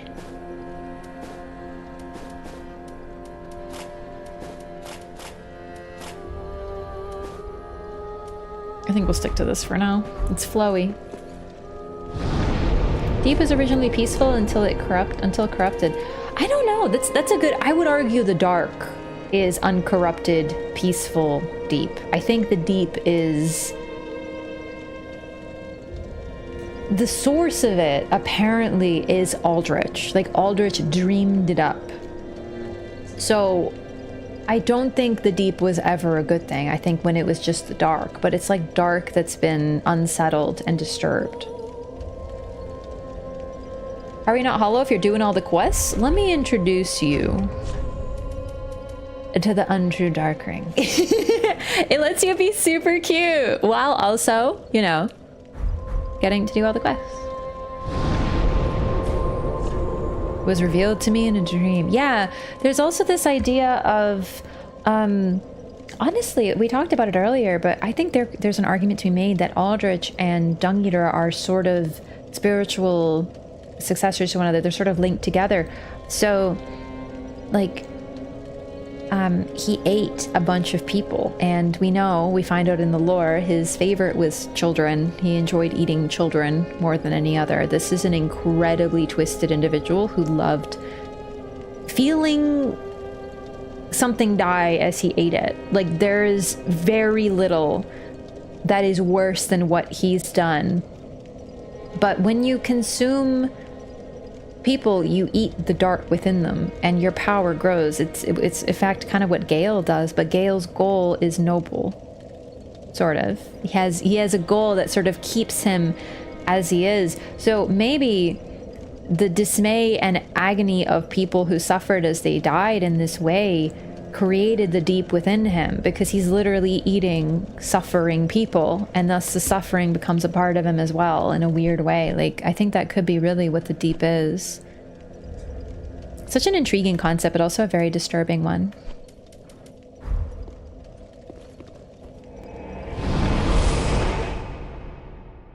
Pontiff was on his side. Aldrich doesn't seem like someone controllable. Yeah, Pontiff is very clever that he was managing to control him.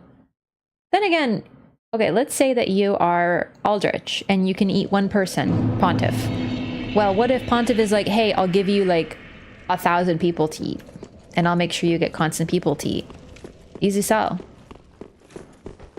I think I got the name Tomen? Probably by eating a lot of ramen. Alright, we're gonna do like a people run situation. Because we've mostly cleared this. Ow, rude.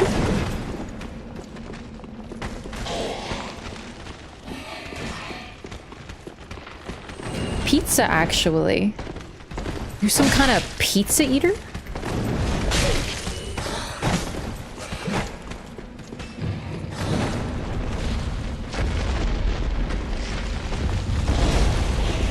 Scary, scary, scary, scary.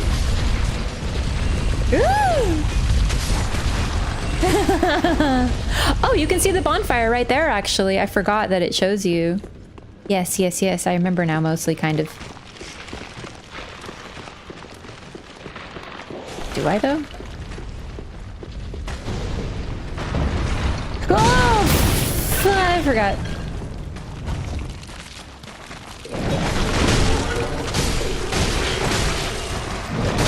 Oh, fuck.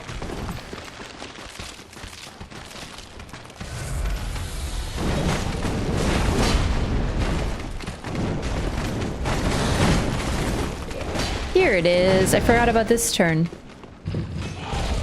Woo! Ball!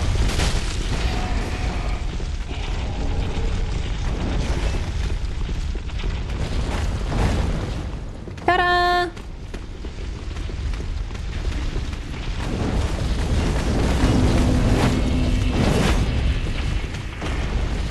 Sorry, bitch, this is Dark Souls 3. We got iframes.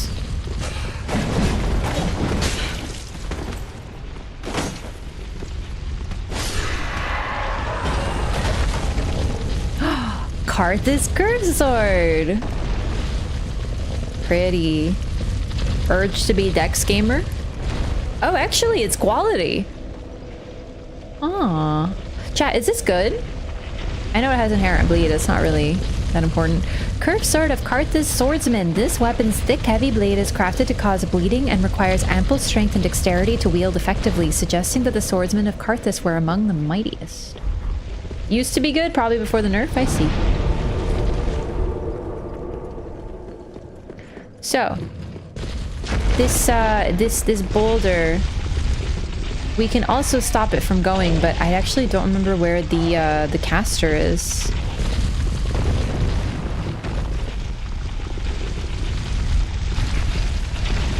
Just fun to use. Yeah, it doesn't need to be like best in slot or anything. It's just for fun.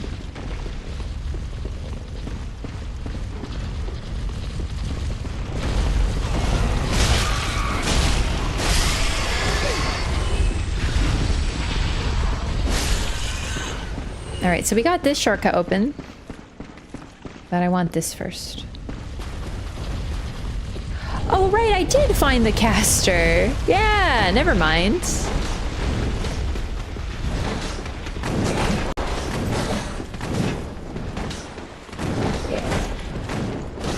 Yeah, the hat individual right here. Oh boy! You coward! Get back here! Oh, also, thank you for the subscription. Welcome. Where did he go? Son of a...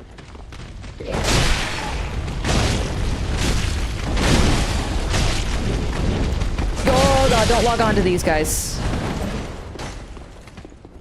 Hey. I told you, they have a hat. That's their main feature. The guy with the hat.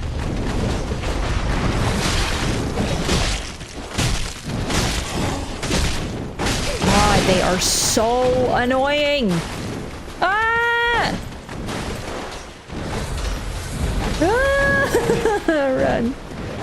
There it is. Thank you for the dark gem. Okay, okay, okay. Please, Diagro, please.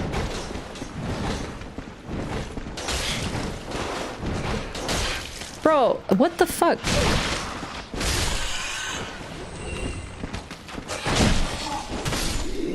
I am using a slicing weapon on guys that would die to blunt. I know.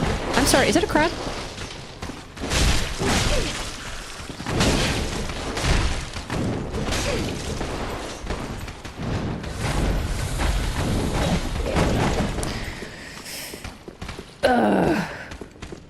I aggroed too many of them trying to get the hat guy.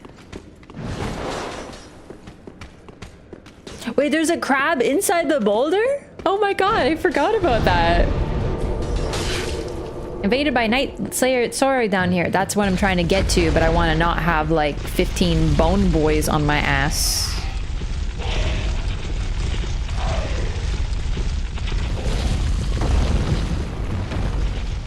You know what I like to imagine? That all the individuals in the bone are just like, wee, as they roll. You know what I mean?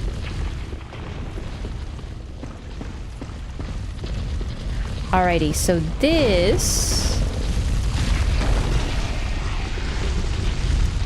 Okay, I'm free. You know, I should maybe be using more than a +1 weapon at this point of the game. Oh, hey, there you are. Holy shit, that is the Fume Ultra Great Sword. Holy fuck! Run! Alright. So I opened this shortcut already, but if you don't open it, MFer will trap you in a dead end, effectively.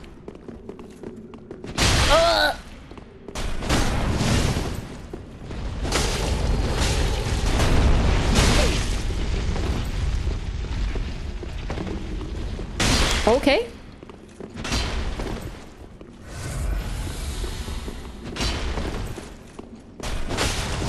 Don't know why that wasn't a backstab, I'm gonna be honest with you.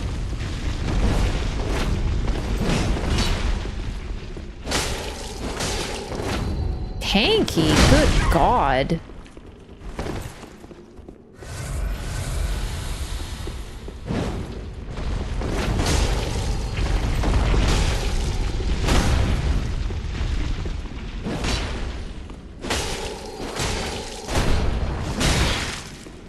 Oh, cute input.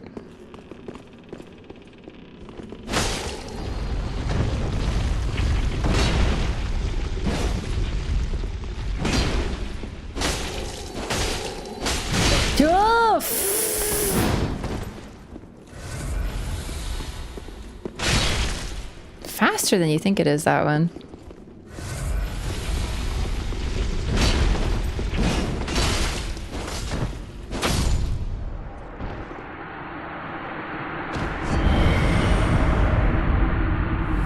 So, he gives you the my thanks emote. I didn't want to die because I didn't want to have to deal with, like, coming back here and getting an ember and all this stuff. But, oh shit. Where is it? There it is. If he kills you, he will do this gesture. No, he will fuck you up. That is not an easy weapon to deal with.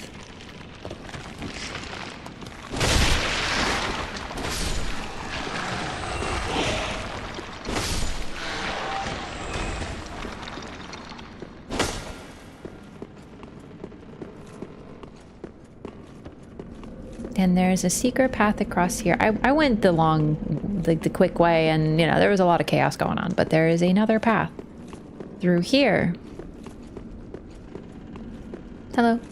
Oh, hello. We meet again. Have you seen Horace anywhere? No. Oh, yes. I see. I've searched high and low with no luck. Perhaps he's left the catacombs. Oh, Horace. Where have you run off to? Oh, Horace, where have you run off to? Have you abandoned me? No, what a horrible thought. Say nothing. Oh, have you abandoned? So you can clearly give him an answer. You know, you can clearly be like, we will not, we don't want to do that.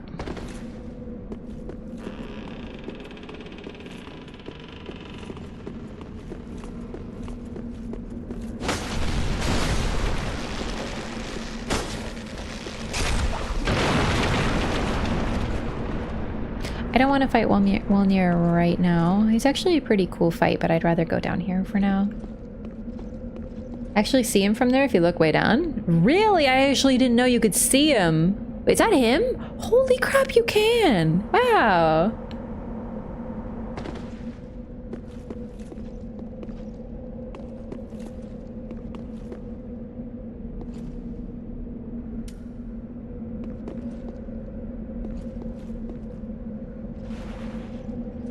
Oh. I wonder where Horace is. It's actually really sad they're so close together. Yeah, I never spotted him down there. I think my eye was drawn by all the shinies. Alright, so there's a demon over here. I already saw him, I know. Oh, is it cat? Cat child. This is a mimic. This is a very important lore thing. It's called who would win in a fight, mimic or demon lord. Let's find out.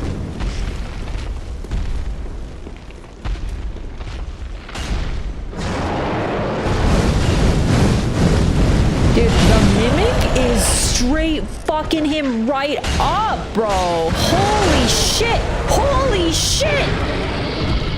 It wasn't even close. Oh my god, oh my god, oh my god, oh my god. He's got hands and feet.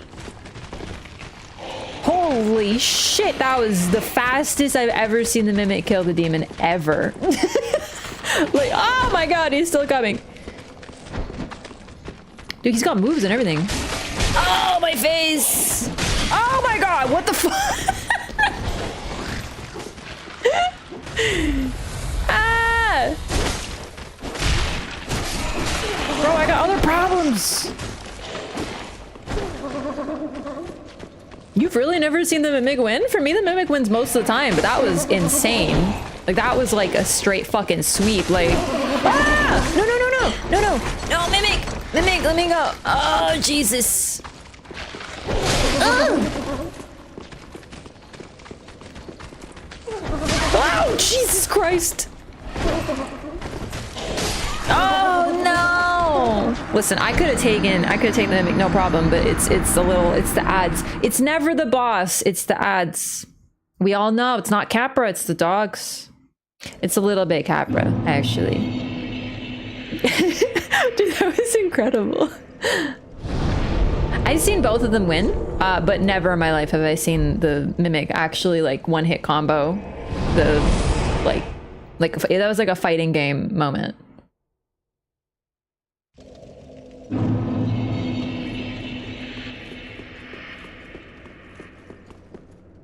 I'm lost. I'm turning around.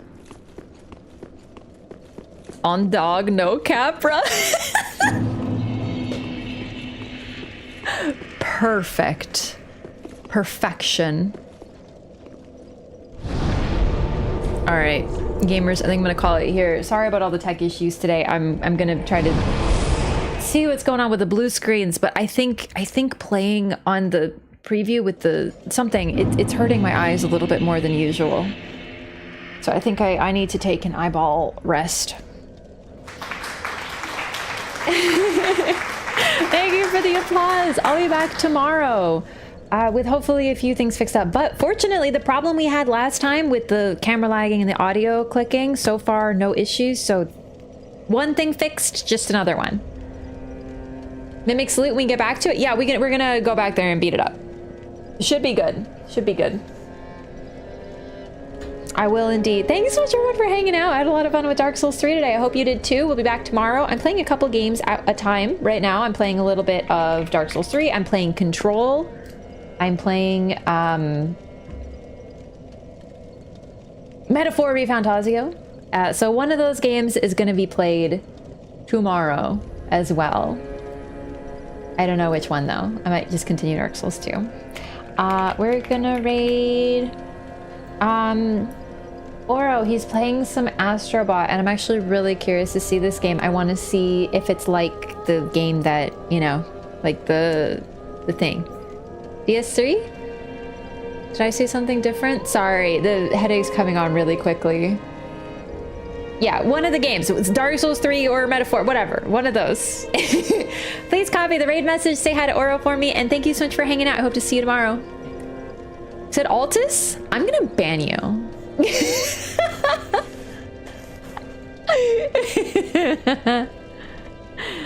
One of Atlas's best new games. Good night, everyone. See you tomorrow, okay? Take it easy, YouTube. Beatrix, Robert Reed, Comrade Bork, Daniel, Vaughn, Really Long Cat, Anam, Rup, Lyco. Wow, I said Lyco like you're in trouble. Yeah, Lyco. MB. Good night. Get your goodbyes in. Mitch. Bye-bye. See you next time. Have a good weekend. Sammy Sar, girl painting. Go 1, 2, 3. All right, time's up. Bye.